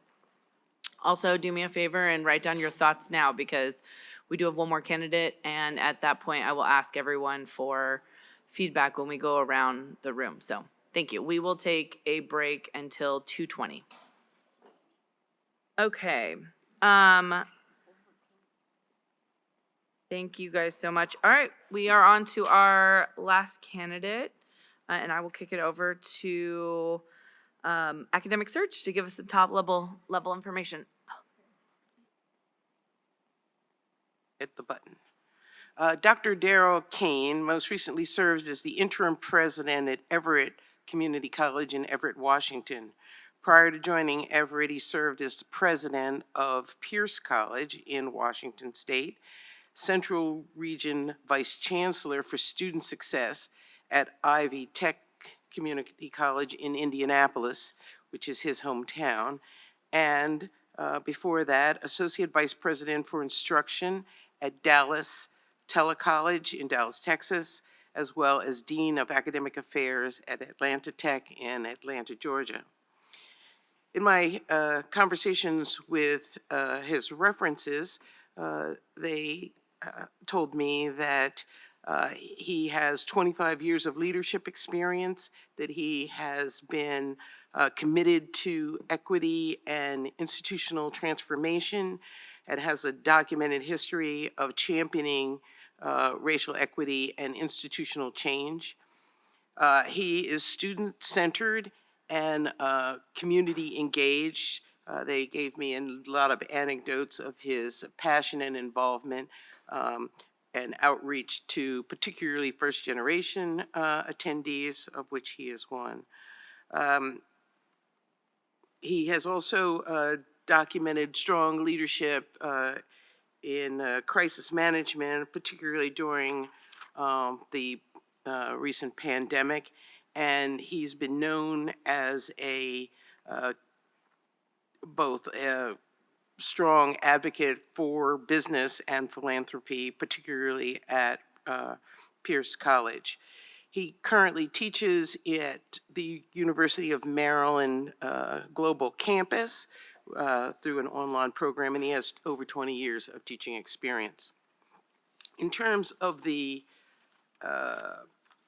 survey from the campus, it's unfortunate that he was the final candidate, and I think the responses reflect that. Only 25 responses were received from him, so I'll give you the stats on that, but it's sort of like one person makes a difference one way or the other.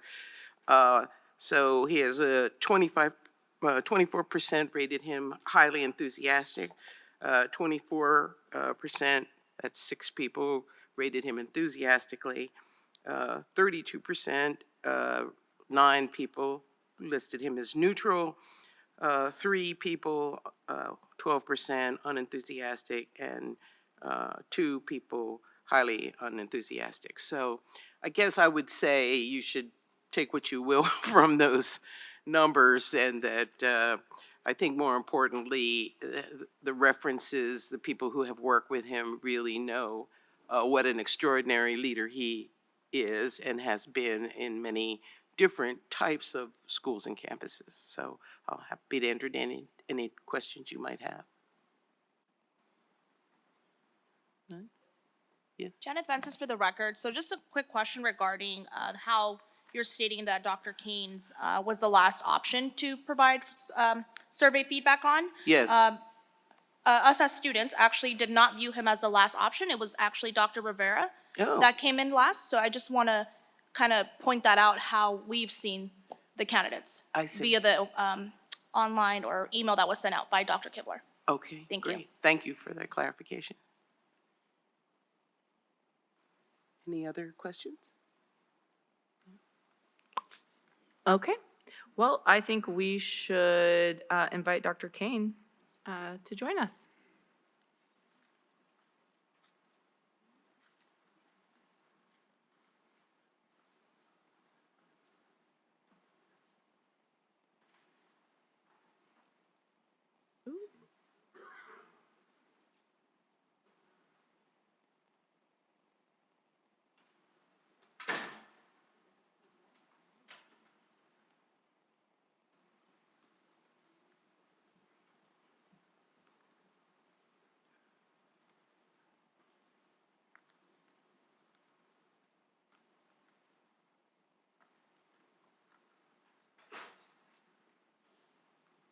Hi, Dr. Kane. Thank you so much for joining us. So just want to give you a little bit of run a show. We have some predetermined questions. They are in front of you just for your reference, similar to our Zoom interview. A lot of these questions are multi-part, so we want you to be able to comfortably look back and reference it. I'm going to open this up with letting you with an opening statement. Please use about 3-4 minutes, and then folks around this table will just flow and ask the questions. We do want this to be a conversation, so there will be most likely some follow-up questions to your answers, and yeah, it'll just go until we finish. So thank you so much.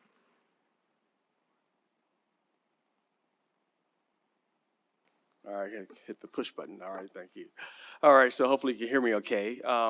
So no, I was going to say, starting off, I'm just really fond about and being humbled to be here today. I think that what I've witnessed from CSN has been a tremendous, what I see as an opportunity.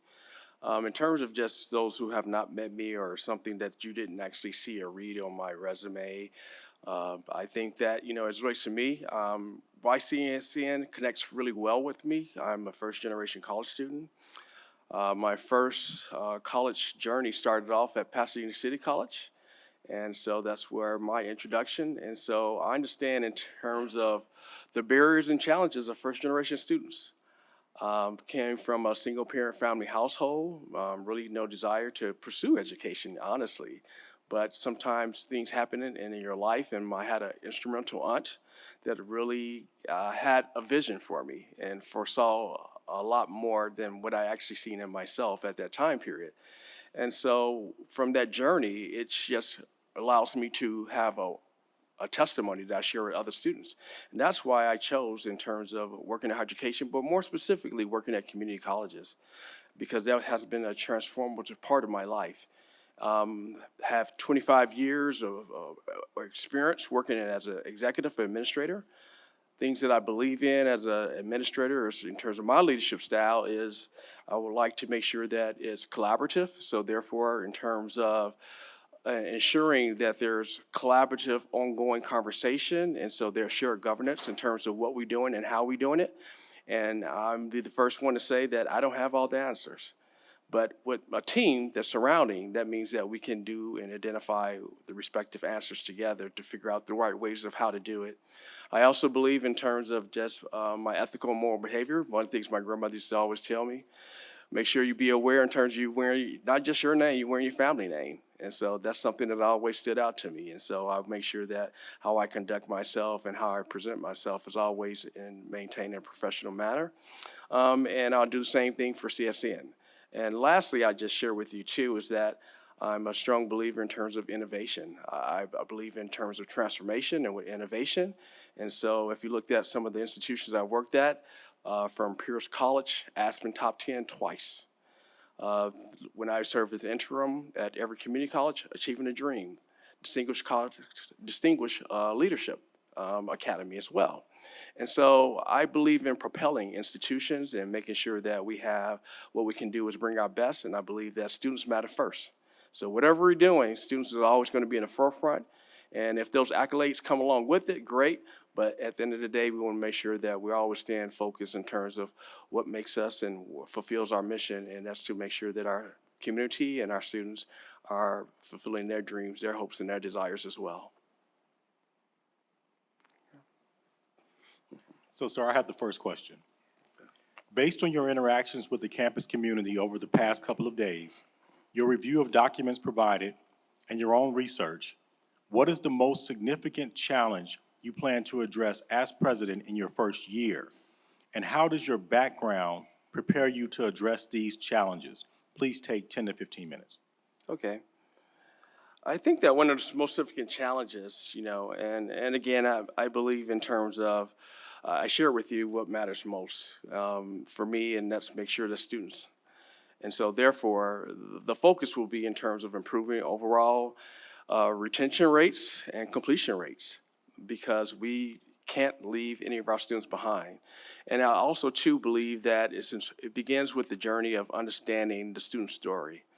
How students come to our institution, why do they come, understanding why do they leave. There's a lot of ways in terms of, I guess, influences why they may depart, and so there may be some barriers.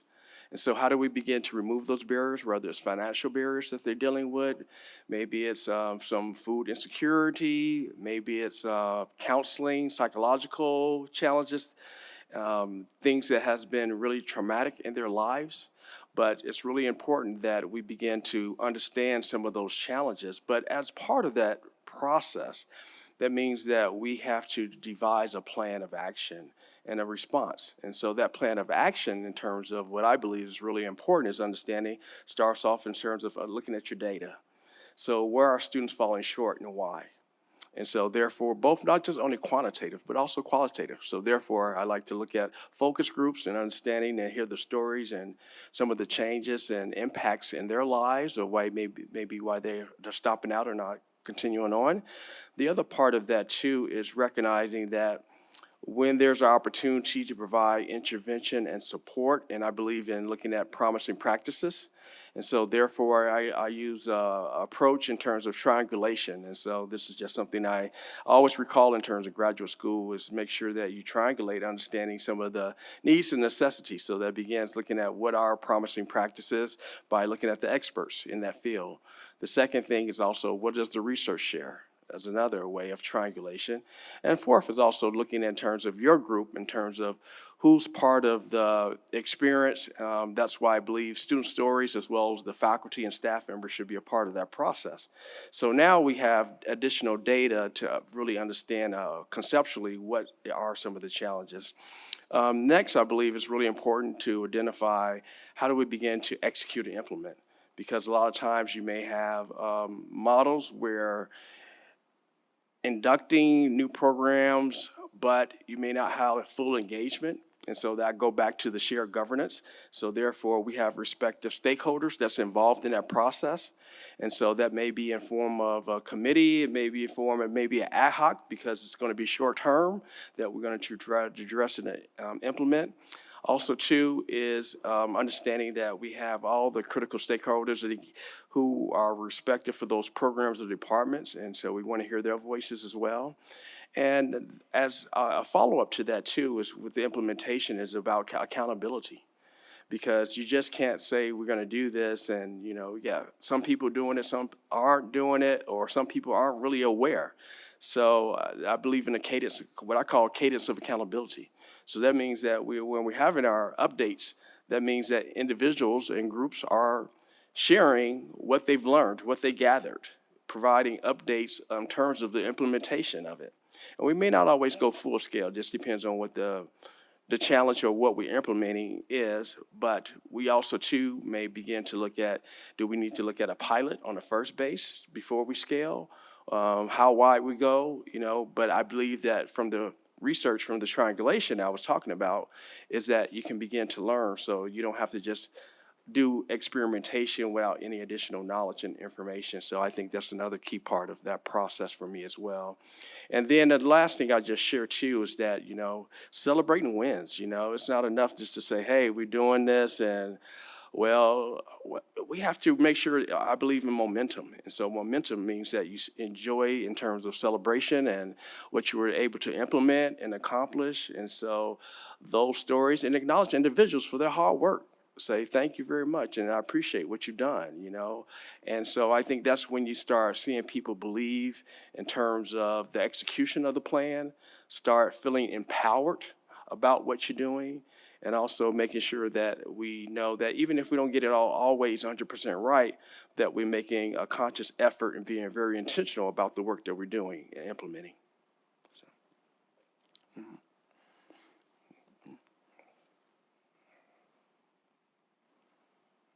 All right, Devin Eisma here, and I have two questions for you. The first is, how have you built and maintained trust in previous roles, especially in challenging situations? And the second one is, what role, if any, will the current governance bodies play in institutional decision-making? And what happens if the different governance bodies disagree on the best path forward? Okay. All right, well, I appreciate your question. As it relates to in terms of building trust, I believe that I always present myself in a manner that I know trust is a process. And I know and recognize that you begin to build trust, but not just by saying, but actually doing.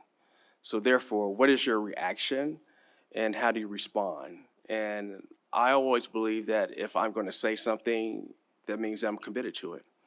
Again, I'm growing up as a child in my household. There's just certain things that you don't say or do. And if you say you're going to do something, that means that you're responsive to doing it. And so I'm a believer that building trust begins with that process. And so when individuals start seeing that you are actually holding true to your word, then that means that, okay, well, all right, maybe this person is worthy of at least me accepting in terms of what he is sharing with me at this point in time. Also, too, I believe that gaining trust is important in terms of execution. And so, therefore, as I begin to devise plans or identify visions or strategies with with all stakeholders as well, and I believe it's about relationship building. And so relationships building doesn't come, again, it's not a one-time process, but it begins with listening.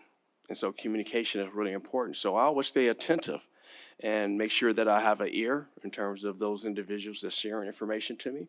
And also, too, again, I have to go back to my childhood. My grandmother used to always, you do more listening than talking. That's why you got 2 ears. You got two in one. So 2 ears, 1 mouth.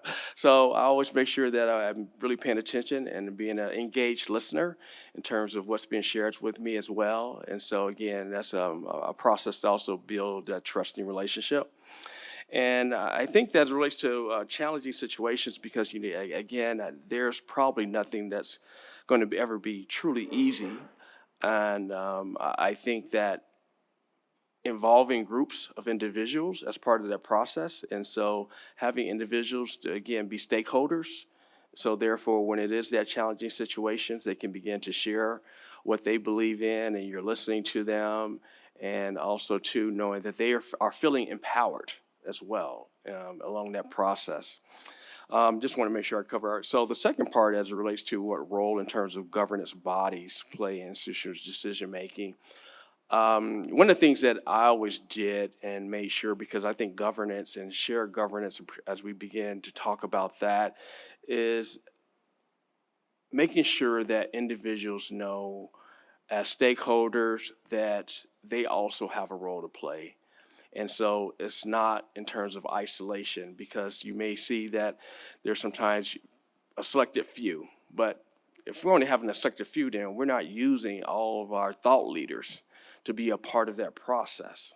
And so I really pay attention to who voices we don't hear and understanding. And so I'll just give a quick story. I worked with, I remember our custodial staff, and we were actually talking about our implementation. We had what we called a wildly important goal for our institution.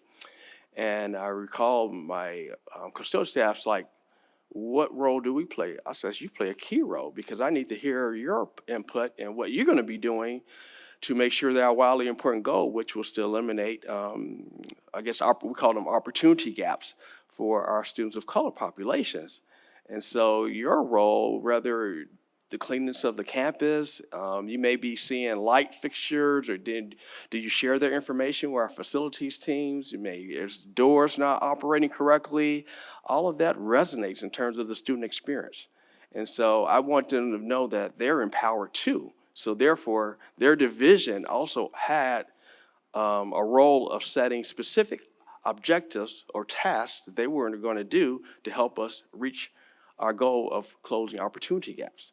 And so that's just one example in terms of bringing in shared governance. But also too, I just shared that with shared governance goes back to communication. So I believe in, having whether it's committees, talked about ad hoc groups as well, making sure that we are being very inclusive. If we do a circulation, for example, in my executive team meetings, sometimes you may call them cabinet meetings, but I make sure that everybody's sharing something that their department, whether it's the faculty or if it's the staff members, reporting back up. So it shouldn't just only be at the executive level or administrative level or the mid-management level, but what has been shared with you. And so therefore information is going from the bottom up, not just top down. And so that's really critical in terms of part of that process as well. And lastly, I mentioned in terms of just shared governance is I've worked with all of our collective bargaining units. And so I had administrative bargaining unit, I had a faculty bargaining unit, I also had classified bargaining unit. So therefore, I was very intentional to making sure that all of those collective bargaining units, they were part of for all of our committees. We had a budget committee, so they had a seat at the table. I also want to make sure that if we're looking at something very specific in terms of, like I was talking about, our wildly important goal. So therefore, they also were part of that committee in terms of our strategic plan of what we're doing and how we're implementing. And so that was really critical as well. And we also had a faculty senate as well. But all those bodies were really critical. And the second thing I'll mention about that process is that I also want to make sure that I met with them on an individual basis. So it wasn't just on the committee, but I had monthly meetings. We had check-in meetings. What's going on? Tell me updates. What are the team? I call them teams. What are your team is sharing with you today that I need to know? Or do you need me to come to your meeting? Or if so, what do you want me to present? And also too, to make sure it was collaborative, is that when I had open forums. So I had monthly open forums, and so therefore we had goals that we said we want to accomplish together. And so that was something that was really important to make sure that we're working as a team, as a tandem, rather than isolation against each other. But how do we make sure that there's something in common that we're both trying to achieve? And so when I report out, that means that we're doing it together. We're not doing it in isolation. So that's something else. And I guess if you say disagreement, I think if there's a disagreement, the best path is to acknowledge what that is and understand the why. And also too, I believe putting yourself in that position that they are in. And so that may bring some clarity and understanding. Also too, it may be important to recognize when there are differences, focus on what's in common first. And so therefore, what's in the difference doesn't take hold of all the conversation, because there's probably more in common than it is in terms of the difference. And typically, it's probably more about the method or the approach rather than the goal. And I believe that those are things that we can work out. Again, do they always work out? No. But I do believe that we have a conscious effort to put our best foot forward, and they know that I'm being attentive, I'm listening, they're part of the conversation.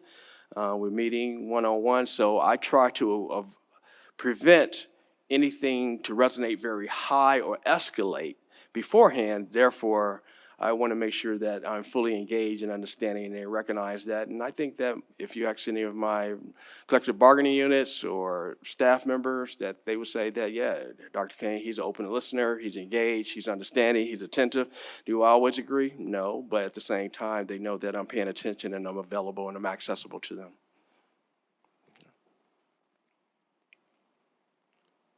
Thank you, Dr. Kane.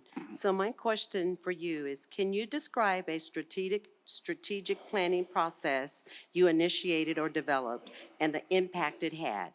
Understanding the new funding is difficult to obtain and budgets are often needed to be cut.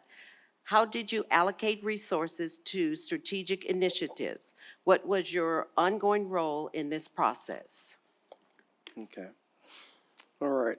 Well, in terms of strategic planning, I've worked in a variety of environments in terms of implementing and developing strategic plans. And so, but I'll share specifically my last one that I worked on, and that was at Everett Community College.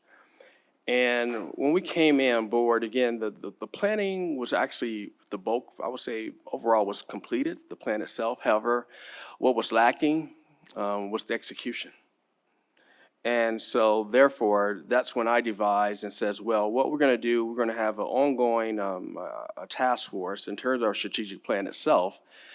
But what we need to do is make sure that we know in terms of how do we begin to design an effective strategic plan that's going to be actionable.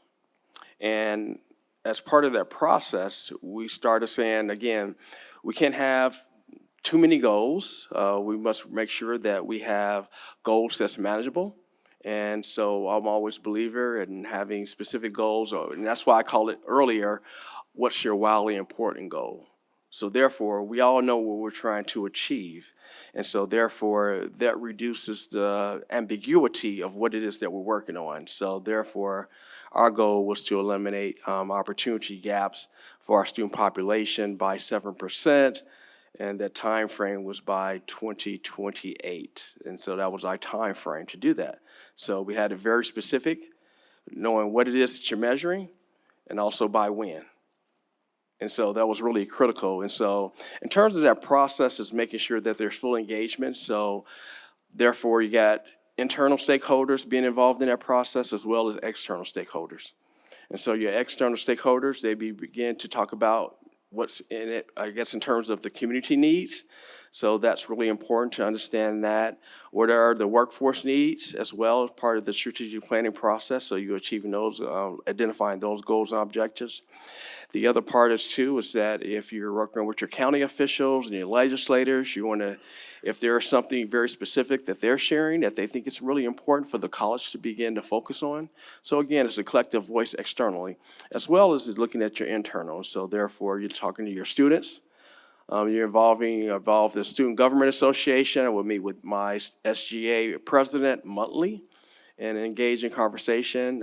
Again, talked about the collective bargaining units. I would meet with them regularly as well and have them involved in the process as well to identify and have them also know that they're key players as part of this committee. So as it relates to that, the impact, I think that we had very good momentum. Unfortunately, I ended up have to transition before we got full implementation of all of our strategic objectives, but I felt that we had momentum metrics that we measured. So that was something else that was really critical in that process. As a follow-up, the question was pertaining to new funding. I know that budgets are always difficult and resources are limited. And what I will share with you as it relates to budgets, I'm a strong believer that your budget should align in terms of your strategic objectives. And so therefore, if you have your very specific strategic plan, and then therefore those are your priorities. And as part of that process, did your strategy align with that? And as part of our budgetary process, it was to ensure that all individuals, divisions and units, their job was to identify those key priorities of what they're going to do to help us reach our ultimate goal that we set for ourselves, and how resources will be used to deliver and have an impact, and how you're going to measure that. And so that was also something that was really key in terms of that process. Did we have all the funding? No, we did not. I say that what we did, we identified prioritization. And so we recognized what was most important and critical that's going to align us with our overall goal that we set for ourselves. So that alignment, we knew that even though we had this list of 40 or 50 items, well, because of our budget, we may only get to 10 of those items. But that was just part of the process. But we knew what was going to have the greatest impact. That was most important as part of our conversation. And what I will say too, when at Everett, we actually had a difficult time because went through some budget transitions, and our reserve budget was reduced. And so my job was to make sure that we increase our reserve budgets. So even though we're going a trying time, what I did is that an outcome that I was able to achieve was increase our reserve from 7 million to 12 million within 2 years. And that's with budget reductions. And so I looked at very specific, again, prioritization of budgets, what's most important, meaning that we had all of our departments and units to look at the budgets and determine what they believe that's really critical, and things that was outside in terms of impact, and those were the things that we didn't fund, or wasn't as, I guess we didn't fund them, at least maybe in terms of historically how they've been funded. The other part of that process too, in terms of just budgets, is that we did make some decisions, and what was also helpful is reducing our footprint. And so therefore, we actually sold one of our buildings because we wasn't using it any longer. And so that was another strategic move that we made. And so that was huge. That brought in $4 million right there. And so because of those strategic efforts that was in place, therefore was able to actually increase our reserve from 7 million to 12 million within 2 years. As in terms of the follow-up question after that is that what was your ongoing role in the process? My role, I believe that I'm the leader, and so therefore all of my committee, the task force, the groups, they see me. I share the vision. I believe in cultivating and creating meaningful impact. So therefore, I believe in strong communication and ensuring that all individuals know that they're a key partner. And so we don't work in isolation, we work in tandem. And the other part of that process is to make sure that all individuals recognize that we're all empowered. And even though, yes, I will make the final decision because that's my responsibility, but I will take their feedback and as in terms of meaning, because again, I said earlier, I don't know it all. And so there's some things that they know a lot more than I do. And so I want to use that to our advantage. And so that's the other part of that process. But ongoing, very strategic, deliberate in terms of what I do and how I do it. And so I just real share with you real quickly. And as I talked about, having a goal that you identify. Number 2 is to make sure that you have a metric, because what you measure is what matters. If you don't have no key metrics, then people don't know what you're measuring. The third thing that's really important too is I believe in accountability. So that's why I share with you cadence of accountability. So therefore, individuals know exactly what they're doing and by when report outs are needed, and that's an expectation. And so cadence of accountability. And then the fourth thing too, I shared with you earlier, I believe in that there's momentum indicators. So momentum indicators meaning that you also celebrate. You have momentum metrics and you track those metrics. And so therefore, when we get the wins and have that, we want to make sure that all individuals are acknowledged in terms of their work and what they did. So therefore, they feel good about what they're doing. And so that's the fourth area that I think is really important in terms of what I do in terms of my process.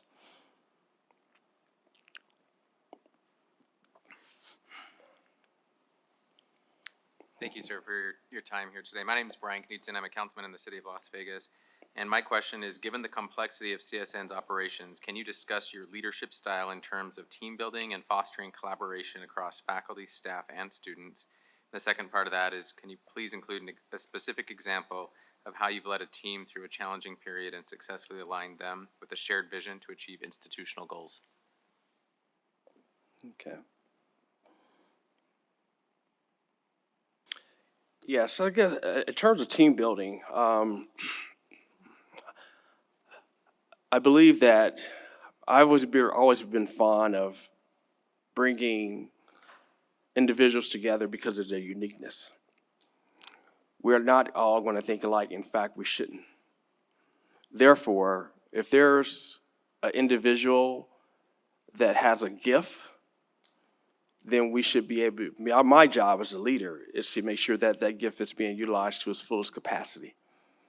So an example of that is that I had team members that was very good in terms of the analytical thought process.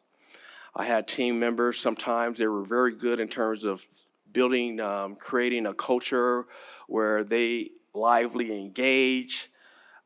May have team members, their strength, and I call them gifts, that they possessed as well as that their oratorial skills and abilities.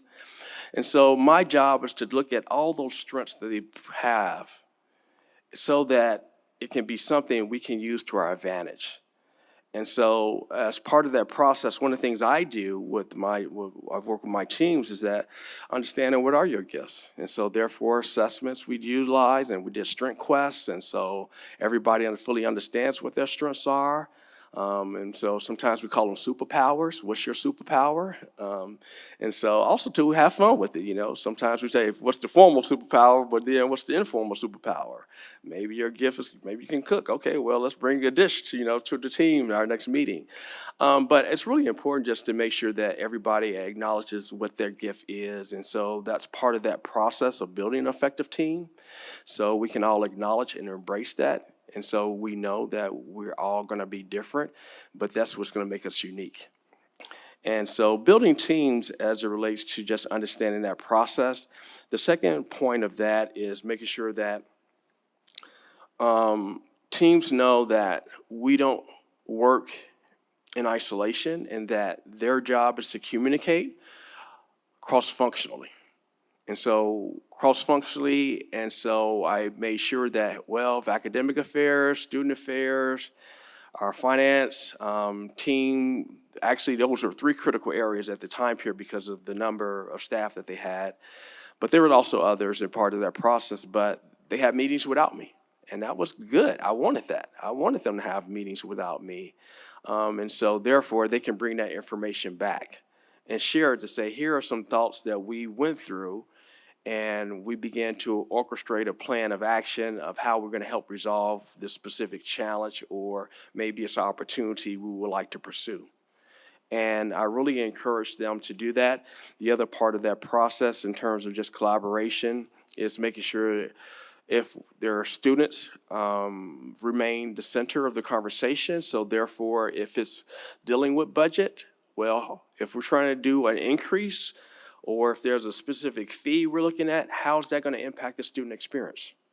So that had to stay true in terms of all the conversations that they were actually having, is making sure that students, we're going to mitigate our ability of putting them in harm's way. And the also too was making sure that most vulnerable voices, how do we protect them?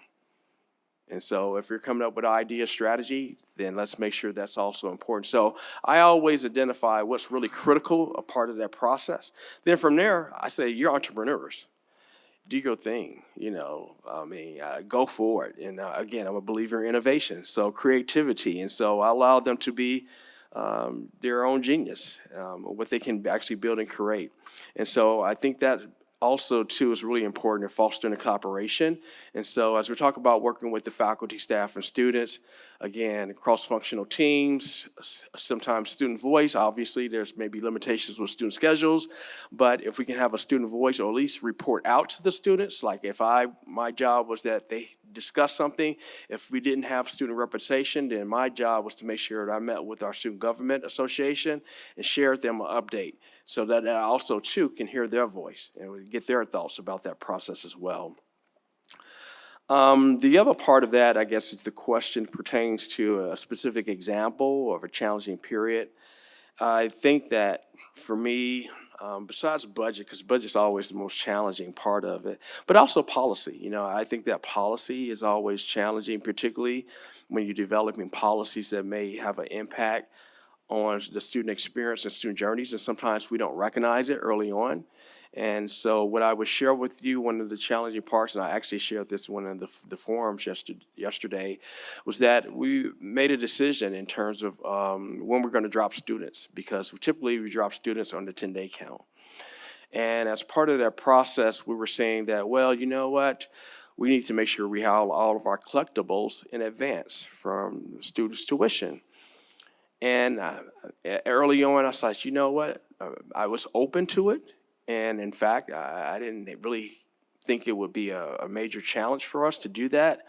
But we end up changing our 10-day count and having students to pay on the front end further in advance. And we gave them 3 days to pay. And we end up losing like 7 to 8% of our students. And we had students calling, we had parents, you know, was really upset. Hey, my son or daughter was dropped from the class. And that was really challenging, you know. That was something that I was like, wow, this wasn't a good decision, because in the forefront of my mind is that what matters most is our students. And we just made a barrier. And our job is to remove barriers from our students. And so as a result, we came back together as a task force, bringing students together and having our faculty, staff, and begin to discuss what it is in terms of a policy we want to implement in terms of change of dropping students. And so we made the decision that we were actually going to look at another approach, but the approach was more so identifying before the drop date that students could front load at least a portion, a percentage anyway, a minimum percentage that they would pay up front. And again, I think it was like somewhere like 10%. Also, too, if students didn't have all that 10%, that we had an emergency assistance program that we provided that they had access to as well. We made sure that the bookstore also had, we utilized open resources as well, but also to work with the bookstore. So therefore, we made sure that the first 3 chapters that were identified were always going to be open if it's an electronic book. So we just made sure that we implemented some new strategies. But I just said to myself, I'm not going to let that happen again, because I just heard so many students, and I felt personal ownership about that process. But what we did, we came together, and I felt that we were stronger and better in learning from the experience, because I'm a learner. Every experience is a learning opportunity. It's not I got you, you know, you failed, but how do we learn from this so that we don't do it again? Dr. Kane, I'd like to follow up with the first part of your answer when I appreciated how you talked about supporting entrepreneurship with your staff and faculty. So something that we've done here in the School of Arts and Letters to address the issue of African-American men not succeeding at the same rates as some of our other students is to teach English composition through the lens of the African-American experience for, you know, a few designated sections. Call it the Sankofa Project. And we've actually are now actively working to expand that to our communication curriculum as well. So then we have what we have from Washington, D.C.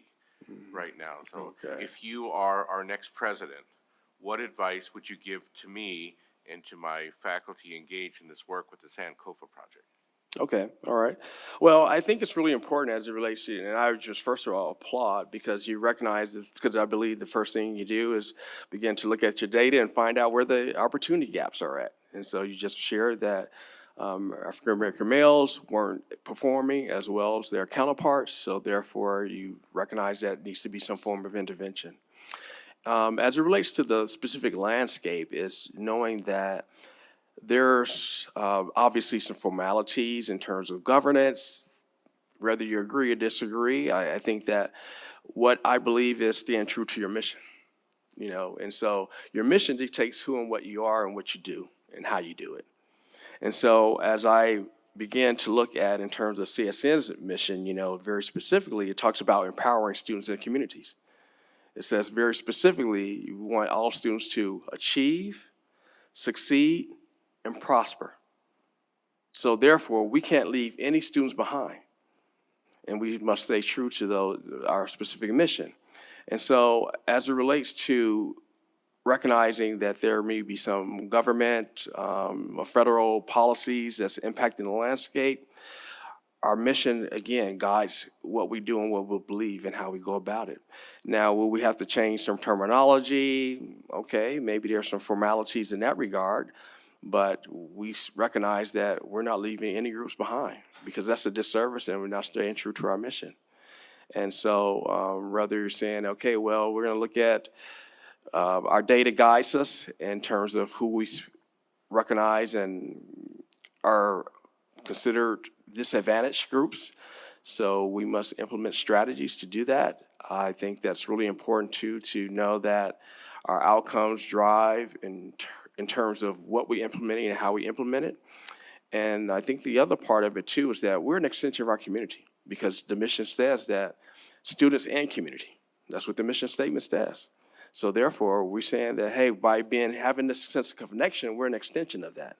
And so we can't only begin to look at federal government in terms of dictating what it is. And again, there's some boundaries. So obviously we want to lose no federal funding because that may impact students, but I think there's always ingenuity. And so as you talk about entrepreneurship, how do we do it? Or what other ways? And so I go back to triangulation. Are there best promising practices? What our peers are doing? We have several institutions, in our Nevada state system that we should be collaborating, working on to find out what's happening and how to best do it. We have obviously an excellent board that may give us some additional guidance, an excellent chancellor that's available as well. And so again, we have thought leaders in terms of identifying how to go about that process, and what we should do. But again, fundamentally, I just really believe that our mission dictates who and what we are, and we shouldn't deviate from that. I call those detractors. And so when detractors, you find out how do you get back on course. And so we must stay true. Okay.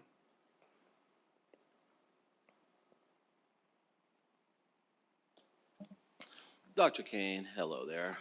My name is Patrick Villa. I'm a professor of mathematics here at CSN, and I have 3 supposedly quick questions for you. The difficult part is I'm going to ask you 3, and I'd like some numbers from you, opinion. Don't want to hear any reasoning. I just want to hear a number, straight up 3-number answers, and that's it. So first question. Again, we know that the president's job has a lot of factors to it. I want to focus on the academic part where we have the traditional credit side and we have the non-credit workforce, other side there.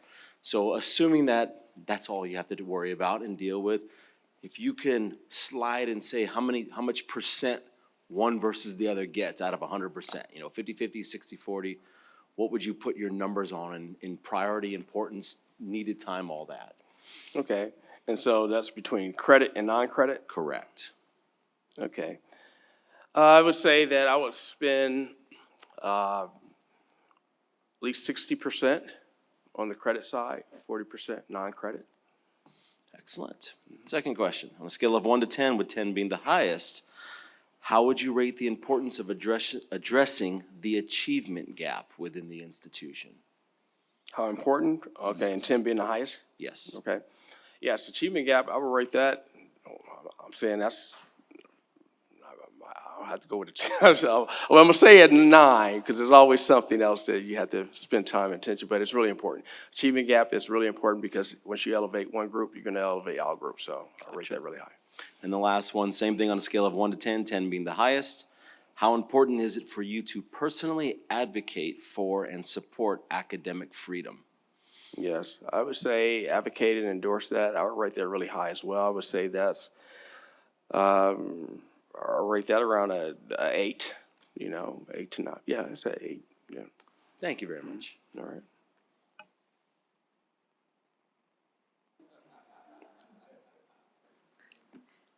Did you call on me? Oh, thank you. Thank you, Chair Brown. This is Regent Carol Del Carlo, and thank you for being here today. And just to be fair, that was an interesting question that Patrick asked. I've never seen that done before, so I am asking you to now give us the verbal and to your answers Okay. and what's behind them. Thank you All very right, much. not a problem. So as it relates to the rating scale itself, particularly as to talk about equity, and why I said it will be a 9 is because I shared a short sentence about that, but I'll elaborate, is that when there's gaps and there's groups that are not performing as well as their counterparts, it creates, I guess, I think about our society as a whole, and it creates a void. It creates a hole because now you have segmented populations that have access or have resources, have opportunities, and you have another group that doesn't. And so for me, my time needs to make sure that I believe in ensuring vulnerable populations because they're often forgotten and they're often left behind. And so there's nobody to hear them or to listen or pay attention to them. And therefore, there's never going to be any type of transformation or change. And that's why I really believe it's really critical that you spend time making sure that those gaps are closed and make sure that, because again, if you help groups that's most vulnerable elevate, you're going to really, you're helping all groups. So it's not like you're leaving one group behind. You just make it parity. And so I'm a believer of that. As it relates in terms of supporting academic freedom, I said an 8. And so as it relates to that, I'm a strong advocate, and I believe academic freedom is really critical. I believe I want our faculty, our students to understand that. I believe civic engagement in terms of understanding what our forefathers have set for us and what made our country to be what it is today. And so therefore there are certain liberties that's really important.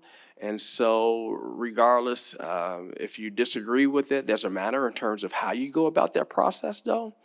And so as long as we're following within the laws, and I think that knowing that as long as other opinions are being heard, and I think it's really important that knowing in terms of the laws as it relates to academic freedom, because you don't want a situation if there's an intellectual dialogue, but if you're just having individuals who have whatever that belief may be that's escalating and that's infringing because of maybe they're infringing on space or territory. Therefore, that's why we have central locations at our institutions to practice open free speech.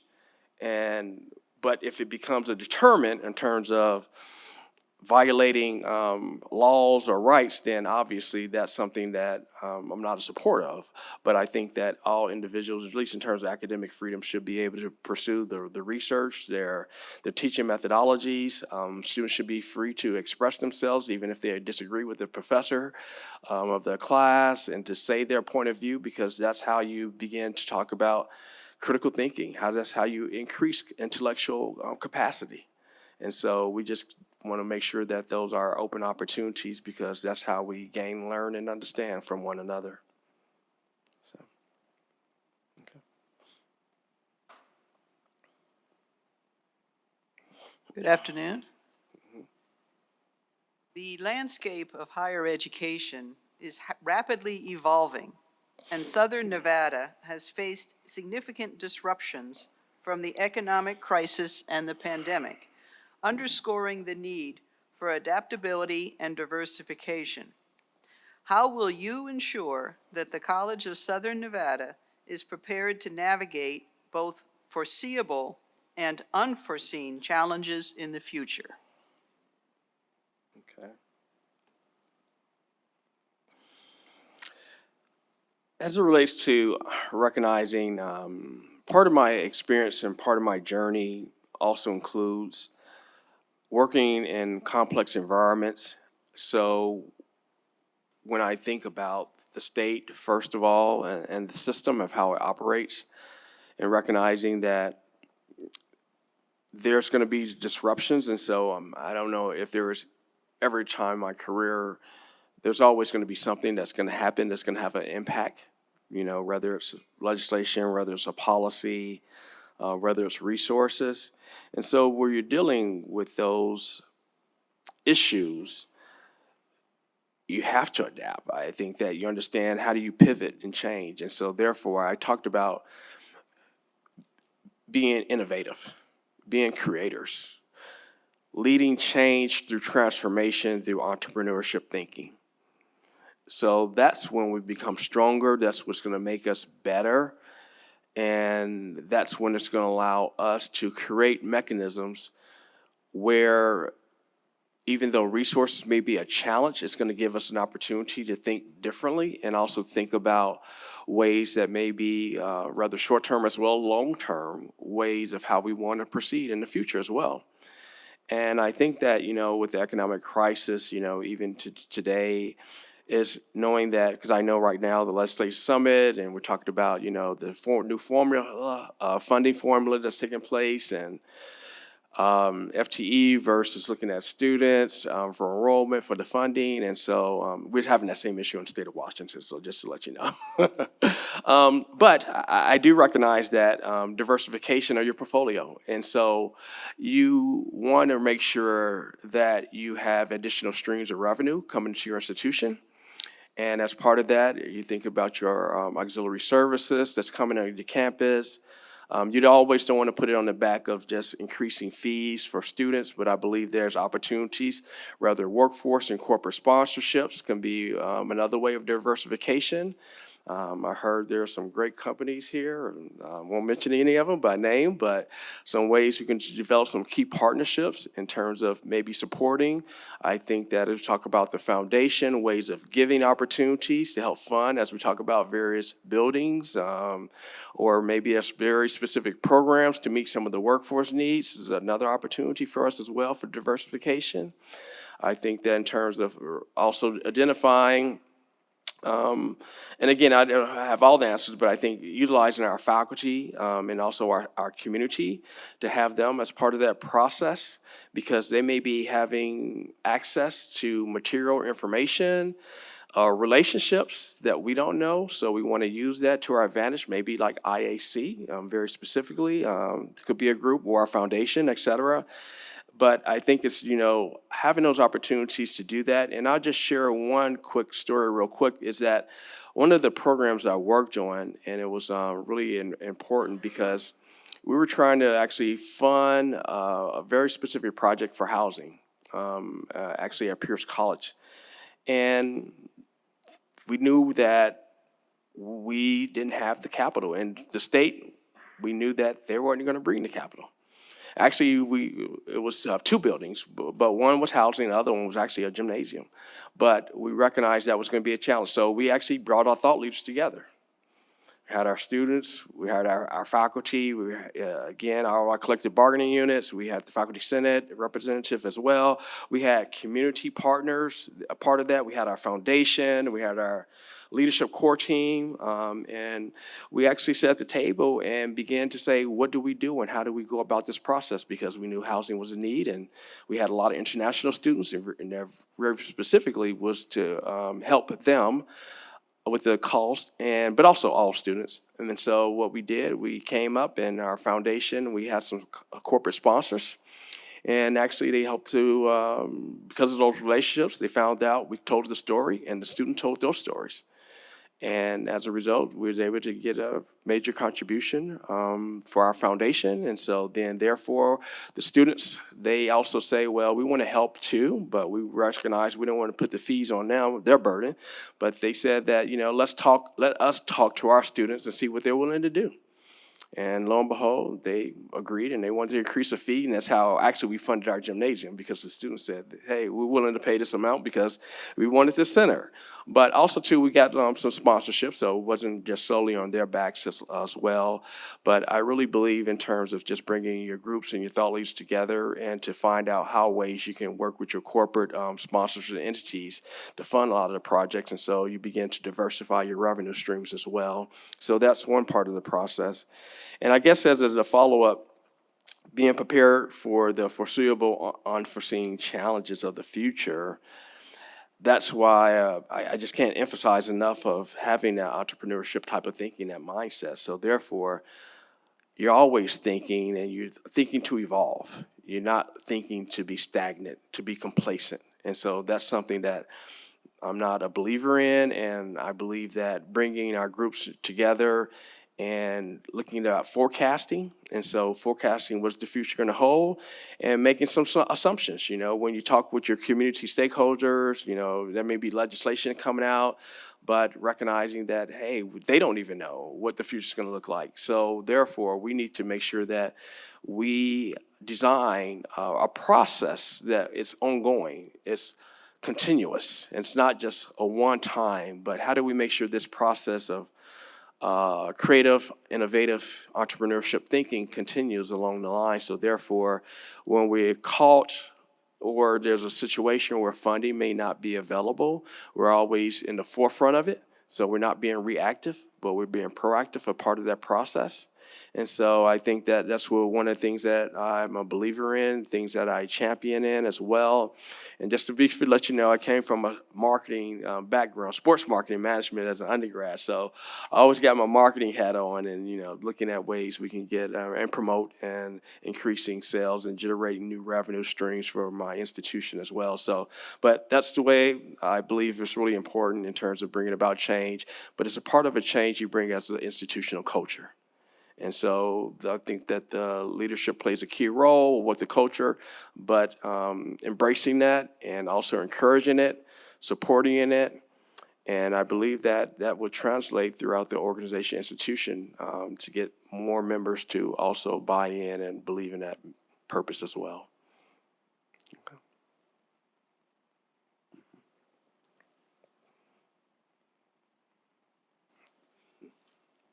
Janet Ventus for the record. So I'm going to go back to Mr. Patrick Villa's question. You mentioned the balancing of academic priorities between 60 and 40.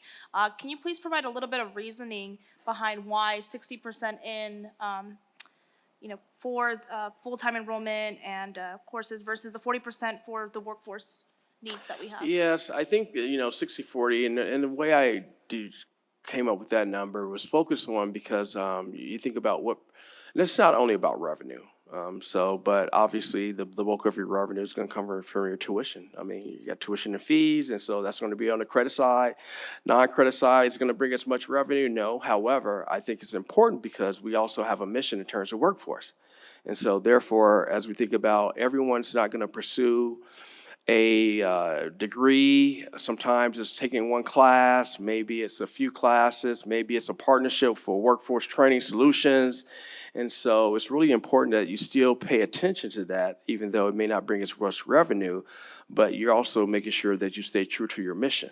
And so therefore, we're meeting the needs of the workforce and knowing that there's going to be some differentiations of the type of students which we serve. And so we can't leave them behind, and we have to pay attention to them as well, but recognizing that 60% is probably a higher percentage for me, just because we know that's a critical revenue stream for the college as a whole.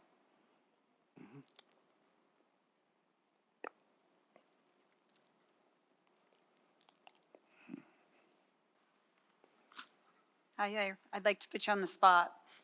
We get a new president, we get new leadership, new vision, new momentum in a different direction. What should our new mission statement be?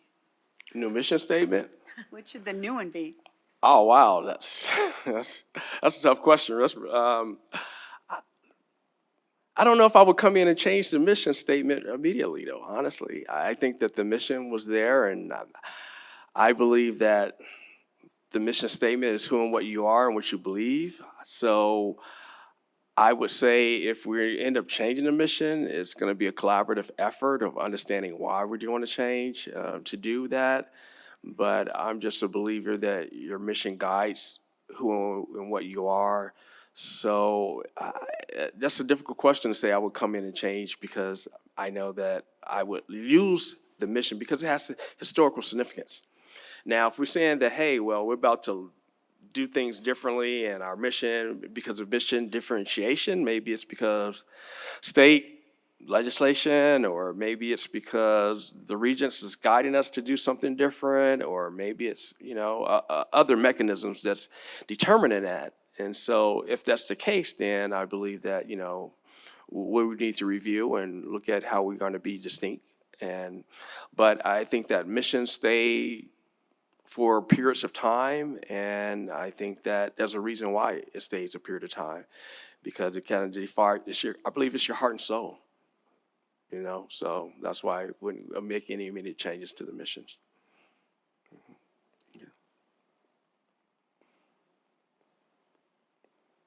Okay, well, we have a little over 17 minutes left, so I want to give you an opportunity to ask us some questions before we give you a chance to do a closing statement. So do you have any questions for this board?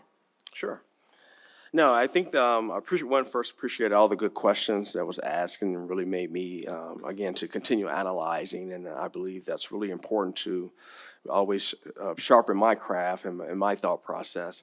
I think my one question I was having is because I recognize that just knowing what's happening with the legislator right now and recognizing some of the challenges that's taking place, either the funding source or lack of funding sources that's made available, and the question was asked of me about differentiation or new revenue streams, and I'm just wondering, have there been any thought, at least rather institutional level or the Regents level, or just knowing that what thoughts have been given in consideration for differentiation of generating new revenue streams for the institutions? Hi, good afternoon, Dr. Kane. Great to see you again. Patty Charlton for the record. So just to kind of give you an overview about where we are, we actually, as we had talked the other day, just had a hearing in Carson City just yesterday regarding our budget request. We do have a new funding formula, and we got to chat about that a little bit, which does, hopefully, crossing our fingers, infuse some additional resources for CSN, the other community colleges, and Nevada State University, as it's really designed to also look at the different type of student populations that we have. So we do have that in front of the legislature, and we're going to work through that process until the end, the absolute end of this session. And so as it pertains to other revenue streams, our board has been quite thoughtful and deliberate in being able to predict pricing for a student. And so we actually have student fees that are already projected 5 years out. And so we are a state and a community that is very sensitive to increasing fees of students. And so I think as you were talking about some of the things that you did at Pierce to gain support by bringing stakeholders together, including business, industry, and the foundation, those are all wonderful revenue streams. Normally we would add grants to that list, but we know that the environment currently is uncertain. And so I know that we all look to leverage our resources together. And sometimes it's not just about bringing new revenue, but looking at ways that we can perhaps leverage our resources across the system to be more efficient too. Thanks. Okay, all right, thank you. Appreciate that. A follow-up question. And so I was just thinking about when I was doing the tours on campus and acknowledge all the various programs, and the students did an amazing job. So let me say that first. So Janet, thank you too for being one of the tour guides. And I really appreciate that. And also too, I think that, one of the things that stood out, I guess there's a couple of things that stood out, but number one, as it relates to my question, pertains to knowing that there's differentiation. Obviously, cultures and campuses are unique from one perspective to the other. And knowing that we're still one college, one institution, one mission. And so I'm just wondering, maybe it could be just, if there's faculty or staff, I'm just wondering too, from your perspective, what's important to make sure that that's unification, that there's an understanding, regardless of what campus you're working at, that there remains community, there remains collaboration in terms of the process, or if there's other thoughts that you have that would accentuate or expand to make sure that unification remains. Or students too as well, so if you want to.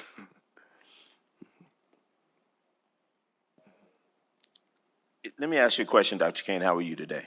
I'm doing well, thank you. Very well. All right. So I have a two-part here. First part is, you ever seen the movie Drumline? Yes. All right. NSHE is like Drumline. What's Drumline's mission? now. One band, one sound. Right now, we're a little out of tune. Okay. And we're looking for a president that will help CSN come back in the fold so that we can join that genre of being one band, one sound. That's it right there. But I want to say this to you. You mentioned WIG a couple of times in your presentation, and several of us were introduced to WIG through this 40X process this last year. What was one of the wildest important goals that you had to endure that maybe you, faculty and staff, or even students didn't agree upon, but you had to take this WIG and bring it back to the middle and find some common ground? Yeah. Well, well, first of all, appreciate the drum line. So a little bit out of rhythm, but that's understandable. So, but I guess to answer your question as it relates to the WIG, and I know when we began that process, we were thinking in terms of, yes, we want to help all students. That was initially it. But then we started digging deeper, and we recognized that we're doing a disservice to other groups if we're focusing just on all students, because again, the focus should remain, yes, we are helping all students, but also to how do we be attentive to make sure that the marginalized populations or the groups that's disadvantaged remain a priority? Because now we're saying that we want to be difference makers. We want to be transformers in our community. And so there wasn't necessarily agreement on that because, again, there were some groups that says, you know what, no, we're not helping all students. You know, that's, well, not saying we're not helping. I guess the point was that we need this to be inclusive of all students, and we shouldn't begin to only think about certain groups because now we're not helping them. But we had some disagreements about that, but I think it was really important for us to, again, building consensus and recognize that there was disagreement. Just knowing that there's, talk about what we do agree upon is that do disadvantaged populations, do they have the same access? Are they actually enrolling? Are they retaining? Are they graduating at the same rate? And so as we went through the list and we started seeing that, yeah, that there's a differentiation, you know? And so therefore we just may say that, then where's the equity at in the process if we're just focusing on these different groups? So it was a process. We went through it. We looked in terms of just creating some charts and started discussing and dialogue. And again, I believe your data keeps you informed. And we started looking at the data and recognized that, yeah, so we can't do this service if we're only focusing on all students. We can't do it well. So therefore, let's do it for the groups that's disadvantaged, but now we can elevate and help all students because they will have access to them as well. So that was a critical piece of our conversation, and so somewhat contentious, but, you know, we came to a consensus at the end of the day. Thank you. Thank you, Madam Chair.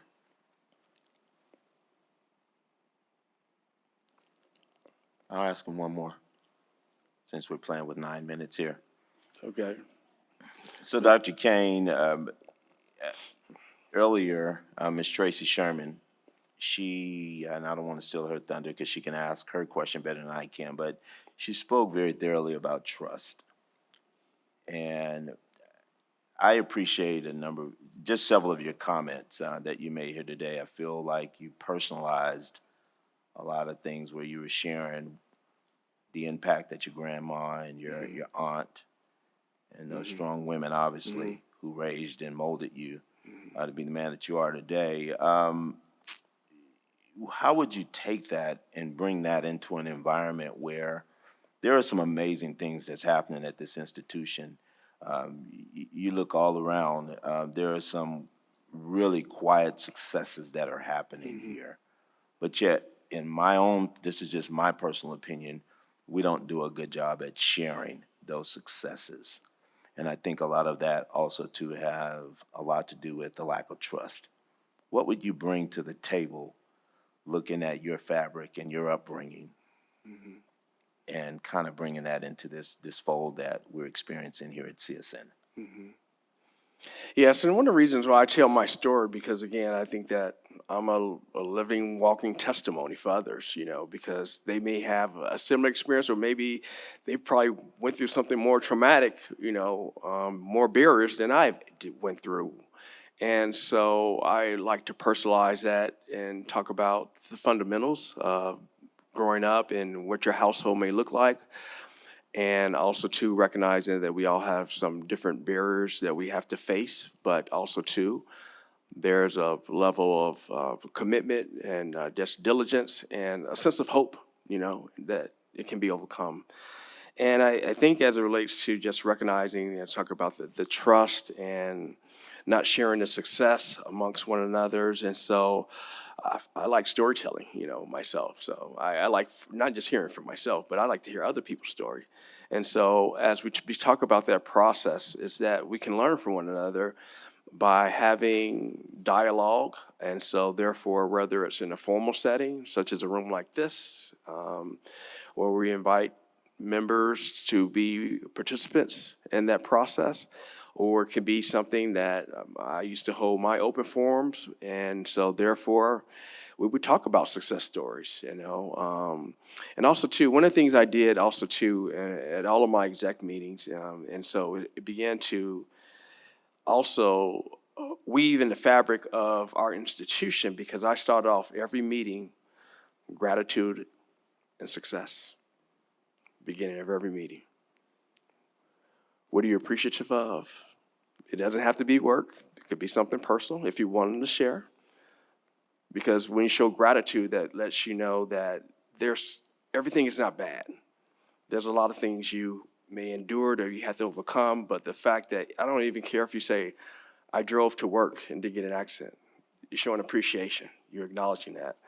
And then the other part of it was success, because I wanted everyone to share a success story.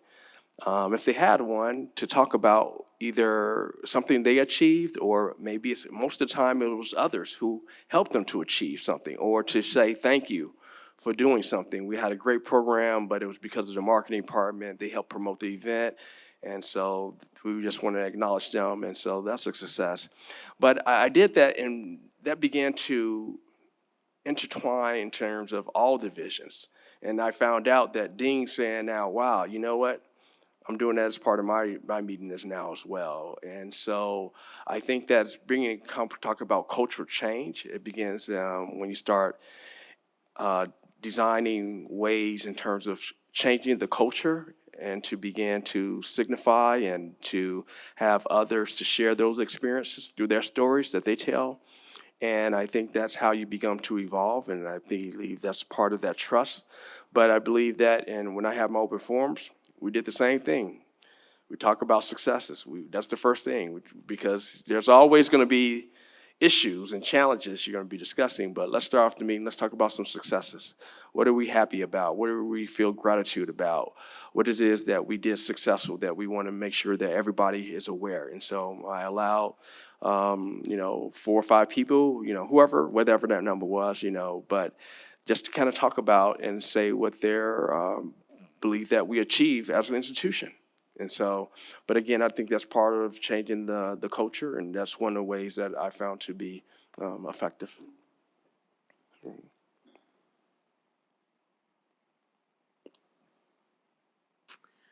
All right, well, we are down to our last few minutes. I want to give you an opportunity to give a closing statement before we wrap up. Okay, all right. Well, first of all, I just want to say I am truly delighted to be in front of you today. I appreciate the opportunity to even just inviting me to your well-respected state and institution. Again, I think that I'm really humbled about this opportunity, because I don't take anything for granted. And I recognize that for me to be in my position, there was other individuals that had to do some things before me to break down some walls, some barriers. So that's again, I want to make sure that I don't utilize that in vain, and so I take it very seriously in terms of what I do. I believe that CSN, specifically, as I talk about what resonates with me, I've worked in a variety of institutional settings, but most of my institutional settings, they've been large institutions, talk about complex, whether I began the journey as Dallas College, 7 colleges, over 80,000 students. I worked in Ivy Tech Community College, serving a statewide system, 100,000 students, and I was the vice chancellor, and my region had over 30,000 students itself. Pierce College also had over 20,000 students. Complex, dual multi-campus structure as well, even though we have one mission, one purpose. But all of my institutions, besides Dallas, but now they migrated. Now they have one mission, one purpose, and one student experience that they're creating. But I would say that for me, I understand and I relate in terms of the metropolitan area and also to understanding the suburban area and recognizing that there may be some times in even rural, but I think that understanding the diversification of working in a metropolitan area and also two, knowing that in terms of the workforce needs. And so I'm a strong believer in partnerships. I believe that I bring uniqueness in terms of my ability to collaborate, to foster relationships so that others would want to be a part of what we're building, having them to believe in so as well. I believe that working with my school district is really important. And so one of the things I used to always do, have my meetings with my superintendents, and we just outline here. I bring them a dashboard. I bring them data. Here's the students that's enrolling, how many are, what majors they're enrolled in, and what's their matriculation rates, where they're transferring to. But I did that because I want to make sure that they understood, so therefore we can talk about some common goals, because our goal was to make sure that we have an educated workforce. And so therefore, we want to make sure that we're working in tandem together as a team. And so that's something I used to do as well. I work with some of the major corporations. I know you have larger corporations, but from Amazon, Microsoft, Boeing, Eli Lilly. And also too, I have some key contacts with various foundations, as well. And so, if given opportunity, I'll be utilizing those resources. I'll be picking up the phone, probably within a week's time to say, hey, you owe me a couple of favors, so now it's time to repay them. And so I'll be leveraging those resources as well. But I think that CSN is a special place. And I think that from the students that I met with, seeing all the departments, the culinary arts I remember, the short-term programs, the cybersecurity, all those programs. And I met with several student athletes yesterday too, which was really good.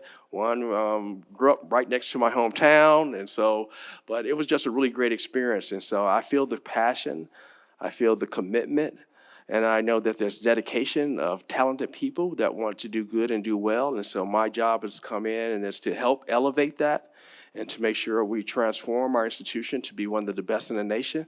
And I believe we will be one of the best in the nation. I think we're going to have the persistence, the work ethic, and I think as long as we stay true to our students, we won't be letting anybody down. We won't leave anybody behind. So that's going to be one of my goals. Well, thank you so much, Mr. Kane. Really just appreciated the opportunity to get to know you the last couple days, and I appreciate the sentiment. I think we all share that with you. We love this institution, and it is really special. So thank you so much. All right, thank you.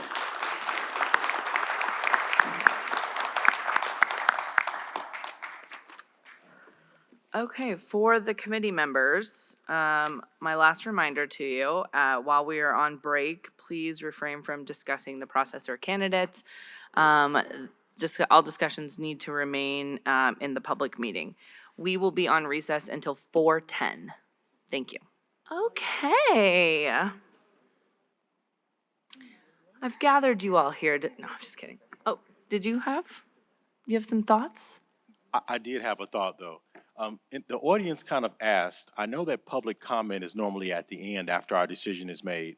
They were asking, could public comment somehow be before the final decision is made? Thank you. I appreciate that. Let me think how we'll do that, let me think how best to be equitable in that, because we unfortunately do not have time for public comment ahead of time. But give me just a second, so thank you. Okay, so how this is gonna work.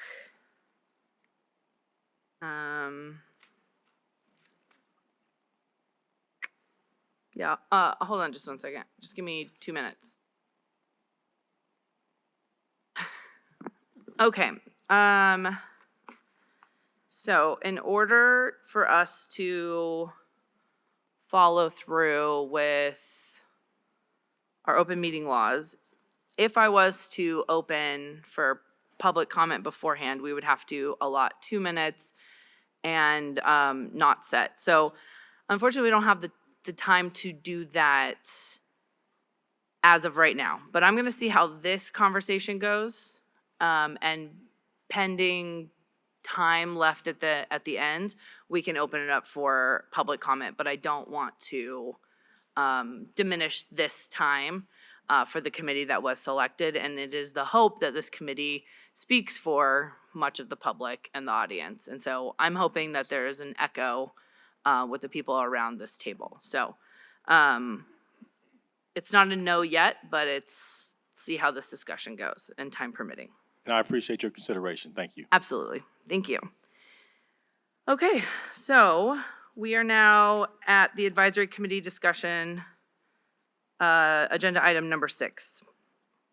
I'm going to open it up for folks around this table to, and I think out of the interest of time, we're gonna focus on maybe your top 2 and giving some top reasons why. We don't need the full CV. We did sit here with you, but I think highlighting the things that I had asked just for you to jot down at the end of each candidate. So why don't we start with, and I do want to introduce Aaron Ibarra. He's with the Southern Nevada Building Trades. Susie Martinez was not available today from AFL-CIO, so he is representing labor for this committee. And if it's okay with you, I'd love to start with you, and we'll work our way down the table, skipping over here, and then we will, after the folks around the table go, I will invite the next person to come up and speak. Beautiful. Thank you so much, Heather. I appreciate you. The Southern Nevada Building Trade Union's apprenticeship programs provide high-quality, debt-free career training that equips workers with the skills needed to build and sustain Southern Nevada. Our 19 apprenticeship partnerships currently make up approximately 10% of CSN's total enrollment, and that number continues to grow. However, many of these apprentices do not feel like CSN students. They often lack access to the same recognition, resources, and engagement opportunities as their peers, despite the contributions to the workforce in the college. Our Southern Nevada Building Trade Apprenticeship Committee recently met and voted to express our support for either Dr. Klippenstein or Dr. Rivera. Both candidates have demonstrated a strong ability to collaborate with workforce partners to develop and sustain impactful programs for their communities, and we believe they will work well with us to strengthen and expand these efforts. We need leadership that recognizes the strength of these apprenticeship partnerships and are committed to ensuring apprentices receive the same recognition, resources, and support as all CSN students. Additionally, it is critical that CSN supports the training centers that provide these students with hands-on education and industry expertise. These centers play a vital role in workforce development, and they must have the necessary resources to continue preparing skilled workers for Nevada growing industries. Thank you. Dean, you can go ahead and take it down, and then, And, and just make sure we introduce ourselves for the record. oh, so sorry. Richard Kraptek, Dean of the School of Arts and Letters and Chair of the Council of Deans.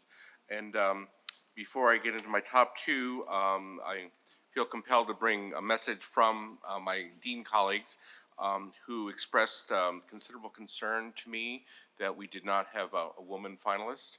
And they were also very concerned that, in their view, 3 out of the 4 finalists lacked experience at least at the presidential level at an institution of our size and scope. Okay, that being said, my top 2, and if we have time later, I would love to talk about the other 2 as well, would be Daryl Kane.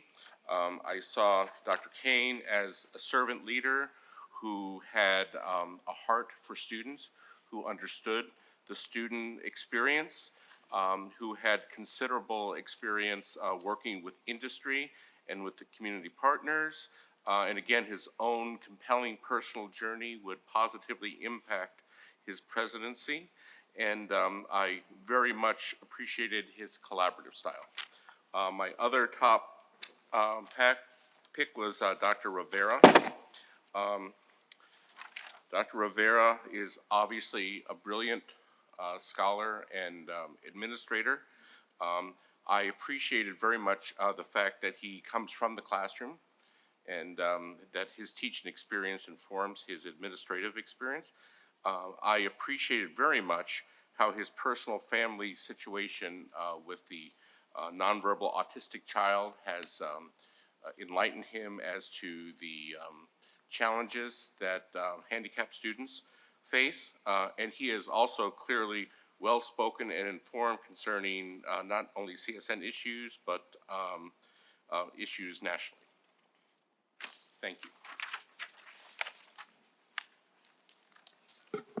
Jill Acree, faculty.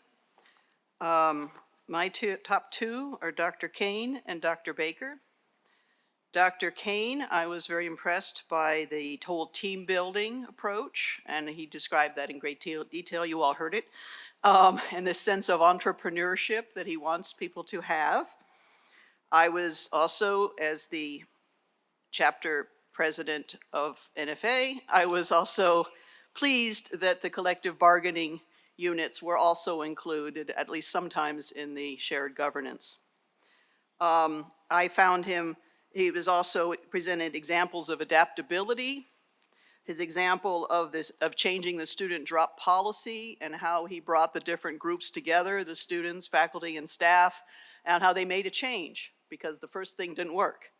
So I found that to be a very good thing in terms of adaptability, making the changes.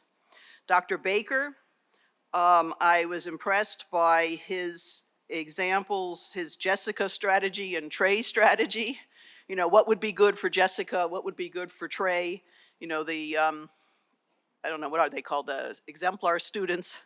And I saw part of that student first. I thought that was very impressive. He brought up something the others didn't bring up, just as a side, in terms of the community, neighbors, just actual neighbors, you know, and why are your kids going to school? Why aren't they going to school? You know, that kind of thing. I thought that was refreshing. Both Doctors Kane and Baker, I thought, had very good, extensive explanations of how DEI would be affected in this current climate. And so that's why I think those two would be my choices. Thank you. Thank you very much, Chair, for the opportunity to be here today. As a councilman for the city of Las Vegas, one of the most important things for me to highlight is our ability to partner with all of the NSHE institutions, but in particular CSN, because it's one, this is my ward, and I care very much about this campus, as well as the Henderson and North Las Vegas campus, but this campus in particular. One of the best ways to partner is for me and the city, for the most part, is we text and say, hey, what do you think? To be able to take someone out for a glass of wine or a beer or a cup of coffee and say, let's develop a relationship, let's develop trust, and let's see if we can work together. And to do that with a president would be wonderful. And to be able to have a president that can delegate that vision to staff and work with the city of Las Vegas on something that's meaningful for our community is something that is highly important to me. Because of that, I would take them out for a beer, Dr. Baker and Dr. Kane. I would say that because of my schedule, I missed Dr. Rivera's interview, and so I apologize for that. But my two top choices would be Dr. Baker and Dr. Kane. Thank you very much. For the record, I am Tracy Sherman. I am the current Faculty Senate Chair-elect at CSN. I would support Drs. Baker or Kane. I felt like both of them were data-driven. They both recognized that student issues outside of school really made a big difference in how well a student performed. And they both advocated holistic approaches, wraparound services for students. They both had teaching experience. And they both met us today with humility and grace, and I appreciated that. I felt like Dr. Baker was very enthusiastic. He has a strong leadership pedigree, a lot of advanced education there. He stressed transparency, and he had a lot of strategic planning experience. I found Dr. Kane to be thoughtful and inspirational. I appreciated that he had come from large institutions and complex places. That's really important for us. He emphasized collaboration and really working together as a team, and that means a lot to us as we, again, try to rebuild that trust we feel like we have been missing the last few years. Thank you. Dr. Weekly. Okay. First of all, let me just thank you, Madam Chair and Regents, for allowing me to serve on this committee. I'd be remiss if I didn't thank my acting president, Dr. Kibler, for this opportunity as well. In the office that I have the blessings and honor of representing, and that would be the Office of Diversity, Equity, and Inclusion, there are two of us who we share a lot of notes and thoughts and ideas on how to best move our agenda forward in terms of representing students and representing our faculty and those that are in need of a voice. And so in this case here, Dr. Raquel Melson, who's here in the audience as well, she attended every forum, participated in public comment, and she thought she was going to share her public comments today, but that opportunity will come after the fact. And so she sent her thoughts to me, and I want to share that because we both concur on this. And she's saying that I'd like to take a moment to share my strong support for Dr. Kane, as I'm representing that as well. So that's one of my selections here today. As our next president, Dr. Kane embodies the values and experiences that resonate deeply within our majority minority student population. As a first-generation college student who began his journey at a community college and was raised by a single parent, he understands the unique challenges of our students face and is committed to their success. Furthermore, Dr. Kane has a proven track record of leading institutions to achieve outstanding results. Under his leadership, previous colleges have been recognized nationally and some of the best community colleges in the country. I am confident that he can harness the collective talent at the College of Southern Nevada, inspire our teams, and drive us toward becoming a premier institution. And I appreciate the fact also, too, as I commented with a question that I had for him, Madam Chair, and members of this committee, that I appreciate how transparent I felt he was being in terms of some of his answers. At times I thought they were a little lengthy, but he was sharing his thoughts with us, and he was really making it from a personal standpoint. The other suggestion that I have today is I appreciated Dr. Rivera. That's what I'm going to cast my other vote for, Dr. Rivera. And I cast my vote for Dr. Rivera for the simple fact that I think he understands as well this type of institution that we serve here. Dr. Rivera, his forum was a lot better than his interview was today. For some reason, I just kind of thought he was a little too quiet, but just watching him in the forum, he appears to be a kind of person that would truly have a genuine open door policy, that everyone would be able to come in and share their thoughts with him, their vision with them, and that he would listen. And I think that that's what CSN, in my opinion, we have that with Dr. Kibler. He has an open door policy. He meets with any and everybody, all parts of the day. But I think that's the type of president that you need, someone who will take time out and really make people feel welcomed. And so from my office, Madam Chair, Dr. Kane, Dr. Rivera, thank you. Thank you, Valerie Connor, for the record. My two choices will be Dr. Kane and Dr. Baker. Dr. Kane brings he brings heaviness on student success, and that's one part of our mission is student success, as well as access. He talked a lot about access. I liked his answer when he talked about accountability, truth, He says the truth, you gain trust by execution, and relationships building by listening. So I really liked him giving that information and strong communications. And the thing about it, I also liked, and he talked about changing the culture. And that's what we need here at CSN when he talked about, he opens up his meeting with gratitude and success. And with the gratitude and success, it could be personal or it could be work related. But the idea of it was changing the culture. So I really like that. The information that Baker brings, I think he brings a good foundation of community colleges. He talked about workforce development, but then he could have elaborated a little bit more on certain parts of workforce development.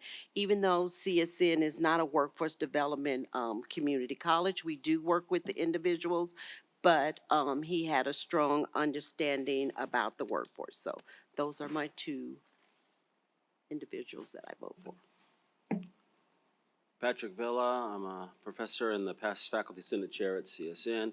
I'll share real quick. I heard a lot of people reach out to me when the names first came out, reading their resumes and their packets. And a lot of people were underwhelmed, not thinking they had enough experience or they were ready for the job. And I asked people, what do you expect? They wanted someone like Dr. Kibler, who has tons of experience and but it made me think, what people want is, they want someone like Dr. Kibler who was able to just slide in and get going immediately. And that's how I grade all these people, is who can handle a big college, who can handle the job of president, who can handle Nevada, NSHE, all the uniqueness that we have here. CSN is a very unique job. So I looked at that and, it's tough, but I only have one. I have Dr. Kane. I believe he's gonna bring some life. He has enough experience to get going immediately. It's not gonna take a year for him to figure out what in the world's going on. I think he'll be able to get going, especially with the right transition team that they're talking about doing here. I just like the fact that he's gonna bring some life that we have not been having in a while. Not talking about you, Dr. Kibler, but I'm just talking about, permanent presidents. And, like I said, I think he's ready right now. If you make me pick another one, I have Dr. Baker barely ahead of the other two, but I think it's a runaway to me. Thank you. Hello, everyone. Devin Eisma, CEO of Optimum Medicine and a CSN grad. Thank you for letting me be here. The candidates were all so different and I was more impressed, I think, than I thought I was going to be. And that was cool. Obviously, my perspective as a CSN graduate and what I went through when I went to school here and now as a business owner here in Las Vegas is, I hope, a little unique. For me, my number one choice was Dr. Baker. I liked that even though he was in this kind of forum where it would have been easy to promise things that he may not be able to deliver on, the theme that I got from all of the staff here was, don't tell us things that aren't going to be true, right? Tell us things that you're actually going to be able to do. I liked that he was organized and thorough. He was confident and balanced, and then he asked for suggestions and then is not afraid to make a decision. Stick a line in the sand and say, this is what we're going to do, and we're going to live with the consequences, because we know that the way that we got there was right. So that was my number one choice. Janet Fences-Balvis for the record, ACSN Student Body President. So based on feedback received from my peers, as well as students that were able to interact with the candidates, it's believed that Dr. Klippenstein is what's best for CSN in order to move forward. His abilities to work with different constituency groups to make necessary changes and policies in a shared governance manner are what the institution needs, as well as his knowledge with working with external and internal shareholders. Given the ability to move more than one candidate forward, the other feedback received is that Dr. Kane is also knowledgeable on shared governance, and his communication skills would be a positive step forward for CSN, as well as his student-first approach. So my name is Eric Garner. I'm chair of the Administrative Faculty Assembly, and I'm also over small business and entrepreneurship development here at CSN, and I'm also an alumnus. The Administrative Faculty Assembly members that I've spoken to and that I've heard from do not have a consistent ranking in terms of candidates, but consistently across all the lists, Dr. Baker's name was on the list. So it always remained present. But I personally rank Dr. Baker and Dr. Kane equally. They are both strong on strategic planning. They both have DEI as part of our mission and values, and that's how we can continue to do that. And then although I was disappointed that there were no female candidates, I am pleased with our options, so thank you to the search firm. Armin Asherian, for the record, here at CSN, Director of the Office of Institutional Equity. I also place Dr. Baker 1 and Dr. Kane right after or right with, depending upon what moment of the day you catch me. They both had similar qualities. They were very thoughtful, articulate. In fact, both of them were the most detailed at taking notes while questions were being asked. Sorry, I'm a psychologist, I observe what people do. They both expressed solid values. They both spoke to all community constituents. The other two talked about, students, academic faculty, and forgot everybody else in between. So that's what put these two also up there. The other thing that set them apart, I thought, was they both gave a very solid, direct answer to Dr. Kravchuk's questions. And that displayed that they are willing to put themselves forward. They didn't just speak about DEI, but they said that they were going to put themselves forward and give that advice. And I think they're both very sound and very thoughtful in that. Now, we have a $7.4 million deficit from the GO students. Both of these gentlemen, I could see them doing fundraising and could definitely help us in that arena. They both had the ability and showed examples of them going out to their communities. Their idea of shared governance included working with people who had an expertise in whatever the matter was. They are both going to be involved in change, continual change and continuous improvement. So get ready. I think that's going to be a fun ride to get into. Both had their personal start at the community college. I think students can relate to that. I also noticed that they had this, but let's put it this way. For both of them, the buck stopped here. For the other two candidates, I don't know where it went. They said at some point, I'm going to take this, I'm going to listen to what people say. I'm going to make a decision. I'm going to think about it very hard. I'm going to sit with it. And maybe you won't appreciate it, but I owe you the responsibility of giving you an explanation for it. I thought that's leadership right there, right? And they both seem to understand and appreciate that sometimes decisions will have an adverse impact on people and what that means. And I thought that was, again, set them apart from the other two candidates by a light year at least.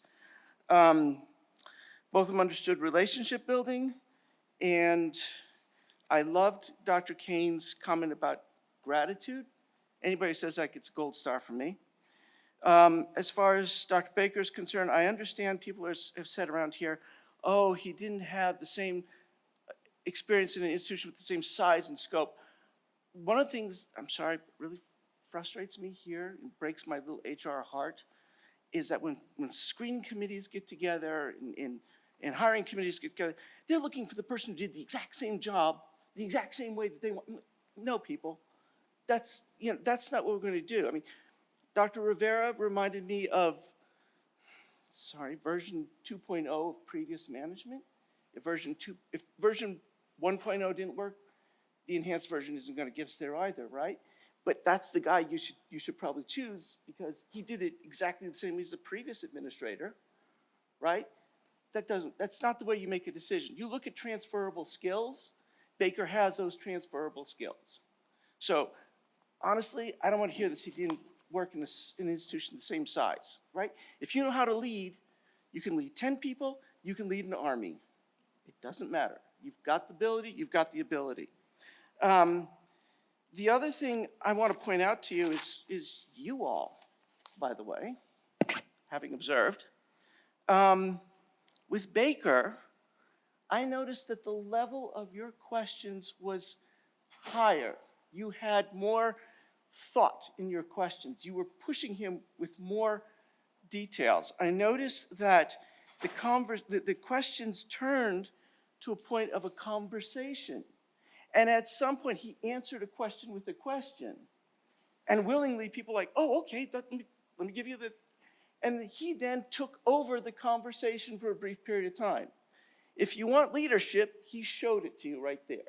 He didn't just tell you it, he did it to all of us. And we didn't even notice it.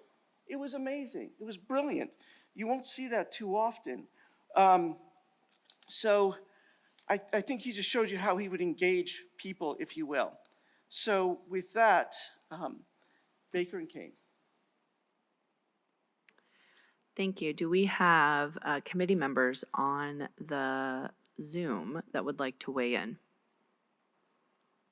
Sarah, we'll start with you. Yes, thank you. Sarah Tartaglia for the record, classified council president. I'd like to begin by expressing my gratitude to the Board of Regents and Academic Search for their speedy and successful work in identifying candidates for CSN's next president. Now, perhaps we were too efficient in the process because many classifieds didn't feel that they had enough time to come to a conclusion about their top choices. However, each of the 4 candidates brought forward have impressive qualities that would contribute to a successful and impactful tenure. As an advisory committee member, I must admit that I do not envy those tasked with making this challenging decision, as all the candidates have much to offer. Dr. Kippelstein, for example, shared that he's a woo. It's clear that his engaging, charismatic approach resonated with many of us, especially our student population. His exceptional communication skills combined with his genuine enthusiasm will be invaluable in advancing our workforce development initiatives, fundraising for the college, and fostering strong community partnerships.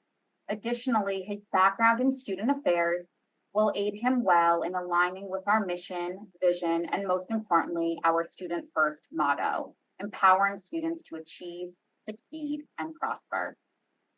Dr. Rivera brings a wealth of experience, having achieved notable success at other institutions. Now seeking a new challenge, he possesses a calm yet decisive demeanor that would serve him well in navigating CSN's unique campus culture. Dr. Rivera recognizes the critical importance of trust, engagement, flexibility, and communication, as well as the power of diversity in fostering an inclusive environment. His leadership philosophy is centered on service. Having come from an instructor background, he deeply believes that effective leadership is built on a foundation of service to others. I believe that either candidate would do well in leading CSN into its next chapter. Thank you very much. Thank you. Are there other members on the committee that would like to chime in? I am going to invite one other person to come to the podium, but then I am going to ask regents who are not on the committee if you'd like to weigh in. So I'm just giving you'll be next if you'd like to weigh in. Before we move on to the regents, I'd like to invite President Kibler to the podium to give a little bit of insight. As you know, he's been our acting president since July. He also has a breadth of knowledge, and before he joined us, he actually did a lot of the search work. So I look forward to your insight, not just as someone who's done this work, but as someone who's been here on the ground and have got everyone around this table and community singing your praises. So thank you. Thank you. Bill Kibler, for the record, acting president of CSN. I may disappoint you. I'm not going to recommend any candidate to you. I'll give you some feedback that I had. I did get to spend an extensive amount of time with each one of these 4. My congratulations to my 2 colleagues, I should say former colleagues over here, Gabe and Mary, because I think they accomplished what our goal was always to accomplish when we entered into the final stages of any search, to make the search committees final decision extremely difficult. And so I think that's what you're hearing. My impression of these candidates overall is any four of them can do the work. You know, you reach this stage in some of these processes, you have four candidates, and sometimes there's a throwaway. It's like, okay, we can get rid of that one right on. I don't think you have that here. I think you can enter with your discussions with the confidence of knowing that any four of these individuals are capable of being the next president of CSN. But I'll just provide a few overview comments, and again, my opportunity for discussions with them went far more in depth than even some of these interviews, because when you sit down at dinner with somebody for 2.5 hours, you get into all kinds of things. You get to know them as a person, and you also get to talk about lots of issues in depth here at CSN and where they have been. So some of this comes from that. So I'll just go in the order in my notebook here. Dr. Baker, I think you've hit on what impressed me from the beginning. He's very engaging. He's very motivated, enthusiastic. He'd be the one that'd be able to work the crowd. Somebody mentioned Wu. I don't think you associated with him, but he's probably pretty close to that as well. And he's, my opinion, a little shorter on relevant experience at this presidential level and this kind of complexity than some of the others, but that's not a knock. He could be capable of doing the work, but just by comparison. Dr. Rivera, as you saw, much more reserved, probably the most reserved of the four candidates. That's not a knock on that. Some people are surprised when I share with them what a strong introvert I am, but I've been doing extroverted work my entire life, and so I'm good at faking it. And so the fact that Dr. Rivera is reserved is not, again, any commentary on his ability to do the work, but is he going to work the room as comfortably as at least two of your other candidates when you go to all of these fundraisers or other kinds of things? Maybe not, but that doesn't mean that he would not be effective.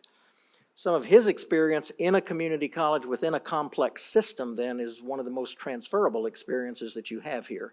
When you look at NSHE, which is also not only a large and complex institution, but is located within a system. Now, it's a unique system because we have universities and community colleges in our system, and the one he's in is all community college, but it's very large, very complex. He has to engage other presidents, a chancellor, a board all the time. So that, in terms of depth of very, very relevant experience, probably puts him maybe at the top of the list of one who brings that relevant experience. But you know, you got to weigh all these on numerous measures. I'm just pointing out some of the individual measures where some of them may be strong or some of them may be weaker. Dr. Kane, of course, people resonated. He knocked it out of the park in his interview here today. It was very engaging, very on point with a lot of things. You heard that. I think that's all genuine. You know, that wasn't a performance. I think that's who he is. He's a little shorter on this high executive level experience at large and complex institutions. He's done some of that, but it was more short-lived than some of the others, and it was two different ones, 2.5 years at one and 1.5 years at the other. So you have to, you know, keep that in mind. Dr. Klippenstein, as you saw, is another, you know, he's the woo. He's the guy that came in and he told more stories about CSN before he sat down than any of the others. So he has gotten to know this place. He's very familiar with it. He's only an hour and a half away. He certainly knows Las Vegas. He knows Southern Nevada. He knows all of that extremely well. A smaller community college than CSN, but he has an extensive background. I'm a little biased. Some of y'all know this. I spent my career in student affairs administration before I became a president. I think it's the best training ground you can have to be a president because you know students. You know that when you come to work every day, you laugh at the end of the day when you look back at the beginning of the day because you thought what your day was going to be like. And that's the life of a university or a college president as well. That's the life of an executive student affairs administrator as well.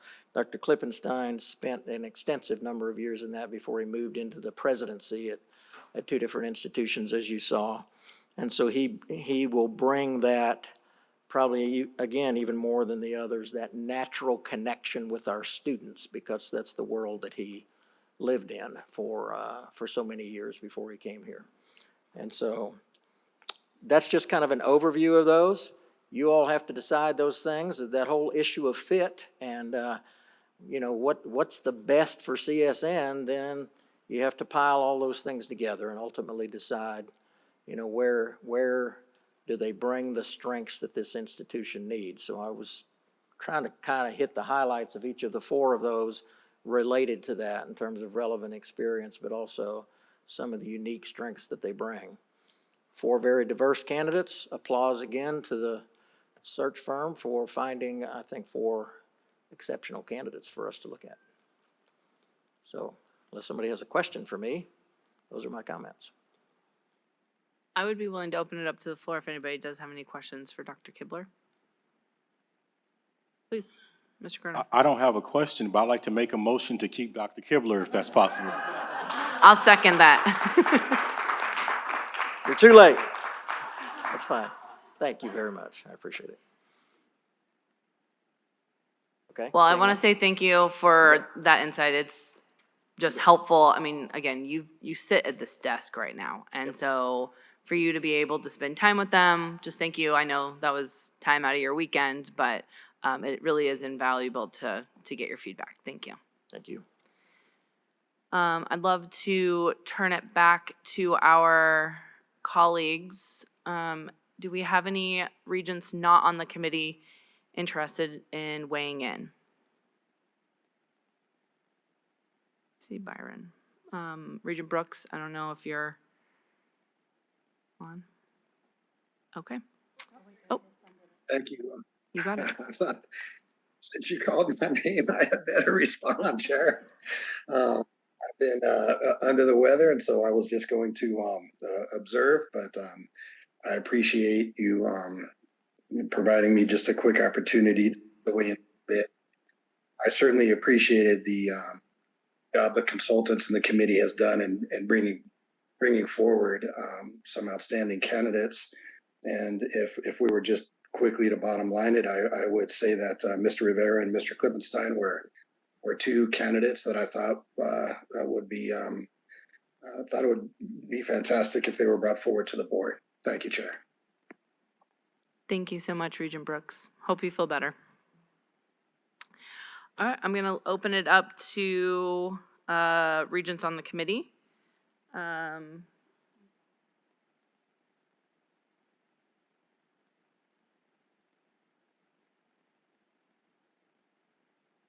Well, I do know that some regents maybe wanted some clarifying. So at this point, I would say we have our consultants here that might be able to add a little bit more color to some of your questions. So I will let folks, regents on this committee, yes, I would be interested in your top two, but if you had any follow-up questions that you wanted to ask our consultants, now would be your time.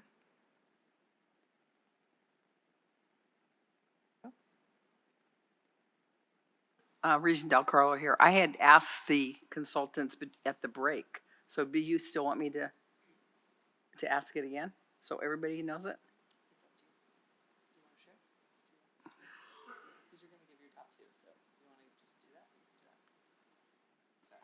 I said that she, sorry, I said that if she had asked the question, if she wanted to share, if not, then we'll just move into feedback for top two. No, I'm good, thank you. Thank you. Thank you very much. I have to say that I thought that when I heard everything, I was very impressed with Dr. Klippenstein. I really liked his ability to connect. I feel like he has traits that can't be taught.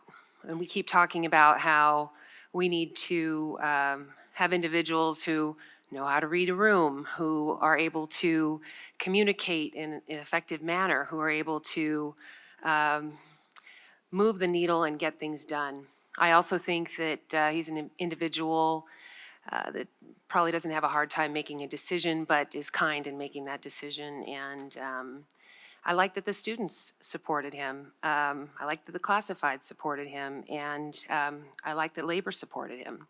And so for me, I see in him an individual who can really do some great work, and I also respect what Dr. Kibler said. This is also an individual who I think is committed to this community, who will stay here. I also very much like Dr. Kane, but I am concerned about the fact, I think he gave a great interview. I think he has great energy. But I'm concerned that he's jumped around a lot in his professional career. I think that that's an issue. We want someone who's going to be here, who's committed to this community, and who's going to stay in Las Vegas, who's going to really take on CSN as his family and as a project that he really wants to make just incredible. All the things we all talked about, all the things that all of you talked about, how you want to take this this institution to a new level. I think that I think Dr. Klippenstein can do that, and I would love to see if Dr. Kane could, but I will say that I think he's hopped around too much, and that concerns me. I really liked his personality. I liked a lot of the things that he said, but I'm concerned, and I think it's a vital piece of this choice is to make sure we have an individual who is committed to this community and who is committed to CSN. So my choice will be Dr. Klippenstein. Thank you.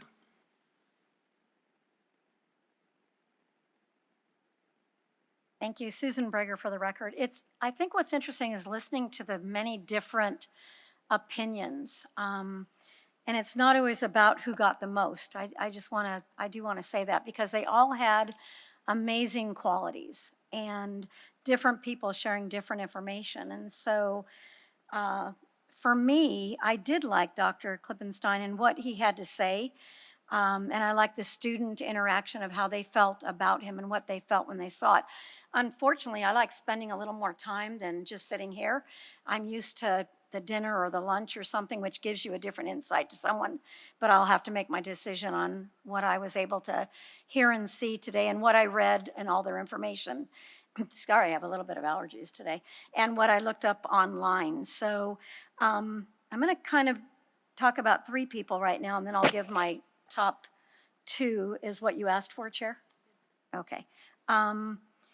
I thought that Dr. Kane and somebody else said it, a little wordy, but I have a unique personality and I'm kind of a bottom line person, so I'm not going to put that on him. That's more on myself.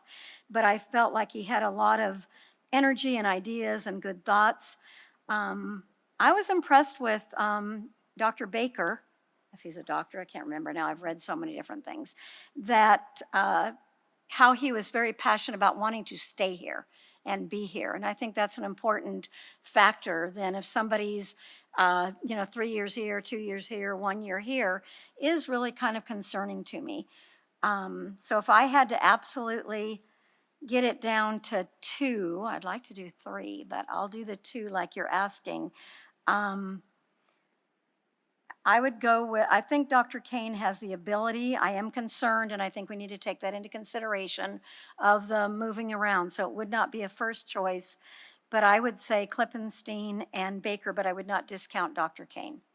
Sorry, I know that's kind of 3, but I have to say what I think. Thank you for the opportunity, and thank you for your leadership. Thank you. I really do appreciate this process that we're able to hear from so many different areas and areas of expertise, especially. I think of our presidents as the face to the external community, and I think that that's very important that we have somebody that can engage with our external partners, and of course also our students and our employees. I studied all 4 of the candidates, and as I think Regent Del Carlo and I have said before, sometimes who you find to be the top may not have been who you thought it was going to be when you started the process. And as somebody who has hired a lot of people in my lifetime, I can assure you that that happens regularly. And so at the end of the day, a lot of it is about that, just where you feel the right fit is. So not to belabor the point too much, I feel that Dr. Baker was a top candidate for me, and Dr. Kane. I agree with Dr. Ashurian that they all come in with great experience, and we also have to make sure that we have somebody who can represent CSN very well. And for me, I felt that those two were my top. Thank you.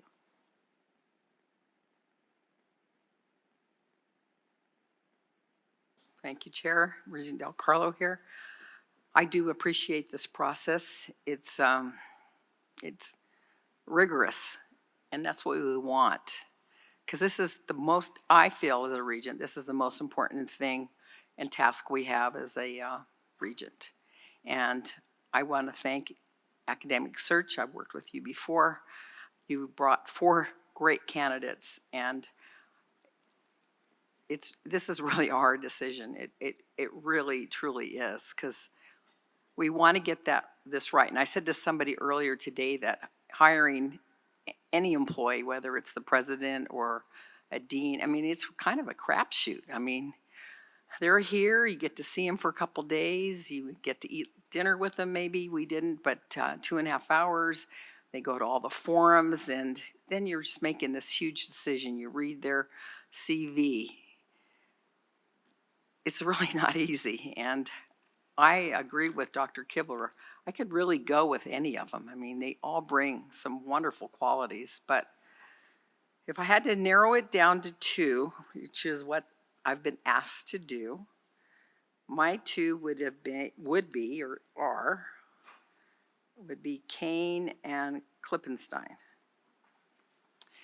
I think back to when the late Tyrone Thompson came to the board, and it was probably several months before he passed away at the legislature a couple sessions back, and just told us not to forget the Black students. And I think this country has.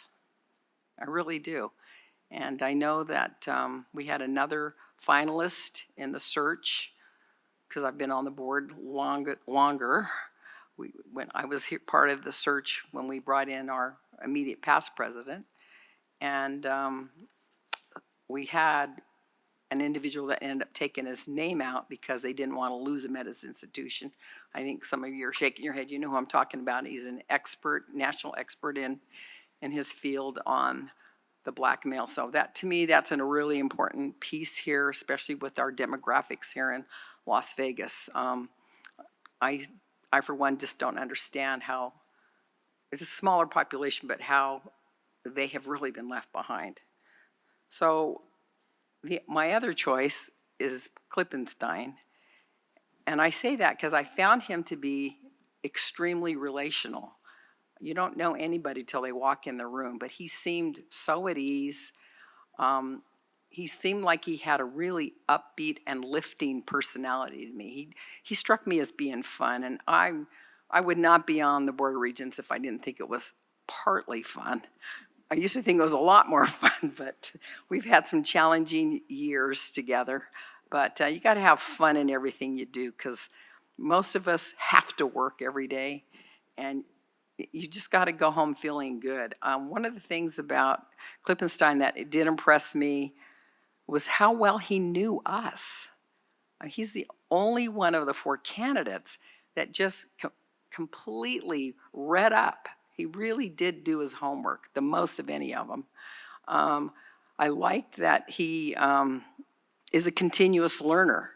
I think we could all learn from him. And I know when Bart Patterson was our president at Nevada State College in those days, his whole team ended up reading a book together. And I could see that quality in Klippenstein, to come in and pick a book that he talked about, that one about change or chaos, or it was something in the last 3 years. And when he said that, it's a book that our former president, Dr. Vince Solis, those of you that knew him from WNC, we only had him 3 years. He told me to read that book. And he's one that I continually learn from. So I think we could learn from that. Really like that. And I'm just a little prejudiced here, but I was impressed that Dr. Klippenstein is very active in his professional organization, which is the sister organization to what I do, ACCT, where the trustees, AACC is the college president. So I have a lot of respect for that. So he would have a amazing network of people in the field with community colleges, and he's probably the only one, I think, maybe, if I remember. He had a lot of experience at a university, but his heart and passion is the community college, as mine is. So those are my 2 picks. Do I have to pick one yet, or just 2? Just 2 at this point? That was perfect. That was perfect. Okay, thank you. Okay. Well, this process was difficult, but, and I appreciate those that have echoed the sentiment. I do think that we have 4 incredible candidates in front of us, and their strengths came through today, which is why they made it here today. And I've got literal pages of notes, and this is after I read and interviewed and this is hard for me because, you know, they're here for a reason. I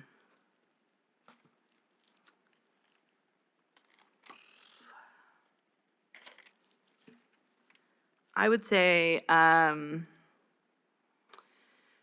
highlights for me, and then I will share my top. I really appreciate Mr. Kane being student-centered, community engaged. I really felt like he himself was a representation of what we've been talking about on this community, and what this college means to our community. I appreciated the celebration of wins. I do think it is important to give everyone their flowers and build a camaraderie on a campus. But I would say the one asterisk was the short tenure as interim and then not matriculating, and the short tenure of the last 2. I think we can all admit that this system cannot handle what's happening right now. We have 3 presidents and a chancellor. That is half of our positions. And I know our staff is overwhelmed. I know we're all on multiple committees, and we're there because we care. And so when I'm sitting here and this is just a thing that keeps popping out is like, can we guarantee longevity? Because I do not think that we can do this again in 2 to 3 years. So that is still something that sits with me. With Mr. Baker, I echo what a lot of people said, engaging, personable. I like that he focused on campus culture. These are all things that I have heard, whether sitting around this at Board of Regents meetings, talking to just people in the community, trust, campus culture. These are big things. And I felt like I got that from him. I really appreciated the focus on, I wrote this down. He said, culture eats strategy for lunch. And I thought that was poignant because we do have to make sure that we have someone that we can trust, is consistent, is a good communicator. The asterisks that I have for Mr. Baker is maybe limited experience in HSI, MSI, yeah. Given that the complexity here, and these are 2 proud distinguishes, Designations, thank you. I knew I'd get there. Thank you to the chancellor. Phone a friend. And obviously a little bit of a smaller college, and we can all admit this is a behemoth and we've got to get it right. With Mr. Rivera, his being reserved is not, as someone who is overtly extroverted, I really try, and it never works for me. I think that is something that is powerful in the silence. So to me, that is not an asterisk at all. I like that he was decisive, or focused on being decisive, shared governance, building relationships. I think these are all things that we've talked about. Student success, like I think he really emphasized what, sorry, my handwriting's bad. I think he really emphasized, when we talk about stacking credentials, what works, success in the classroom, matriculation, like he talked about those things that I have heard echoed. And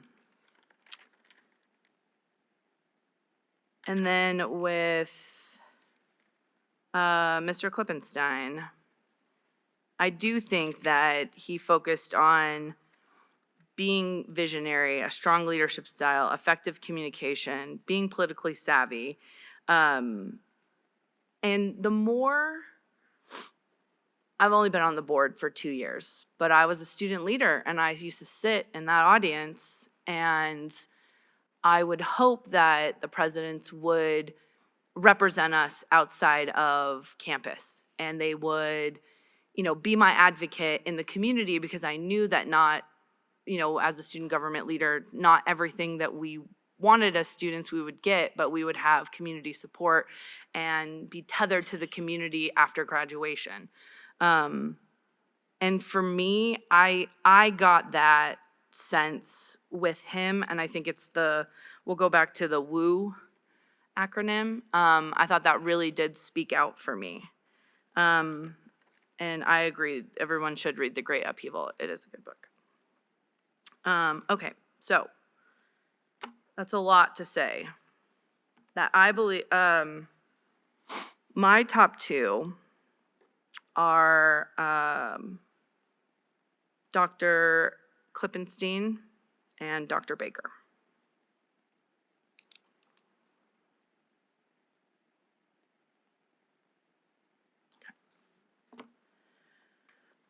Okay, so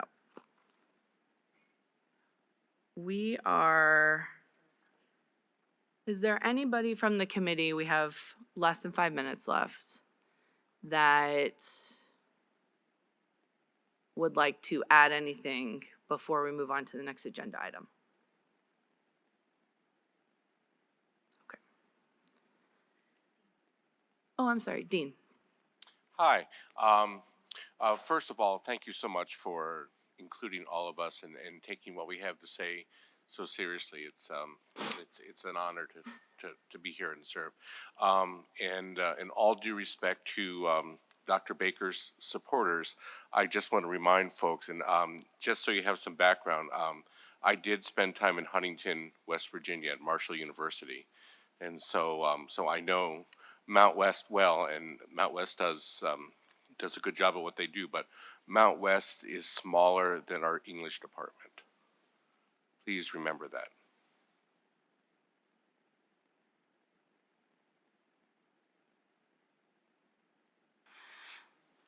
I would also, first of all, we appreciate this opportunity, allowing us to speak.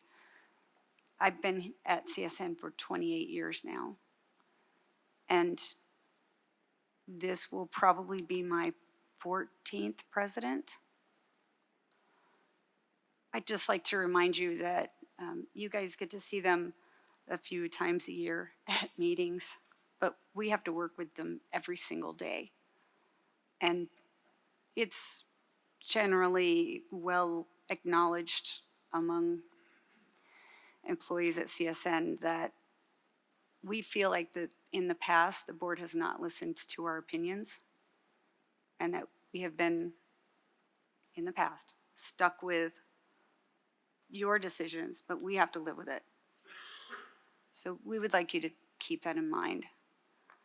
Traditionally, the other running joke is that CSN always gets their third choice.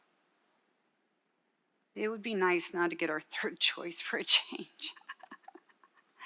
And also, just on a side note, I also noticed Dr. Kane's resume and privately asked him, or off to the side, it wasn't private, asked, did he intend to stay when he got his next job? What his intentions were. And he did tell me he was ready to settle down. If he found a good fit, he wanted to stay someplace forever. So just saying, thank you.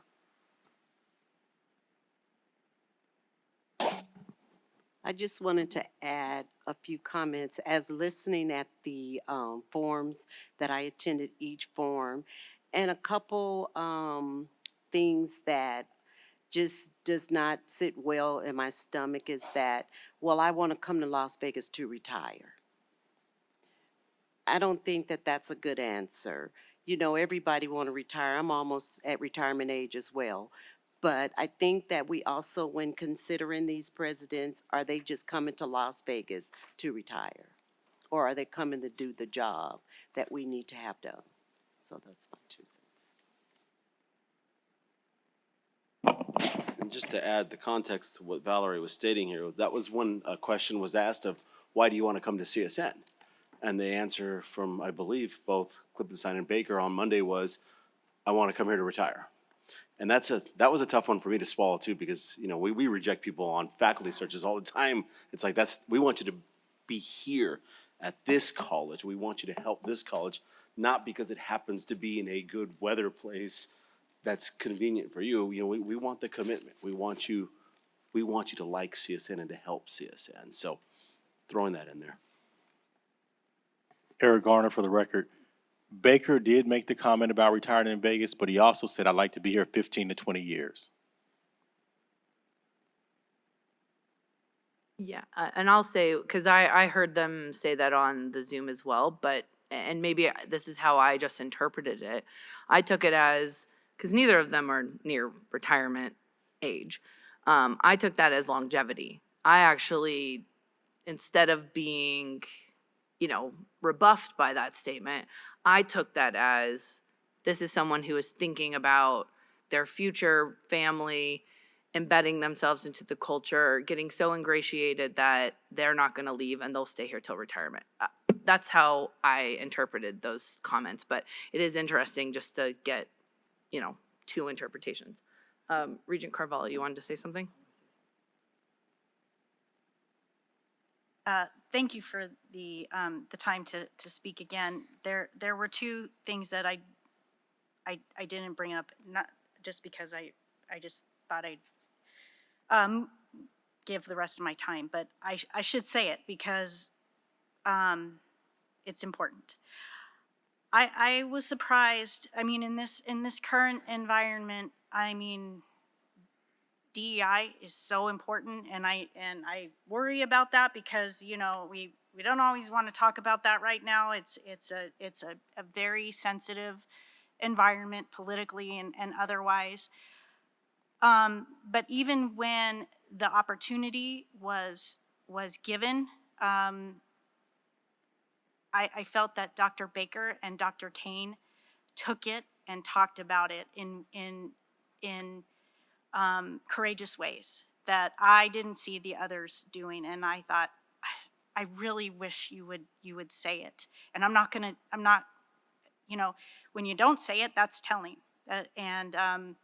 So that is something that I thought was important. Also, I thought it was impressive that Dr. Baker said that he reached out to President Pollard.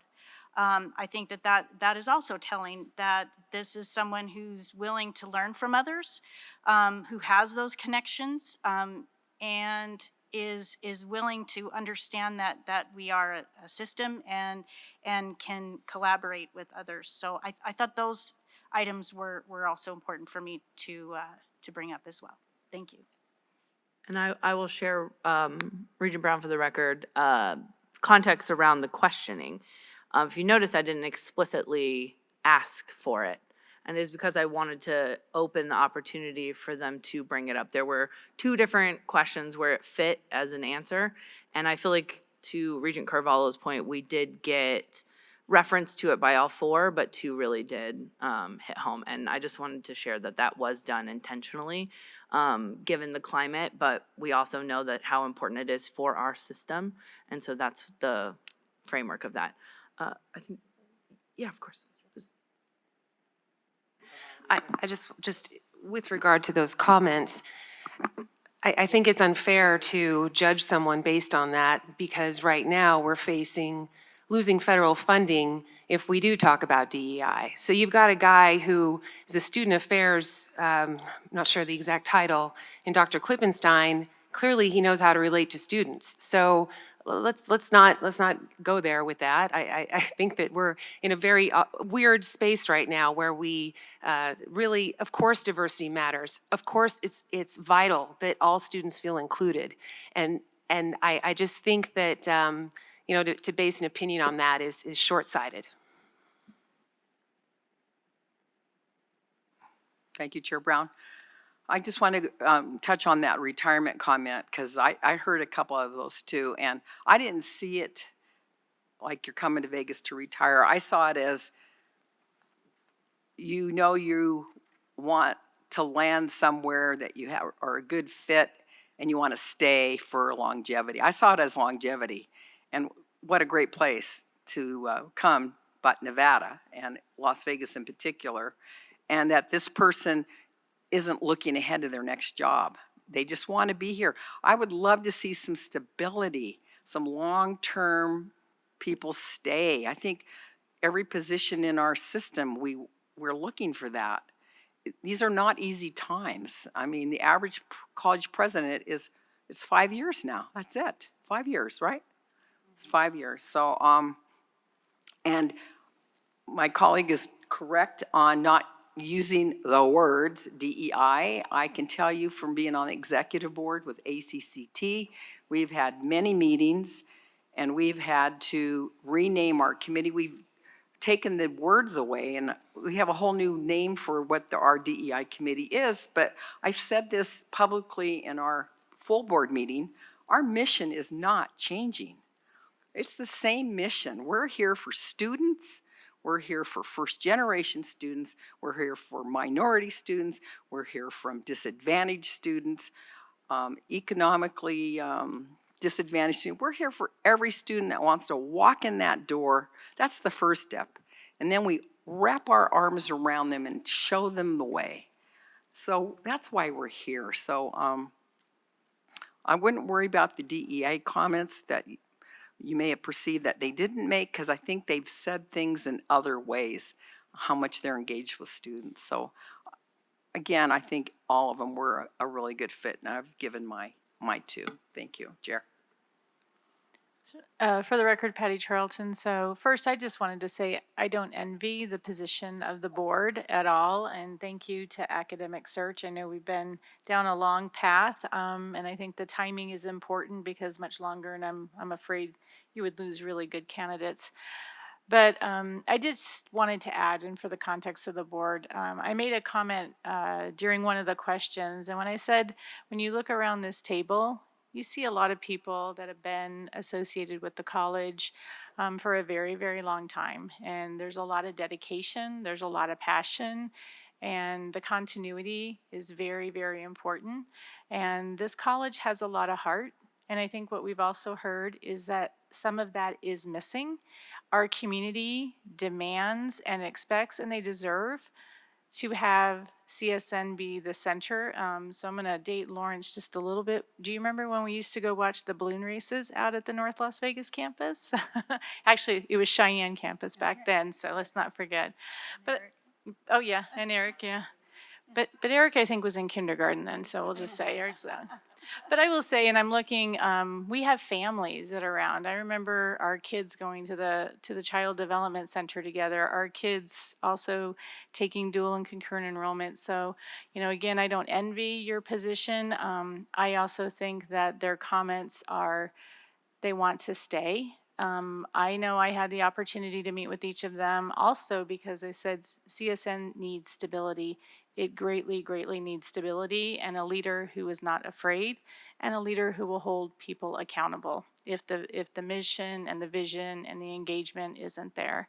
So I don't envy you, but I also just think that hopefully continuity, consistency, and staying the course and repairing the heart a little bit that's a little bit damaged.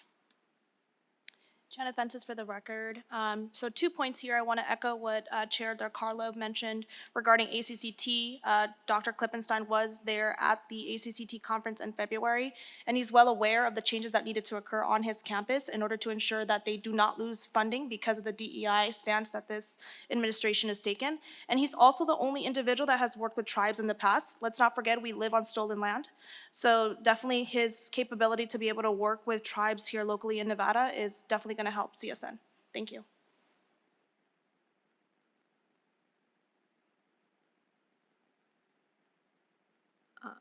Dr. sorry? Weekly. Yeah, because I was way before all of them. No, I'm joking. See, here's Thank you, the Madam thing. Chair. First of all, let me just say you've done a very excellent job with facilitating this committee. Thank you for your work, and to this entire committee. This is not an easy process, and I don't envy, as the Chancellor has said, I don't envy any of you who have to make the final decision. But what I will say is that we have some very challenging times ahead of us. And as I'm sitting here now, I'm getting text messages and emails from across the country where, when we look at the Department of Ed and the Office of Civil Rights have been gutted, 1,300 people laid off, which is going to affect a lot of people with financial aid trying to go to school. Having graduated from a HBCU, I know what that feels like. I know what those institutions are probably looking at. In this particular case here today, Tracy Sherman, she hit it on the head.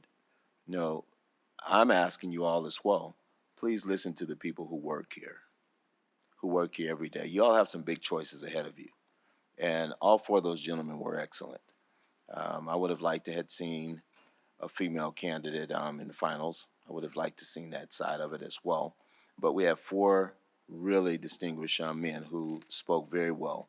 I was impressed with each and every one of them. I would say, Regent Goodman, when I think of Dr. Kane, I'd probably have to consider what was his circumstances in terms of why he moved. I don't think, I didn't get the notion that here's somebody that's just jumping around looking for something to do. Sometimes you're just trying to find your place. And I know what that feels like personally.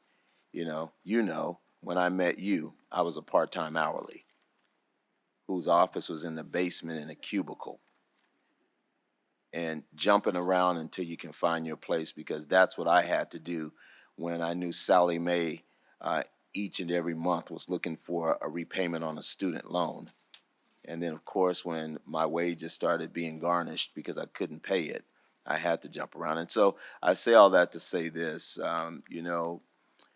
please, what Tracy said, I 100% agree with her. Listen to what the people who have to deal with it every single day, because I promise you, several of y'all, Commissioner Brager here, I still call her Commissioner.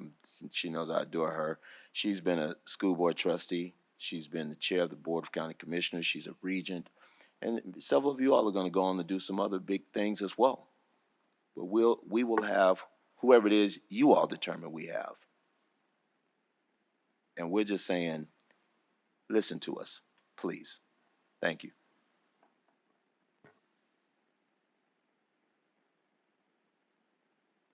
I just wanted to add one thing about Dr. Kane.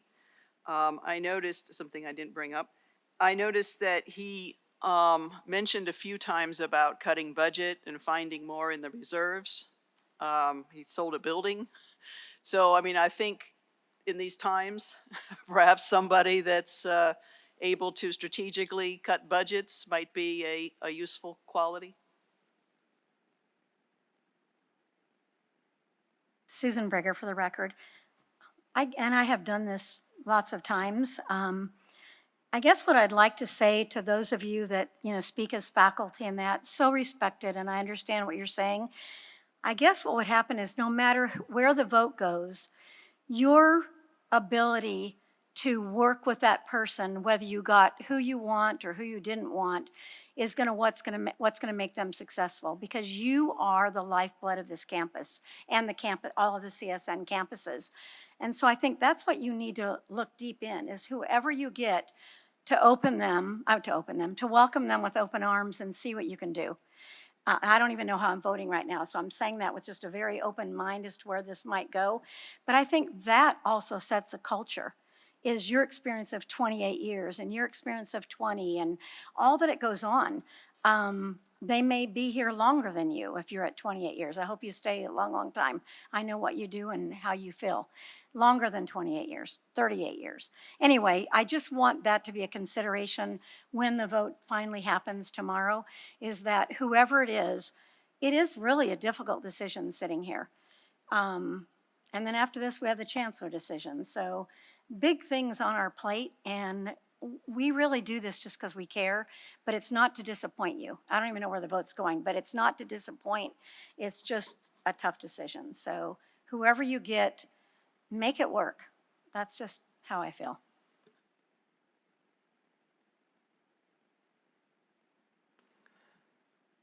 Okay.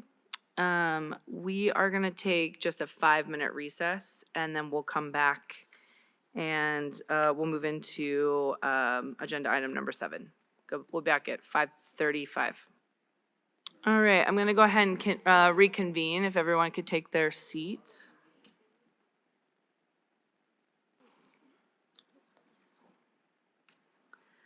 Okay, we are on agenda item number 7. And I'm going to go ahead and just read it because we do have the ability to move more than one candidate, although I would hope that we would come down to one. So the Regents Committee will discuss and assess the finalists for the President of the College of Southern Nevada and may recommend a nominee or nominees for consideration of appointment by the Board of Regents at the special meeting held here tomorrow, Thursday, March 13th, 2025 at 9 a.m. I'll open the floor to members on the committee. Regent Del Carlo. Thank you, Chair Brown, and we've had a long day. I respect everybody's opinions, but is it okay to make a motion at this point? Okay, I'd like to make a motion to nominate Dr. Stacy Klippenstein, I think I got his name right, to be the next president of CSN. I'll second that. All right, I have a motion by Regent Del Carlo and a second by Vice Chair Goodman. Open the floor for discussion.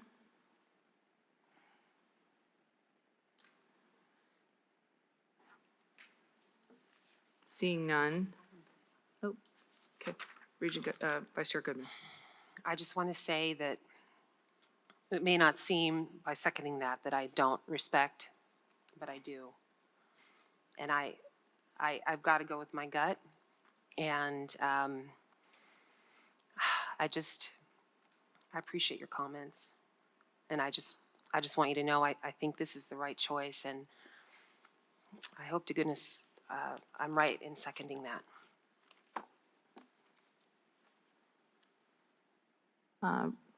Regent Brown for the record.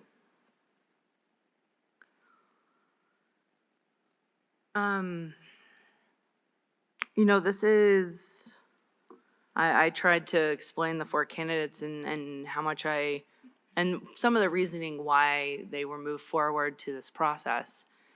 And then when I remember what we are looking for in a president on campus, off campus, what all of the different groups that are at this table and that will work with CSN, and looking for the candidate that can bring the vision of this institution to the broader community and be that effective communicator and champion the academic and workforce side. I truly, genuinely feel that when we're thinking about the president in those ways, that I think we have the right president that we are moving forward. So I will be supporting Dr. Klippenstein. Thank you.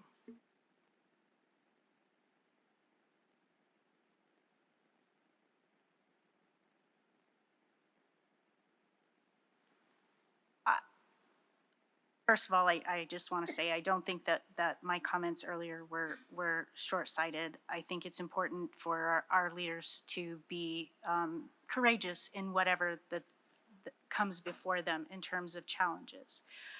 It wasn't centered just on DEI, but any kinds of conversations that are difficult to be had in public. And the two that I had supported, in my view, I felt that they had addressed something that's been extremely difficult for us to navigate, like I said, with courage. But I see the writing on the wall, and I want our next president of CSN to feel supported and to know that we have their back as they start.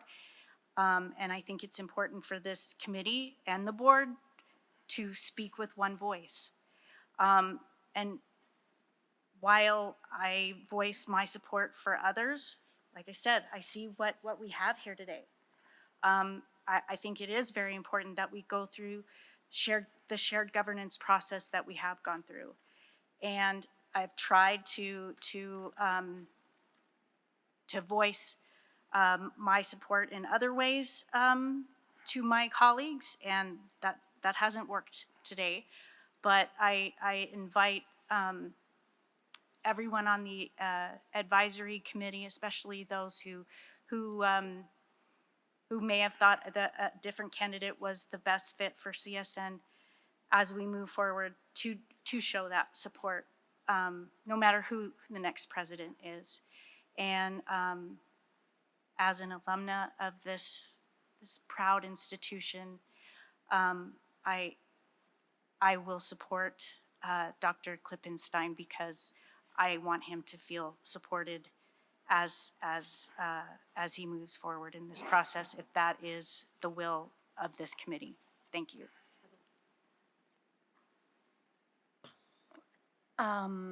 There were, before Chair, or I'm gonna call you Chair also, spoke, I also have different thoughts, but I can tell where the board is going.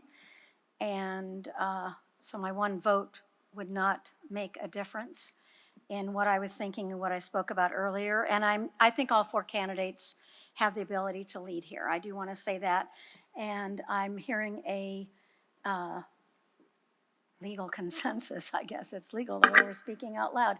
So I will also remain in support of, because it is good to show that support for someone that could be our president.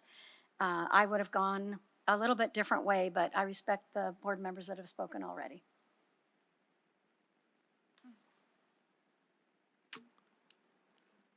Do we need to take a roll call, or can we just do a? Okay. We're gonna move to a vote. All those in favor say aye.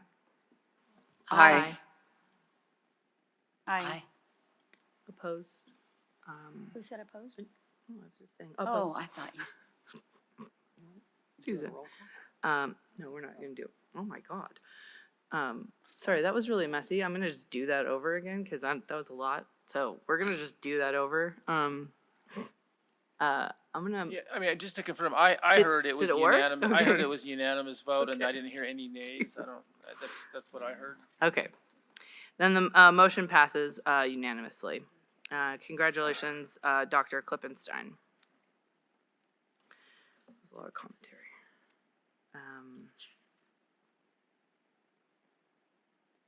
All right, agenda item number 8, new business. Are there any suggested items for new business for consideration? Okay, seeing none, we'll move to number 9, public comment. Is there any public comment here at CSN Charleston campus? Please come to the podium. You will have 2 minutes to speak. Please start by stating your name for the record and spell your last name.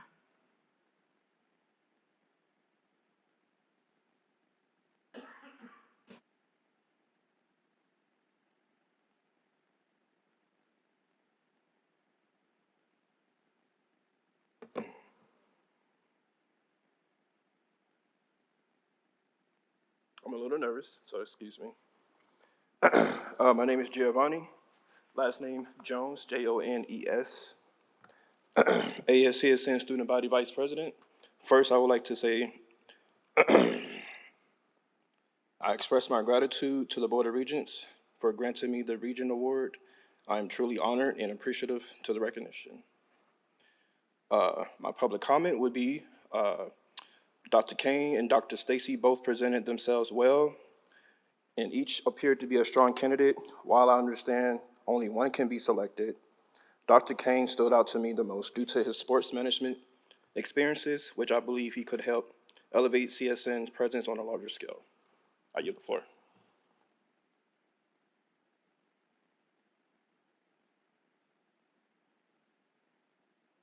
Hello, Gerard Aguilar, Senator for West Charleston. Aguilar, Aguilar. Thank you, Board of Regents, for being able to have this meeting. I know it's a difficult choice. And thank you for everybody who's been here to be able to input information that's necessary. Though everybody was quite qualified, there was those that I believe, in my opinion, were a little bit more qualified and were able to reflect the population here at the student body here, what would be Dr. Kane. Dr. Klippenstein, I met him. It was quite a wonderful conversation that we had. He was well knowledgeable. I believe that Dr. Kane would have had a better reflection of what CSN would look like. And just like Regent DeCarlo said, there's a lot of students that were Black that have fallen through the cracks. And we've had a zero, almost as close to 0% of our Native students that do not attend CSN. So this is why Dr. Klippenstein also will be able to help bring them to the table.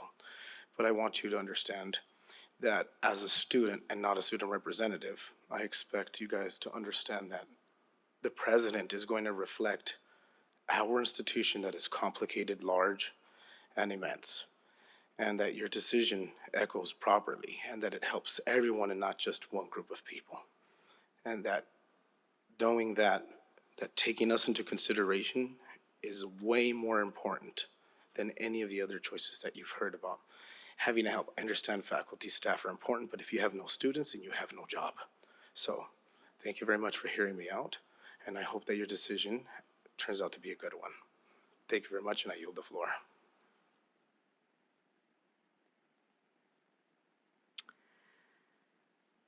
SES, is there any public comment on the phone? No callers at this time, Madam Chair.